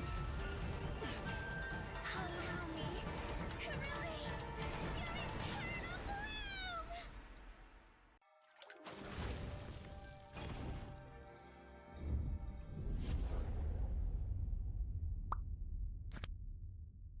The human body was built to move. Not trapped at a desk in one singular posture for 12 hours a day. It's time your chair evolved. This is Secret Lab Titan Evo. Ergonomically engineered for you, gamers, hybrid workers, artists, backing your every move.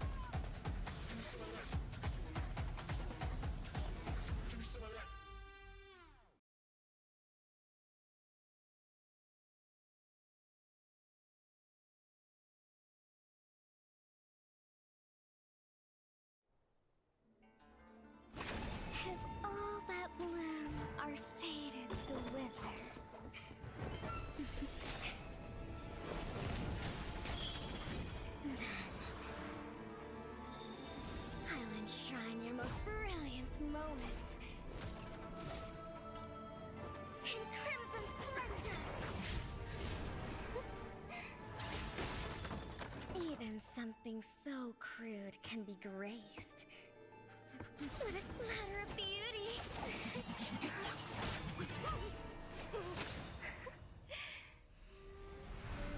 I'll get you out! You finally come to me, Hanabi-sama! This madness ends now!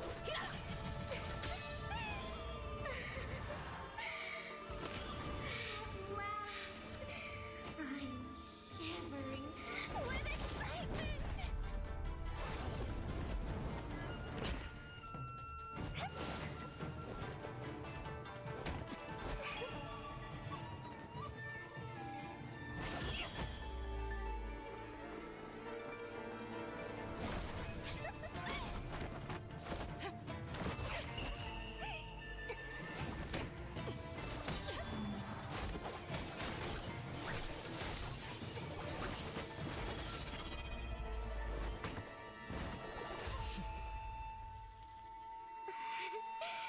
Such killing intent.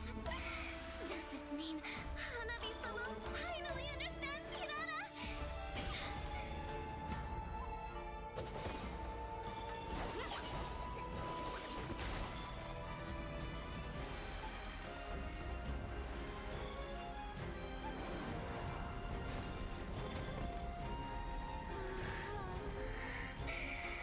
So warm.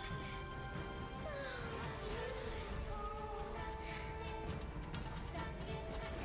We can finally embrace eternity in hell.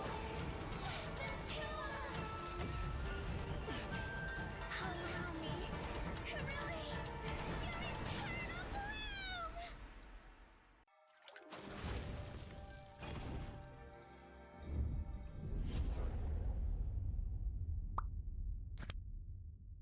The human body was built to move. Not trapped at a desk in one singular posture for 12 hours a day. It's time your chair evolved. This is Secret Lab Titan Evo. Ergonomically engineered for you, gamers, hybrid workers, artists, backing your every move.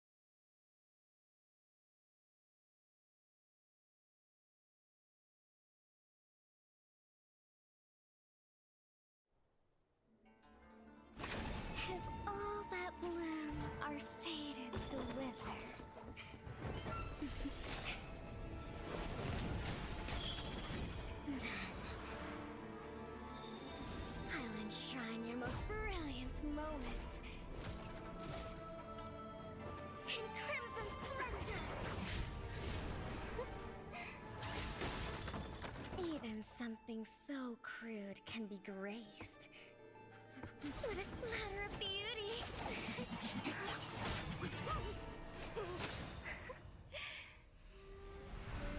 I'll get you out! You finally come to me, Hanabi-sama! This madness ends now. At last.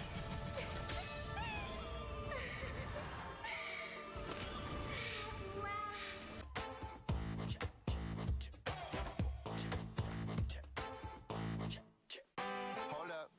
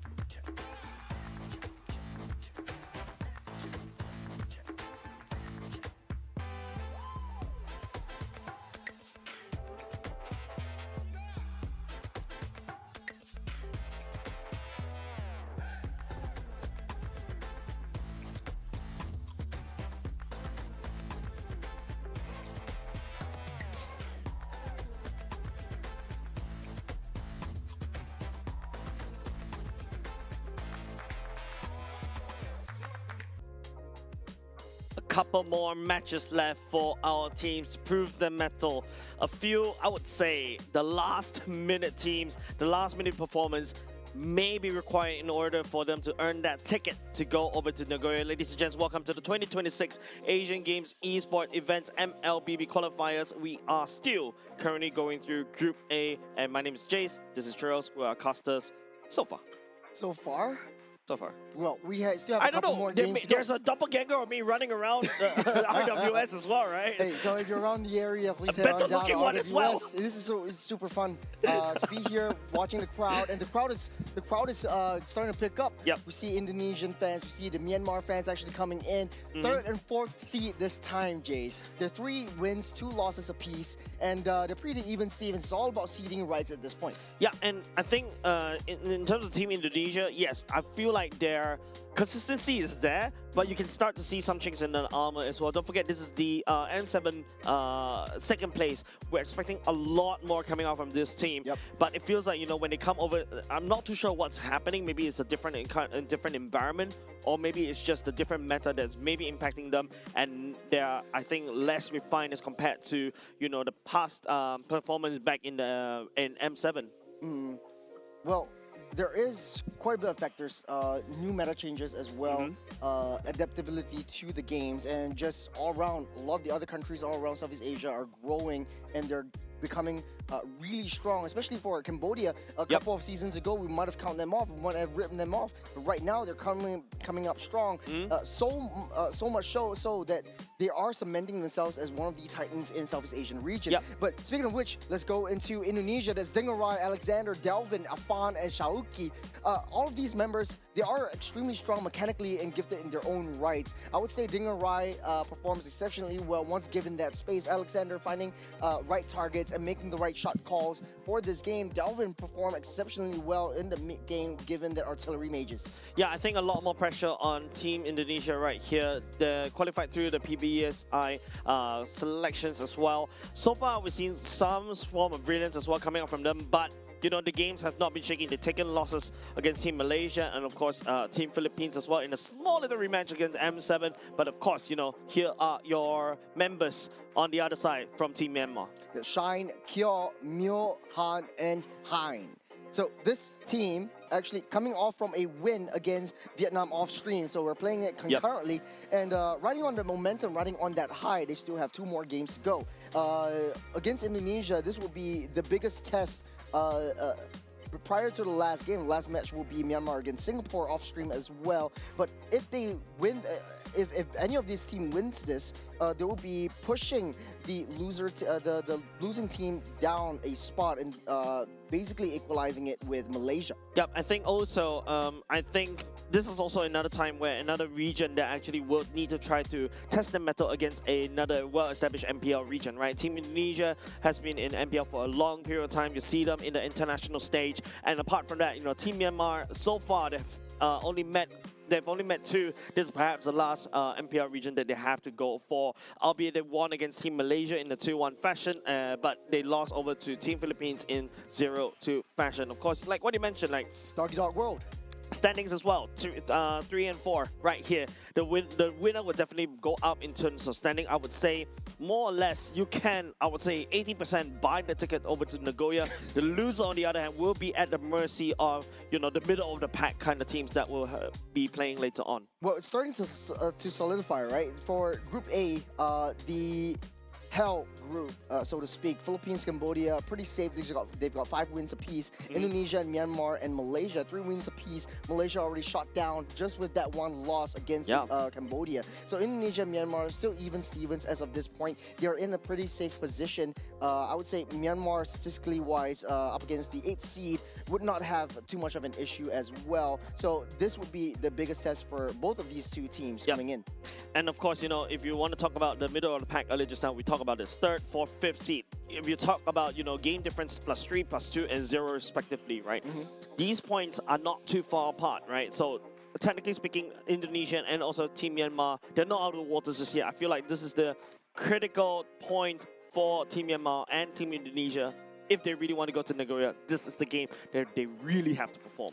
well, it's time to pull out all the stops. We're talking about like players, talking about heroes. There are a lot of priority that comes online, that comes into mind when we see the previous game that Malaysia and Cambodia has done. They have also got some time to learn from the mistakes of the past, or even yesterday and coming into the first game. Indonesia, this is their first game, and it's sort of like a warm-up that they have prior to going in. Myanmar already has that momentum after that win against Vietnam. So a little bit of changes for Indonesia. We talked about this in the previous game, right? Fight against Malaysia, it's a constant push, it's a constant pull. It's hey, we're in it, and then we're cooked. We're in it, we're cooked. And there's so many constant push and pulls. Indonesia really needs to learn how to close out games. I think it's also just because, you know, how Team Malaysia has been really unpredictable when it comes to these kind of engages. There are crazy engages coming out of Hisham as well. You know, shout out to Zorn as well. And of course, you know, I think Team Indonesia was really taken off guard from this one. And now I think if they really want to play MLBB, the more important thing is, especially when, you know, you're going up against a Team Myanmar who may not have a lot of statistics out of there. It's not like one of the region that you will constantly study of. I bet you for the side of Team Myanmar, because your games, especially when you're from MPLID, you're from M7, your games are being studied and analyzed to the T. Your small little minor habits and bad habits is all shown on screen. So this is where, you know, teams such as from MPL Indonesia or Team Indonesia has to be a little bit more careful. You know, back in the days, Myanmar used to be one of the top few teams. If we go take a time machine back into M1, they were in the top 2 seed, albeit they lost to AP Bren back in the day. And right now, coming into this matchup, I would say a little bit of the learning points, a little bit of adjustments that both teams really need to do. And I think we're going into the draft really quickly. There are some heroes that we actually saw today, especially the Barats. Do you think that, you know, Cambodia used it to great success, especially with a lot of the dive-heavy compositions, with the Chos that are coming up, with the Clods that are coming up? Do you think that the Barats pick will really shake up the meta? I feel like the Barats pick is still more, I would say, under the meta, under the radar as of yet, because I feel like it's so easily counterable by the carry. Barats usually, I would say, you usually put it into the jungle. Right. The reason why I feel like the Barats appeared in the previous game is because the Akai got banned off. It's the same idea as an Akai, all right? I hold you by either push you to the wall using heavy spin as an Akai, or I use the Daytona's Welcome into just basically take you, prevent you from actually using the Retribution. I secure objectives and I move on.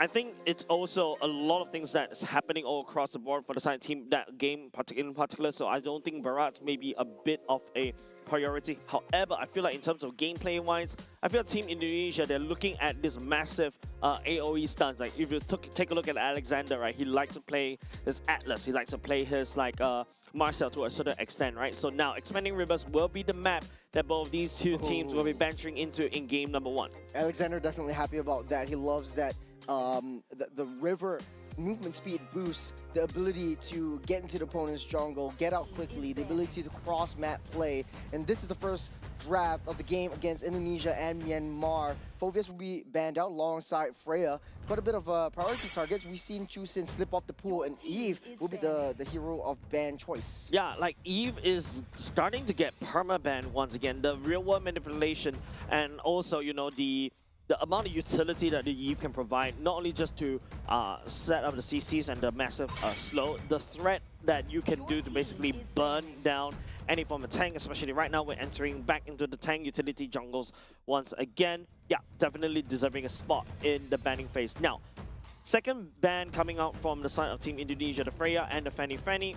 I feel like the reason why Team Indonesia is afraid of Fanny, because usually when you go abroad in the Southeast Asian regions, they love to play these assassins, especially Fanny. You saw even the Suyo, or to a certain extent the Hellcat, get tossed into the ban as well, especially when they're facing up against these regions. Ooh, okay, going for the Hellcat ban once again.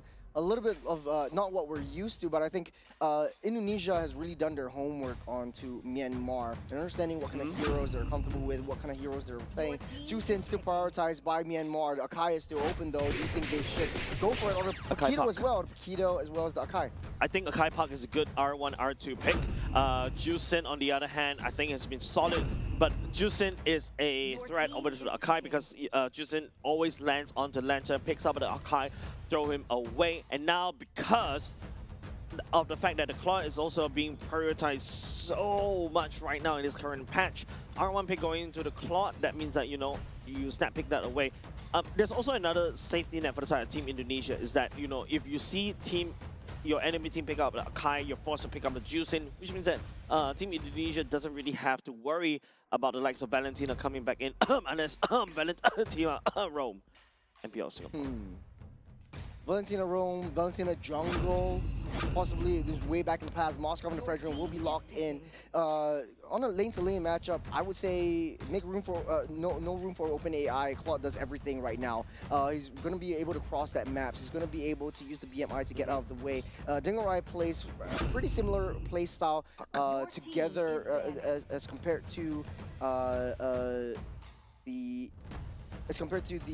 opponent's team. And right now, I think for Claude in the Moskov matchup, Moskov does quite a bit more in terms of the 4-1 composition. You're able to put that Moskov on the side lanes, and then he's able to join in that team fights. If you do the same with Claude, though, it takes a little bit of time for him to match up. Another thing about the Moskov coming into this patch is also pretty interesting, right? You can use the Spear of Misery to kind of push the Akai away from the heavy spin, or to a certain extent push the Claude away from the BMI. So a bit of a like go away kind of toolkit that Moskov does bring on the table.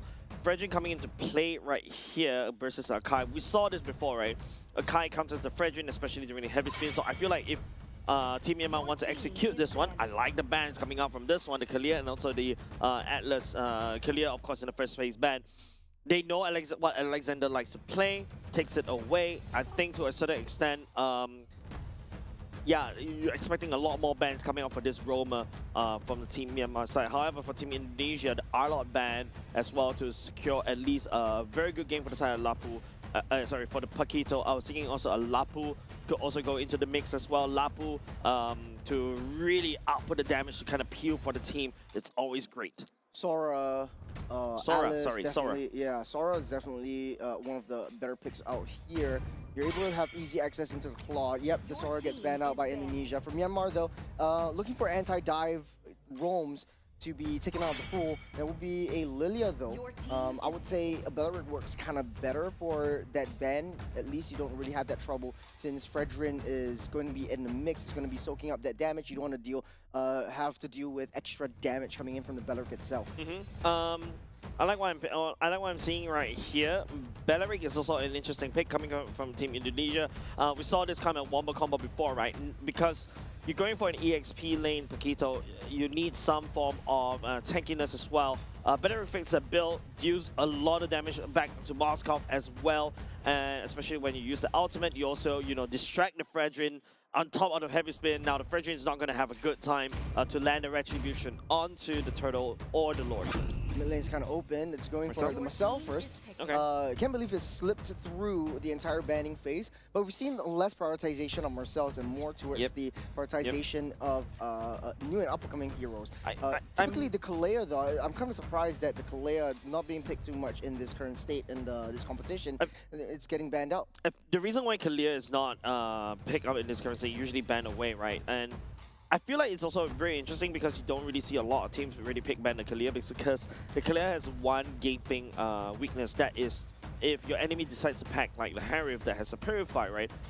Who do you catch, right? You don't really have anybody to catch, and especially right now when we're going into more tankly utility jungles, the last thing you need is to pull or catch Tsunami Slam the Akai back in. It gives Akai a gap closer, and then you spin for the win. Right now, Team Myanmar goes for the Khalid. Raging Sandstorm activator, Uranus coming in for the play as well. So 3 thick bodies protecting Moskov and Jusin.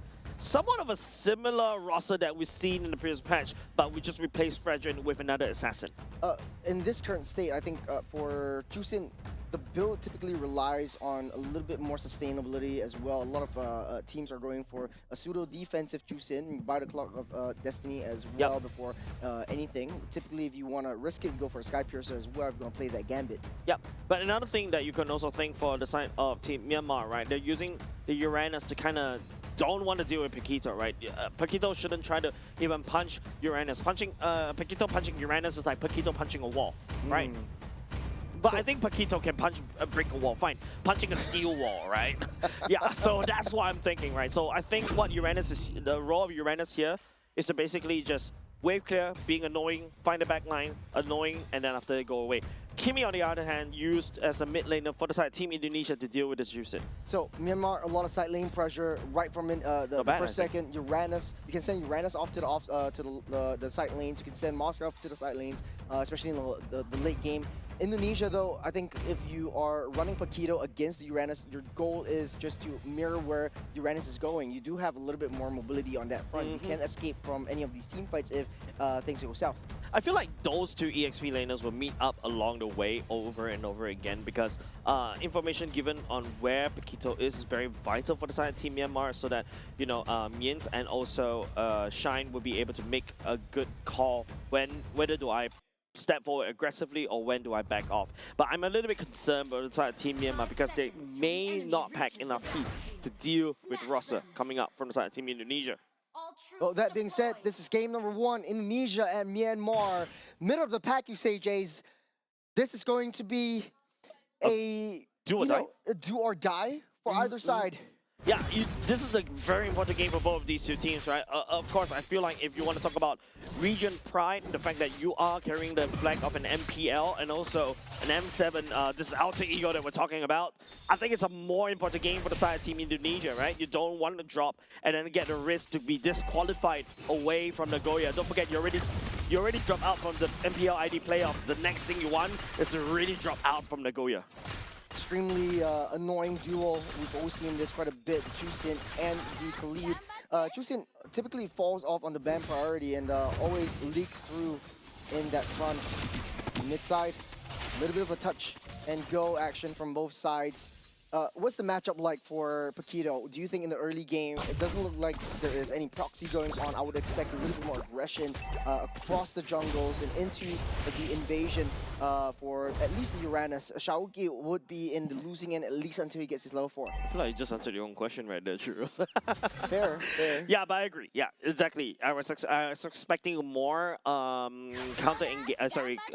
proxy wave coming off of Paquito and also the Uranus. Maybe you see a split. But I think it's also because you also have to take into consideration that you got Team Myanmar. Ooh, Dingarai down low. Able to get safer now. Total spawning on the next 13 seconds though.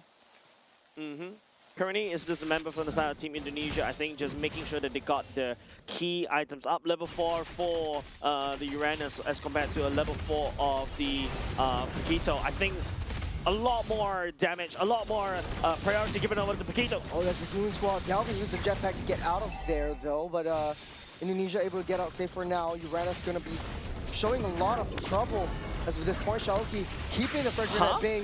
Use that flicker to get out safe. Getting pulled back. Shaoki in a spot bother. Will he be able to get out? This first blood going into Hein. And then even though the damage coming off on Delvin on this Kimi was not good enough to basically push down Hein as well. First blood given over side Team Myanmar, not only just that, the first turtle as well. And immediately you see the rotations coming in from the side of Team Myanmar. They are already hard invading right there, and it's not looking good for a start for the side of Team Indonesia. Not only that, the turtle didn't go in the way of Indonesia on the bottom side as well. Look at where Dingarai is underneath that turret. The damage from Mia on this Khalid is just too much to handle right from the early game. And even the lane priority is shifting towards the favor of Moskov. As a gold laner, how do you deal with that? You're both late game heroes. Who do you think would have more priority in this early game? I think priority-wise, it's going to be a skill matchup. That's a lockdown. On to Tuya. Will be slain by Delvin. Yeah, a good pickup coming up from the side of Team Indonesia. That's just a consolation prize. I feel it's going to be a skill matchup. Speaking of skill matchup. Golden Hour or late down, but not enough reach for Indonesia. Big ultimate as well. Not only just the fact that, you know, Dingarai couldn't actually jump into less. He gets stunned himself by that Golden Hour as well. But I spoke about this, right? It's going to be a skill matchup. It's all about whether Dingarai will able to stack up the Art of Thievery. If Dingarai has maxed out Art of Thievery in the early game, he should be able to deal with the Moskov, but the Moskov can easily disengage with Spear of Misery. He's also taxing a wave for this Claude. Very difficult to get even remotely close, but then again, he's always in this position where, or Claude is always in this position where you will suffer in the early game just a little bit. In the late game, finding the right position will be crucial for their success. In mid lane, a little bit of a taunt action, and getting pulled back upon using a head spin. Trying to push Fredrin back underneath the base. You get the Appraiser's Wrath, but it will not be enough as Han goes down. Man, Team Indonesia invited Myanmar's jungler all the way into a position that he don't want to be in. The overwhelming welcoming hospitality coming out of Team Indonesia, bringing the jungler down. It's absolutely funny. Slowly but surely, Uranus taking a lot of damage. Hein will be able to prance out safe. Indonesia sets their sights on for this turtle. But don't forget, it's still a 2-level difference between the two junglers. Definitely the turtle goes into the favor of Team Myanmar. This knock-up, Juicing already utilized it ultimately to get out of the way, getting pulled back. There's a 3-man golden hour. Paquito on the back side. There's a Kai getting fouled. On the bottom side is a solo kill for this Moskov. It's a fight all over the map. Shaoki, bloodthirsty. Doesn't have the combo, doesn't have the ultimate. There's 2 members on him. That's Retribution also used. You will be slowed down. Indonesia making mistakes in the early game. A trade for a trade, ladies and gents. Team Myanmar is the one that actually got out most of it. Members from the side of Team Indonesia don't have the damage to deal with Kyo as of yet. That solo kill down bot is also not very good for Dingerai. And not only just that, the mid bot lane also for the side of Team Indonesia is broken down. Definitely not a good look, especially if you're a Dingerai. Just playing into the hands of Shine and you're 1 level behind. There's not a lot of backup coming in from that bottom side. You're left all alone, trying not to extend yourself too much far forward, but I feel like this Shine is trying to bring the wave towards himself. We're starting up this turtle again. Afan is still in position. I feel like Team Myanmar, Stallion Pulse doesn't really catch into anybody. There's lockdown, there's the stun. And there is Uranus on the back line. Dalvin had forced to use that flicker to get out of the way. The heavy spin will lock Fredrin into place. The SOD goes wide. Alexander down for the count. He will be able to find a way. Getting the stun up. You know that Appraiser's Wrath getting laid down as well. It's hell breaking loose for Indonesia. As Team Myanmar just go on and on, slow over and over and again. Team Indonesia dropping like flies. 4 members going down for the price of the robe. Team Myanmar got the best thing out of this deal. It's not over yet. Dingerai, the only member that's left, taking a huge brunt of damage from Shine. Yeah, it's going haywire for the side of Team Indonesia right now. Team Myanmar is the one that wins in most of these clashes. It feels like, Team Indonesia wants to handshake on these team fights, but even though, Shiayuki finds an angle on this Paquito, wasn't able to take down Neo. But then again, the Uranus is also doing the same, and in fact, the Uranus did a better job at zoning. If you take a look at that, Hein still unstoppable right there. Appraiser's Wrath just slapped onto Alexander, especially with so much gray health. Dingerai couldn't actually hold on and catch up. And now, because all of a sudden, Team Indonesia is kind of forced to use the heavy spin even early on. Team Myanmar, I think they're not there to take down the turtles. In fact, the whole idea is to use the turtle as an excuse to find the kills onto Team Indonesia. On the bottom side, Hein is left all alone. Uranus might be able to get punished right here. Indonesia is trying to look for that. They're bloodthirsty. They're all seeing is red, but Uranus is not giving them that satisfaction. And here comes the Goon Squad. The SOD will land. Get the Moskov also potentially coming in. This is not looking good for Indonesia. Heavy spin at the same time, the Golden Hour will try to freeze the members. Dingerai forced to use the blaze to do it all the way back. That's like a lot of goes hits. down. That's a lot of hits from Dalvin as well. As Indonesia fights their way back, the Appraiser's Wrath, and here comes that Moskov all the way from that top side. The problem is the Uranus. You can see how Team Indonesia don't have the damage to deal the Uranus at all. And this is a big problem. You drafted a Kimi. I would say that is one of the ways to deal with the Uranus. You also have Dingerai on this court as well, right? But the Uranus goes unchecked. Shiayuki on this Paquito wasn't able to, keep him in check at the same time of the top, and also unable to side push that lane, proxy the wave. He's staying underneath the turret way too much. Hein. The threat of Hein is way too much to handle. Speaking of Hein, blocking off the escape route. Shaoki, nowhere to run, nowhere to hide. As Kyo picks that one up, Indonesia falling apart. Yep, punching a metal wall, like what I mentioned earlier just now. And don't forget, this is a good pickup coming out from Afan. But if you notice, it requires a lot of resources for Team Indonesia to be able to take down everybody. And once everybody is concentrating more of their attention onto the likes of Kyo or even Hein, Shine is out doing a lot of damage. Han can also do a Fraser's Wrap, slap onto somebody. Alexander doesn't really have that amount of HP bar to be able to deal with the true damage from Han as Team Myanmar secures the Lord.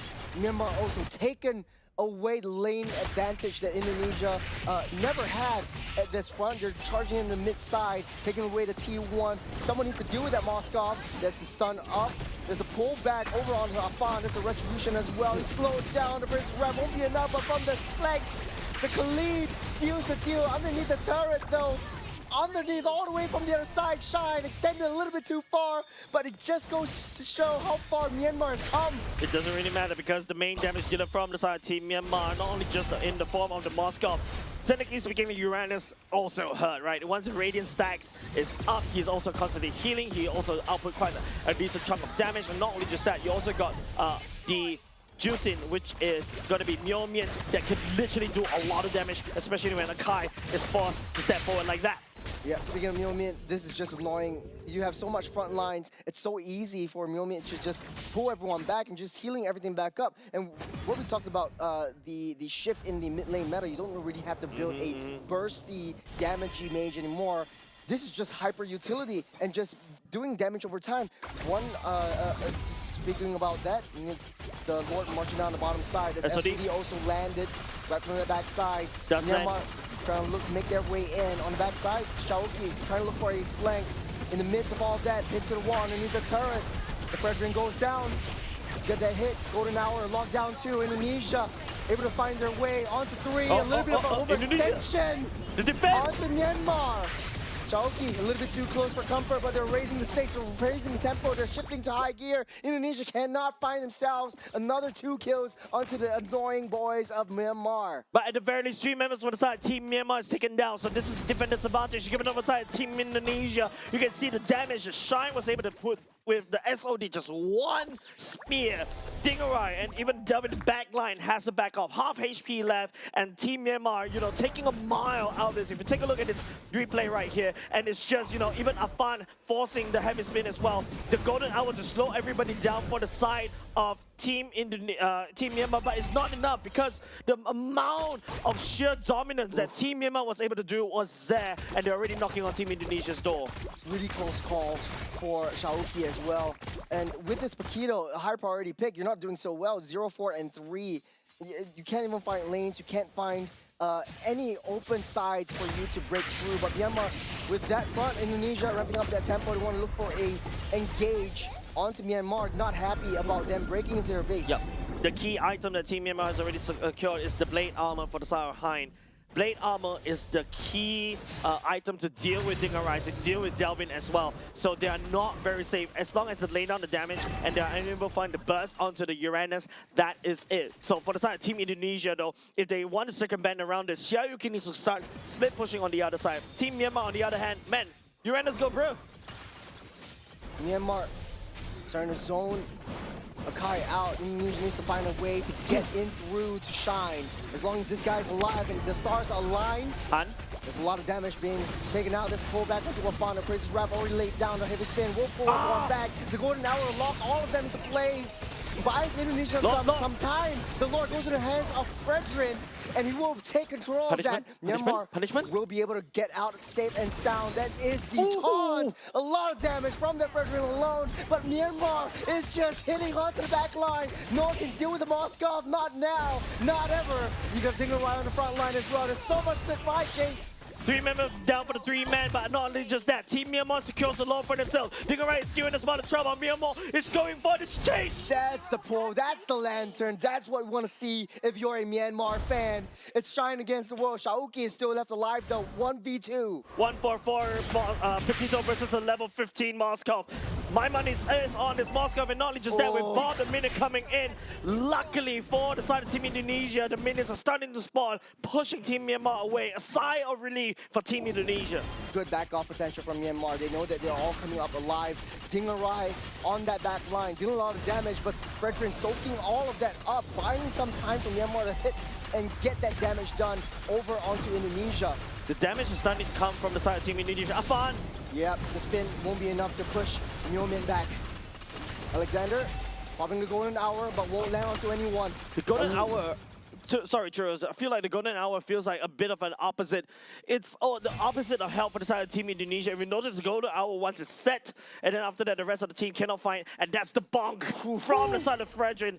Lots of lots of gray health, and he was able to just soak in the amount of damage, turn the favor back into Delvin, and burn him down right there. But not only just that, I think the Moscow unfortunately has scaled. Turret at a sliver in Indonesia, trying to buy that time, get that defense down.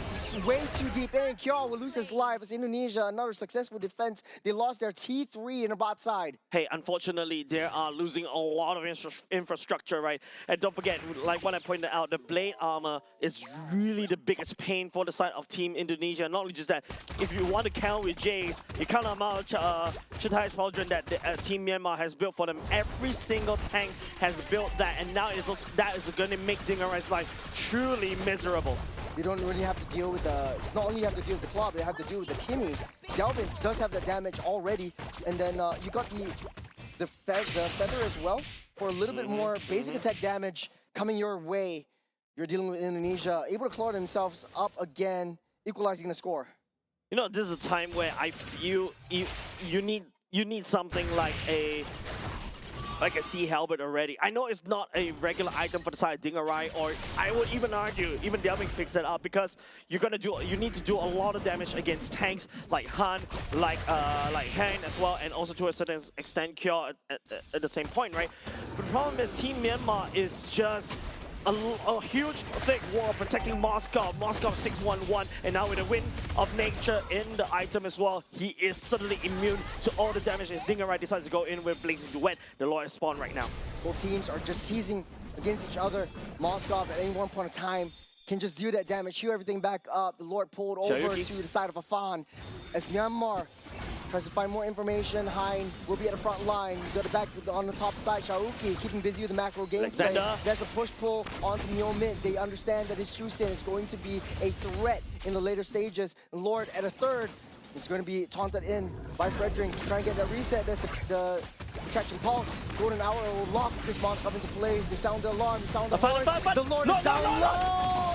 Afan steals the Lord from underneath the noses of Myanmar. This is the time for the counter engage. Man, there was a period of time Afan forgot the Lord earlier just now, but I feel like the shock of the crowd actually dragged him all the way back into his duty. This is the thing that Team Indonesia should have done from, I would say, the 3rd minute mark, because, I mean, they lost so much of these neutral objectives. Finally, they're able to put that back. What a play. Indonesia just played that so beautifully. Alexander just understanding where Moskov is, using the golden hour to push him back. And once he's locked up, it's just got so much time for this Lord. And like you said, Afan, he just forgot his duties. He's got the heavy space, pushing the pressuring back. I think finally Alexander is doing exactly what I want him to do, right? His whole goal right now is to really try to push Shine all the way back, and now Team Indonesia with Lord in pocket, and of course Dingarai this time is going to have a bit more time to scale. But don't forget, Xiaoyuki is a mid-game priority. A lot of damage! That's a 2-man lockup with the Traction Pulse. Indonesia slowly but surely breaking their way in. The Lord already marched up the top side. Crashed in. Myanmar, that's a golden hour, 2-man lockup. Might not have time for an engage. Shaoki trying to find a flank. There's 2-man stun. There's a lot of damage. Down goes Hein. No more Uranus. Fredrin, there's a 2-man energy eruption. There's a taunt coming in as well. It's still all 5 members up for the side of Indonesia. And down goes Myanmar. A counter engage. What a game that Indonesia has built for themselves. Team Indonesia fall from the break. It's not over. And now they're going to try to push 4 men down for the side. Team Myanmar already as Team Indonesia looking for the win with 1 super minion, 1 siege minion. It is not for naught as Indonesia clawed their way back up into the game. All the way, they fought from the bottom, they fought from the back, and now we're here. And this is exactly why I admire the Team Indonesian spirit, right? It's not over until it is over. For a period of time, we are literally playing at the base of Team Indonesia, but one slip up, one perfect golden hour creating that golden opportunity to push the Moscow away. Not enough damage coming out from the side of Team Myanmar. I did say that earlier just now, right? Like, this is a roster that is meant to protect the Moscow. If the Moscow is not available in the front line to be able to dish out the damage, the whole team just stop and stand still. Yes, you got a lot of HP pass to go with, but Alexander did a wonderful job isolating that Moscow earlier just now. You know, you pointed out one thing. The entire side of Myanmar bought a Chesties Pauldron just to slow the attack speed from the Claude, but they forgot about the Kimmy. Kimmy's just free hitting from the back line. The traction pulse very non-committal. You close up to, and they overturn that situation. So Indonesia, very hard fought defense, very hard fought engage, re-engage with the Lord over to take this win. Yeah, but I think also the Kimmy, I think that item from the side of Uranus is the blade armor, right? It's just constantly a big nuisance over the Kimmy because Kimmy has a lot of attack speed built in that's not scaling based on attack speed because of how Kimmy work. If you guys play the game, you know, right? But the problem is because of the blade armor, the Kimmy actually do a lot of damage to herself as compared to doing to the Uranus. So MVP goes over to Dingarai, rising up at the last minute. Also, secondary kudos over the side of Alexander on this Marcel that was able to isolate down the Moscow. The Moscow was the main damage dealer from the side of Team Myanmar. It was a hyper carry. It was denied by the side of Alexander, but the main damage in order to deal with the Fredrin, the Uranus, and also to a certain extent, the Khalid has to be done by this Claude. Yeah, Dingarai suffered a little bit in the early game, especially against this Moskov. He's always getting pushed back. He doesn't have that farm. He was one level, at 1.2 levels behind the Moskov. But at the end of the day, Claude is a late game monster. Yep. Different, same animal, different beast. That's why I said if there's a tier above S tier, I will put him there, right? Because the Claude is such a strong pick right now in this current patch. Trust me, next patch, you expect the Claude to get nerfed because of the fact that, someone showed us the fact that if you bring a Claude with the fighter emblem, you're just gonna absorb so much HP from your Blazing Duet. But if you take a look through these emblems, this is exactly what I mentioned, the fact that, Dingarai rack up with the fighter emblem. The fighter emblem on the Moskov, I would say, a bit iffy. I feel like it's still beneficial if it goes back into the marksman emblem. Maybe, hopefully, it's the collateral damage that allows him to stay in lane even longer. I like one thing that you point out within the game as well. The Golden Hour is basically a double-edged sword. It is. The way that Alexander used it in the earlier parts of the game was sus. It was not to their favor. He's trapping his own teammates. He's buying time not for their own team, but for Myanmar. Myanmar could be able to stack up all these spears, all these energies. You see a lot of burst damage coming in just because of the Golden Hour if it's not placed right. He made a little bit of adjustments in the later stage of the game where you said it right and you called it out, where he should be able to use that Golden Hour to just zone out Shine. If you take a look, blade armor, exactly. There's not a lot of Athena shield on the side of Team Myanmar as well. That's where, you mentioned this, Delvin is like literally free hitting, shredding through the likes of Han, shredding through the likes of even to certain extent Hein at the same time, right? Yes, you got an Oracle, it's good for personal healing, but not exactly the item to go for if you want to deal with this Kimi that's just constantly sending magic bullets at your face. Myanmar was able to create that lead, and the issue was they couldn't hold on. I felt like they should play more of the macro game instead of trying to force the team fights and handshake it in within the main objectives. Shine wasn't left onto the side lanes to try to push. Typically, you would get the Moskov over the side lanes, push it in, and then use the SOD eventually just to join in the team fights. And you don't really want to take the team fights to a 5-man Indonesia. But I've seen it before, right? Where the Moskov was actually split pushing on the other side. You just need one SOD to miss. Yes. And that's it, right? And don't forget, the Moskov was sorely needed in all these team fights coming out with Team Myanmar. Yep. He's the one that's outputting a lot of damage from the backline. And also, yes, technically speaking, Juicin can do damage as well, but it's still a ticking time bomb kind of thing, right? You just pick somebody up, drop it down, but you need DPS, especially when you're dealing with a team such as Team Indonesia. You really have to just chill through, and hopefully the collateral do land, especially on the Akai. I feel like also another thing is from the side of Alexander, right? I think the Marcel pick, I was just toying with the idea, maybe, just have to try to find a way to use the Golden Hour to cut away the backline, force the backline towards the front line, and then after that, you try to just push them into a place that they don't want to be. But if you notice earlier part, you mentioned it, the adaptation from the side Alexander was great. And I think it's also, you know, a fun fight remembering that his job is to actually not only just to push the Virgin away, but to also retreat that Lord. That's also something that he did quite well as well. Yeah, and I want to circle back to your point just really quickly about the Moskov. It is a conundrum, especially for Myanmar. They played it off very well in the early game, but in the late game, it's kind of like you want to send the Uranus onto the side lanes, or you want to send the Moskov. And like you said, you needed the Moskov in the skirmishes in order to get that damage. A lot of them are building like high utility. Even the Juicin doesn't really have a lot of heavy damage. It's all mostly DOT. But then you only need one SOD to miss. Then you also have that opportunity to potentially break open a lot of the turrets through the bases though. I feel for the side Team Myanmar, if you notice how they have been playing this so far, it's that they'll do the 4+1 thing, but you know, of course, that you see Moskov on the side lanes, right? Another person that could also potentially fill up that slot for Moskov is the Uranus, right? You got decent wave here. You can also rush down into coming into the flank to start threatening the backline as well. Don't forget, Uranus does a lot of damage, especially with the Radiant stacks. You should try it. It's actually very scary. There's this once, right, when I Uranus at max stacks, just one punch onto the Farsa, half HP is gone, and the Farsa has to fly away. So that's also a potential threat that the Uranus could potentially do as well for the side of Team Myanmar. But hey, Team Myanmar was in the driver's seat all throughout the whole game until the last 2 minutes, until they made a mistake. Team Indonesia capitalized on it, and then after that start shoving all the damage in. Yeah, tipping point was definitely on that last Lord fight that Afan. Essentially Afan using the heavy spin to push that Fredrin back out of the way, and even Alexander using the golden hour to just zone shine out of the way as well, freezing him in time, and he just can't get into position as and when he wants. That is where, you know, Indonesia actually comes back into it. They still got the spirit, they still got that fight in them, and it's still one game up against Myanmar. Like we said, this is the middle of the pack battle, and I think Indonesia one step closer. There is some shaky issues that they need to fix. There is some mistakes that they have made in the early game, especially on a lane-to-lane matchup. I think that Myanmar mechanically understands how to play around with the economy lead in the side of the Moskov and the Claude. If you notice how Myanmar plays, it's the same as similar playstyle as Cambodia as well. They like to fight as 5. They're not used to the macro playstyles that, you know, some of the MPL regions start to boast, right?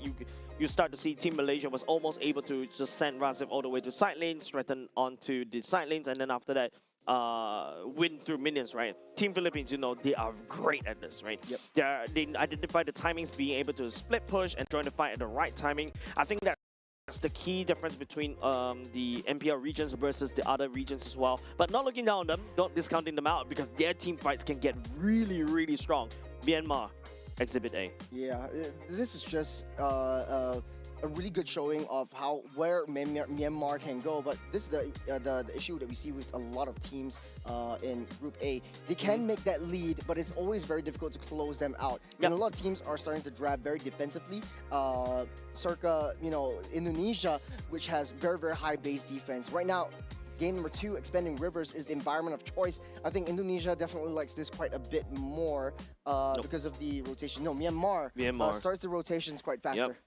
I feel like, I think early game, Team Indonesia was trying to bite more than they could chew as well. So I hope they kind of fix that up just a little bit. Be a little bit more decisive. I feel like there's still a slight hesitation from the side of Team Indonesia. Whereas for Team Myanmar, if they decide to fight, they will fight. They will fight you. Like you owe them money or something. Now, there wasn't any major hero that in the previous game that they should fear. I think both teams really played to the T. The Helka we banned out right here. I think still what's open is the Freya as well as the Kido. Myanmar in the first pick. You want to leak out the Freya to them. I feel it is up to Team Indonesia to ban the Freya. The Juicin, I feel like it's not really scary. The gold laner for the side of Team Myanmar was really well protected, so that's why Shine could truly shine, no pun intended, right there for him. Then after that, you know, the Moskov just unleashing a tremendous amount of damage, especially towards the later parts of the game, especially when it's splash damage as well. I feel right now it's Team Myanmar they're selecting what they want to pick first, right? Juicin first pick is great because, you know, you can always use the Juicin to deal with that Akai. Myanmar going back into the same bands as well, Phobias, Yves and Kalia is the same exact bands as we saw as game number 1. Last ban will be the Freya. Akira is still open. Claude as well. Myanmar, If they want to go B1 Claude, that Yep, could also be the possible. case. possible it would be juicing once again. If it ain't broke, don't fix it. Myanmar's just executional issues. I think everything should stay ceteris paribus, so to speak. But Indonesia, that would be basically Akai coming in again alongside Claude. I mean, I even though right now the flavor of mine is the Akai, but Akai going up against Juicin, that's something that, you know, you see how annoying it is. Even to a certain extent, Team Philippines and Pomucheno, Seno actually also find a lot of problems drafting Akai into a Juicin. He's constantly getting picked up. He's constantly, you know, being thrown around. And the worst case is when the Juicin throw a tanky hero back to your front line, then all of a sudden you do a lot of damage to them as well. So, yep. Team Indonesia has to bite the bullet. They have to give it to Kai. You don't want to give it over to Team Myanmar as well. Yeah, 100% agree with this draft so far. No changes as of now. I think the only thing that Indonesia should fear is the Khalid once again. For Myanmar, it worked out extremely well for them just because the Khalid has so much damage and so much vision play that it brought over to their side that Indonesia cannot really handle the early game damage. Seems like we're going back into the same exact draft. I'm the kind of guy that likes the variations when it comes to see when I'm watching MLBB. Seems like Team Myanmar is stepping forwards back into that Fredrin, Juicin, Moscow. What's next? You also got your what's it called? Your Khalid. Then after that, your Uranus as well from the side of Team Myanmar. Once again, protect the Moscow. The only slight variation coming off the side of Team Indonesia will be delving onto the Lilia instead. And now, based on this, Lilia can burst. Lilia is a lane bully. Against the Juicin as well? Faster. Yep, against Juicin. But not the fastest clear. Is the Correct. fastest clearer. And also you hit power spike at level 1, right? But not known to really take down tanks. Seems like, you know, from game number 1, Team Myanmar is gravitating over to a really thick body to be able to deal and protect the Moscow. Seems like, you know, Team Indonesia picked that up. They are going to take away the Khalid as well. Yeah, I talked about this, and I think Khalid was a very, very big threat in Indonesia's draft earlier on, especially when you want to run something like a Marcel. You want to be able to run through and run past your enemy to know where they are, give information to your team. But the Khalid is always in the way. He's dealing that damage, and then before you know it, you blink your eye or at half health, and then you are finding yourself running back without any information whatsoever. So it's just a waste of time if you have to deal with that Khalid. Also, the Cho creates so much annoyance, and Indonesia just doesn't want to deal with that. Yep. A lot of roams are getting taken off the board as well. Both these two teams haven't selected a roam just yet. Belleric is a good idea for both of these two teams can potentially use it as well. But I have a lot more hopes coming up from the side of Indonesia Afan as well on the Akai. I feel like the Akai was really just slightly underwhelming, even though, you know, yeah, I did say that there's a Juicin to really be annoying right there, and the Kai wasn't able to do a lot of things because he's constantly getting picked up. But I feel like there's certain cases where Akai could have used a heavy spin to carry and really push and disengage away and pin somebody to the wall so that you be able to do damage. But hey, enough said. That's game number 1. We go to game number 2 right now. Akai, I hope that Team Indonesia will be able to pilot this Akai a lot better. Midfielder Airlines coming in from the side of Team Indonesia. Taking a page out of Philippines' book. I like it because this goes back to the Ube strategy, and with the Lilia and the Claude alone, you have that kind of zone potential. You have that high burst when you come even close. Yeah, okay, Team Myanmar bans away the Yuzhong, right? Now, Arlot opened up. Low-hanging fruit for the side of Team Myanmar. I feel like Team Indonesia, maybe R4 pick is a better Arlot pick because, you know, every time Akai get pushed, Akai pushes somebody else, that's a free bench for you to dive onto it at the same time. I think Arlot is going to have a bit of trouble going up against Team Indonesia right here because of the Akai, and also Mathilda could easily pull and save somebody away. And even if they time it right, you get the guiding win and you get that mark, you dash all the way back into the base. You highly commit into that one. And speaking of high commitment, that's the glue as well. Super tanky together with the Fredrin will create a lot of mayhem for Indonesia from the early game onwards. But well, I think in the Claude and late game would be able to shred that as well. Lilia not too worried about the mini glues as well. What do you think about Ruby here from the side of Team Indonesia? Risky, a little bit too glass, I wouldn't say glass cannon, but they're a little bit too paper thin. Saw how Weeloon played it for Team Singapore. Yeah, it does have that a heal potential and a sustain potential, but it might not be enough. Shaoki played a great Benedetta. Hopefully they post that out this time. I mean, there's also a Lapu if you want to go back to something more standard, right? Yep, there you go. I mean, the reason why I was thinking about the Ruby is because you can basically try to hook onto the Moskov. You have a ton of CC or CC monsters, and even if you accidentally fall a little bit too far, the Methoda can also come and save you. And don't forget, you also heal a lot from those glubits. What do you have an official name for the mini glues? Glulets? Mini glue. I think just mini glue. Sure, mini glues. Gooblets. Gooblets sounds like a cuter name as mini glues. But the L doesn't roll off your tongue. It's so hard to say. Yeah, it's like what? It's like what? Million reptilian?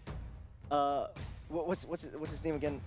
You're the one that coined that name for him. Mammalian the reptilian. Yeah. I love that. But hey, you know, this is Myanmar's and Indonesia's time to shine. I think a little bit of a changes and shakeups from the draft for Myanmar. They have very strong early game potential. Will they repeat what they did in the previous game and eventually close things out? Yeah, I think Team Indonesia, this is going to be a high-octane kind of gameplay. They need to really make use of the map to rotate as quickly as possible, try to catch onto Shine, try to catch onto Mio as much as possible. Because, you know, going into the map right here, if you don't rotate using the Mathilda, then basically you're wasting the Mathilda. But at the very least, Mathilda in the early game does a lot of damage, so that's a decent poke that you can try to do. But now, as we go into the tank meta is not very susceptible to hard invades. That's the beauty of a Lilia. So much of a lane bully right off the bat, just destroying all the mini glues around. Power spike since level 1. Yeah, especially with the fix, right? Lapu is still a solid pick, still cookie cutter and kind of vanilla, I would say. But looking at what Lapu is trying to do right here, I think it's to probably pose a threat over to the Moskov once again. Every time you slash, especially if you have your War Axe, especially when the split happen, you're going to heal all that all the way back up. But apart from that, I don't know, I just feel like there's another better EXP out there as compared to a Lapu. The better one was banned, which is the Yuzhong. Would be good in their lineup, but Lapu is actually winning lanes, pretty much dominant if you look in the mini-map. I mean, definitely, right? Arlott in the early game doesn't really have a lot of priority because it's reliant on the cooldowns basically to wave clear as well. But because of the fact that you got the Vengeance that could just heal off that very quickly, I think that's why he can sustain in the lane. But his true power spike comes at level 4. Yep, Alexander's definitely also on the other side of the table going to empower this Lapu because sustain is pretty much the name of the game for Indonesia at this point. Once you get a photo, that is a power spike not only for the Matilda but for everyone around Indonesia. Dingerai having a feud day up on the top side, better than the previous game, not playing very defensively anymore. Total spawn around the bottom side this time round. Level 4 checks both EXP laners and also mid laners.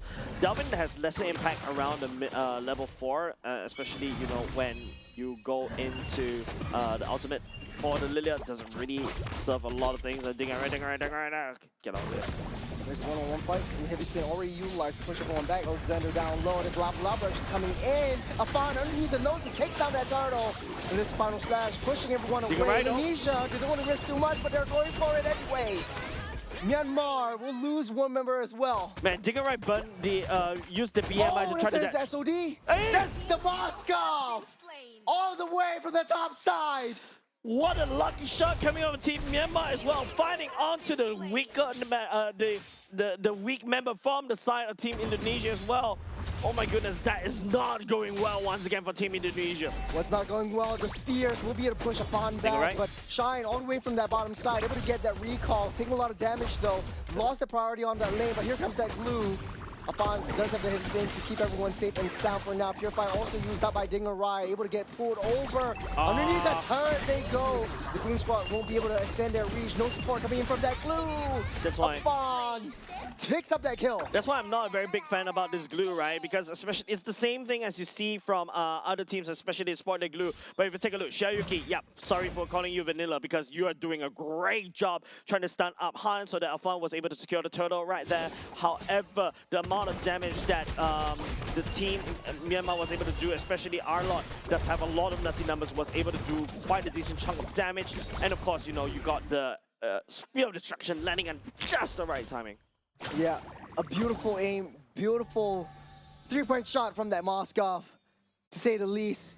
As Indonesia, though, I think basically that team fight was won on the turtle pit. They need to find a way to capitalize on that one.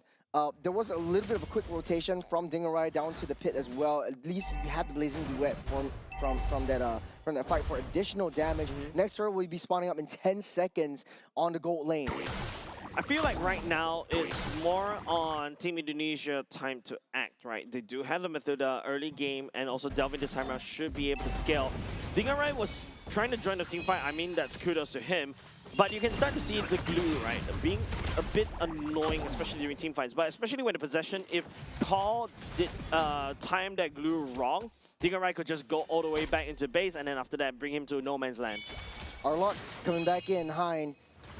Trying to push Dingarai all the way back. Sending him to half health. Speaking of half health, that is Fredrin being taken out. Bursted down by Dalvin. Afan picking it up. Threatening the needle. SOD misses everyone in the coagulation. Yeah, it's just unfortunate. Once again, the first SOD was great, the second SOD not as great. But Shine is actually down in the bottom lane, opposite side of the turtle. Team Myanmar knows that this Moskov needs a lot more damage, a lot more farm in order to be a little bit more prevalent. Dingarai joining the team fight is actually great because it supplements onto Delvin's damage and Xiaoyuki's damage to a certain extent. And then hopefully they farm Team Myanmar's players instead of your minions. The high utility coming in from Afan's heavy spin and locking this Fredrin down, definitely not a good look for Myanmar so far in the game. They're losing a lot more priorities in the lane as well. And speaking of which, Blue finding a little bit more information, just being a nuisance down the bottom side. Speaking of bottom side, the Xiaoki picking up with the kill onto the Moskov. That's absolutely wonderful. That's the power of again, with the heavy spin, pinning into the wall. Nowhere to run, nowhere to hide. That's a pullback. No! The guiding wind won't reach its mark. No, wait, I think... Okay, hold on a second. I hope there's a replay for this. That's the final slash once again. Delvin with black shoes. Back to that full health. A lot of damage coming in from that Lilia on the top side as well. Mid side, though, the Claude bought some time to take down that T1. Yeah, mid lane already taken down away. I really hope that there is a...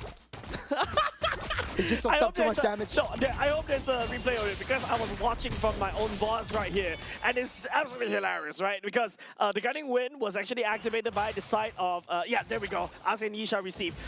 Take note on, okay. Yep. He's making his way down Alexander in the river. Yeah, I think all eyes on Alexander, right? Alexander using the Guiding Wind already to try to dash, hopefully try to save Afan, but Delvin took it instead! Delvin took it! Oh, okay. I thought that was the Guiding Wind. We were able to pull him back out. That Guiding Wind was supposed to basically punch Afan out. Don't forget, Delvin does have the ultimate to try to back off. Instead, well, we have like a lot of... Okay, we're back. Okay, we are back into the turtle pit. Turtle at half. Hold over to Afan's side. Xiaoki taking a little bit too much damage. Myomin at the position to push the EXP lane away. Indonesia is fighting a 3-on-4 in the mid side. This final slash on the two. Dalvin will use the black shoes to get into deep. Taking a little bit too much damage. The heavy spin will keep him up and alive. Pull the glue away. The Blazing Duet will not reach its mark, but take a lot of damage in the mid side. As Indonesia will be hitting a lot of, will be taking a lot of damage and will be dealing a lot of damage onto Myanmar. But everyone is safe and sound. No one's falling as of now. Moscow's up top, just shoving against Team Indonesia as well. While Team Indonesia, for the side of Fan, working on the turtle instead. Good damage being poured over to Myo, was able to push him away. The Flicker also committed as well. So it's just how Team Indonesia is constantly handshaking Team Myanmar in terms of these 5v5 fights. They love it and they crave for it. Even the rapid boots for the side of Dingarai was also built as well so that he can rotate all the way down to assist and fight as 5 because they know Moskov will be on the other side trying to farm up. if the Moskov lands an SOD, okay, fine, we'll fight 5v5. But if it doesn't, hey, we will have 5v4. That's the engage. Alexander will be able to use the guiding wind all the way back out. The BMI, that's a Purify also used up, so the spear won't connect. Yep. And that's the thing, right? If Team Myanmar wants to fight 5v5 and you're packing on Moskov as well, you need to find a way to confirm that landing of that spear as well. So it's also up to how, you know, the rest of the team members from the side Team Myanmar communicate, right? I think the easiest one is from Han's taunt, so that once the taunt happens, Shine can just send down the SOD right at Fregin. So I think it's a lot about communication, but there's a lot of displacement tools coming up inside Team Myanmar as well, right? The Final Slash and also the Glue can bring Team Indonesia into the awkward position, causing Shine to miss the SOD. Now as we're seeping into the first lore of the game, we stand to see quite a bit of adjustments into the gameplay from Myanmar especially. You're sending Shine to the side lanes to try to deal with the pressure and try to build up a slow minion wave to try to push into Indonesia, which is what Indonesia kind of is unable to handle at this point of time. Teasing a little bit more on the jungle at the top side. Trying to push in the turrets, no one is initiating anything more. But the longer the time goes, right, Team Myanmar should have a solid foothold. If you notice the location of Shine not joining the team fights as of yet, Hein on this Arlot is able to dish out quite a considerable and respectful amount of damage. Team Indonesia though, sending Shiayuki all the way down bot to basically deal and fix that wave before joining is still okay, but that means that, you know, you do not have somebody like a secondary peeler for Dingarai. Technically speaking, Delvin has the magic shoes to basically go all the way back, helping him just a little bit. The Mathilda as well, but I feel like right now you just need a lot more solid CCs that the Lapu can offer.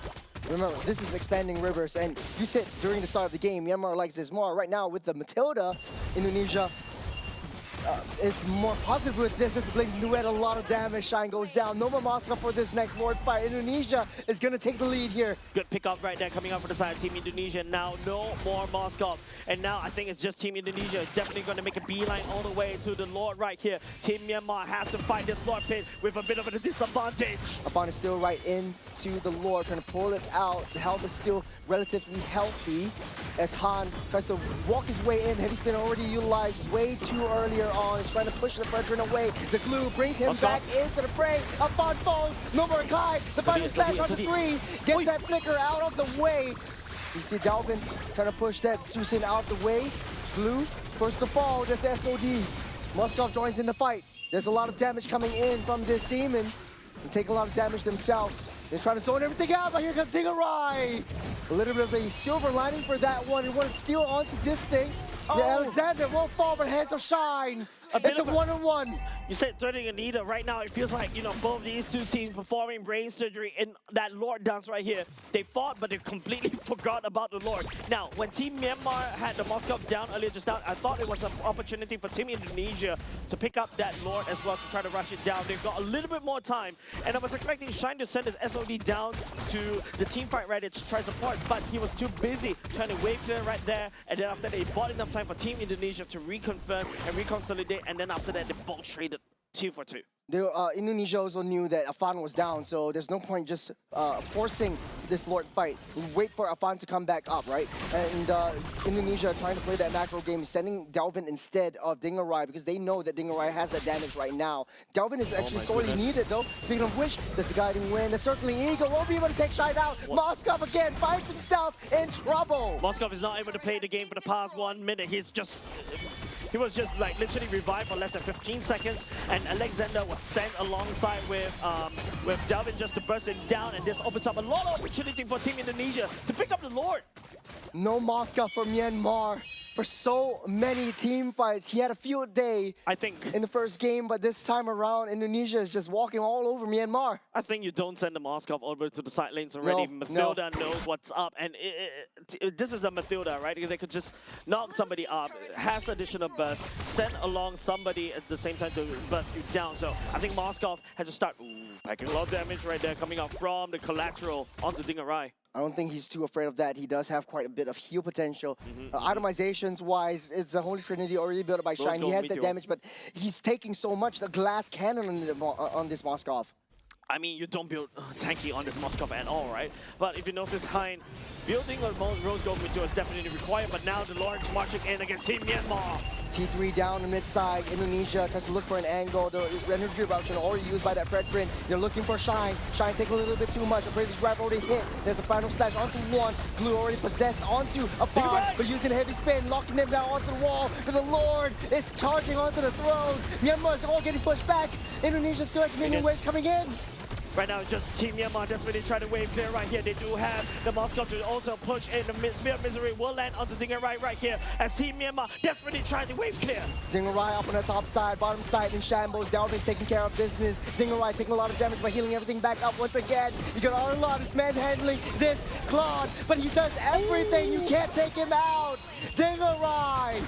This is late game Indonesia. We're talking about the death ball cannot be broken for now. Blue coming back up, activated conceal play. Teams of at the very least, Team Indonesia know they may be overextended just a little bit, pulling back because they lost a Fawn. And you can see the Garai, 404. The damage is definitely found right there.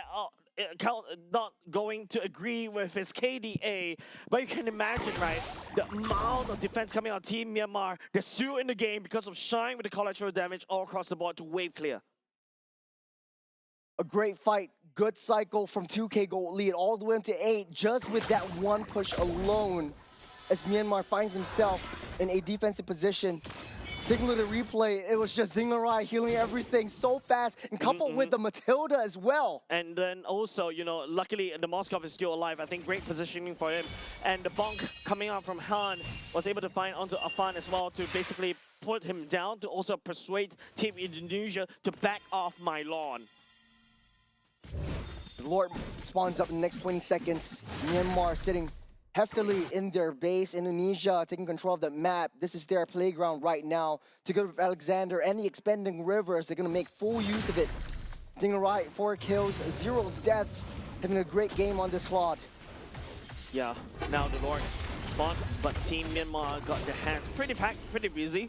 Alexander has vision on this Fredrin. He's making a beeline towards this Lord. Afan wants to try to pull them away from that bottom side. They need to be able to try to find Shine and take him out. Indonesia knows that that is the main where the damage comes from. A third of their health. Lord is down low. Fredrin tries to go in. Dingarai seals up that Lord. They're going in way too deep, forcing a lot of ultimates coming out from Myanmar. No Moskov, no damage from Myanmar. It's fighting a losing battle. It goes wide. You don't have that Moskov right in the midst. Indonesia, they're leading the charge. They're happy about it. They're happy and they're hungry. Man, if Shine actually land on the SOD, maybe there could be a return kill over to that side of Team Indonesia. But now Team Myanmar has a 3 open base. That Lord is marching down mid, and there's nobody but the side Team in Myanmar was able to hold because this is going to be a 4v5. It's 4v5. That's the circling eagle on top of that Fredrin, placing the duel onto the back line. You got immortality for Dingarai. He's getting safe. He's getting out. He's getting a guiding win. He's sitting onto the throne. The Lord will help as well. It's a 4v5 in Indonesia. Wants to seal the deal with a 2-0 sweep. Team Indonesia 2-0. Perfect gameplay so far, I would say. In game number 2, a lot more stable as compared to game number 1.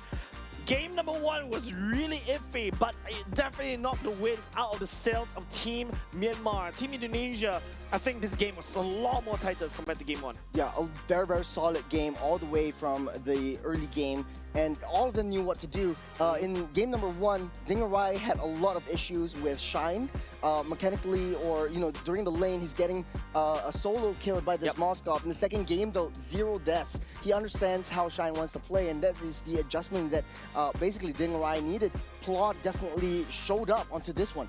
Yeah, I think this is a lot more stable as compared to game number 1. Like, I feel like there's a lot of times where Team Myanmar was also already making very questionable moves, and immediately, Team Indonesia start punishing them. But Akai coming in really clutch right here. Like, a lot of times where there's these objective takedowns, he was able to just push people away, and there's a lot more discipline, a lot more communication was made.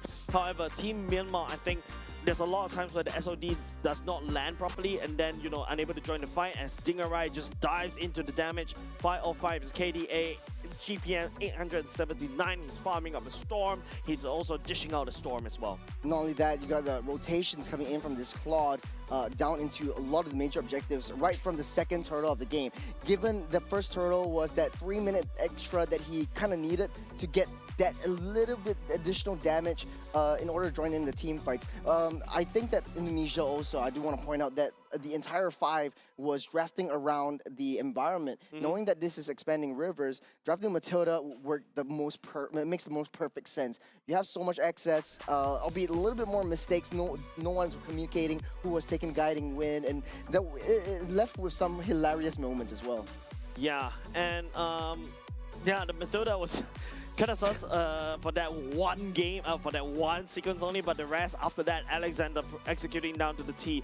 And of course, especially if your enemy is packing a Matilda along the way, you don't send the Moskov, you don't send anybody towards the side lanes, because the side lanes is pretty vulnerable unless you're Uranus, right? I feel like for Team Myanmar, the Uranus was really a low-hanging fruit.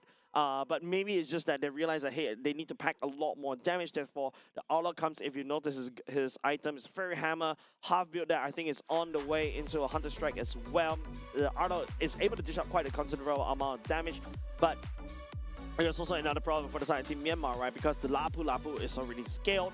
You also got Delvin who can just land bombs over and over again. Alexander can pull and save anybody if he overextends. Heck, even upon the heavy spin, I think also acts against what the Arlott wants to do, right? Arlott can get very squishy if you constantly land the CCs onto him.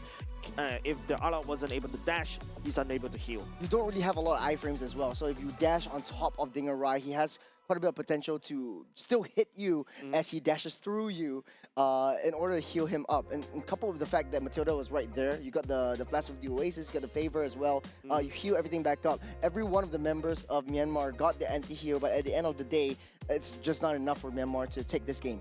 Yeah, I think it's also it's the same as game number 1, right? Game number 1, I feel like the first parts of the game where as long as the Moscow Shine was able to join the fights, they are able to win the games. But after that, you know, if the team members from the side of Team Indonesia identified their weakness of this kind of roster, if Moscow isn't able to join the game, there's not a lot of damage coming out. Jusin, yes, does damage, but after a while, once the mana runs out, you don't really have a lot of damage anymore. And now you gotta have to rely on a lot onto this Arlott, but there's also a tall order, right? Because there's so many CCs, so many knocks up to really stun up this Arlott and not able to do any form of damage. Yeah, and speaking of which, you know, Matilda was doing a very good job. You know that Shine was always up in the side lanes. Matilda was bringing at least one member up. It might be Dalvin, it might be Dingarai, but that was a beautiful execution coming in from the Matilda. Even if you can't really kill the Moskov, and the Moskov already has the main core trinity, you can still back off with the Guiding Wind. So it's sort of like a no-lose kind of situation. Damn if you do, well, heck it if you don't. I think it's even though if you don't kill off the Moskov, you half HP it means that Moskov has to back away. Then after that, you just rotate back into the Lord fight, right? Because when Matilda appears right there, you only have like what 20 seconds, 10 seconds to react to that. If the communication between the team is not there, then the whole team communication kind of crumbles, and the whole team fights around the Lord Dance just crumbles. Well, in the battle of the mid-range in Group A, Indonesia makes it up on top, putting Myanmar down one slot below. But Group A is not over yet. It's going to be Philippines versus Singapore. Yeah, with that said, ladies and gents, don't go away, because another exciting match coming up right next after a short break, and that will be between Team Philippines and Team Singapore.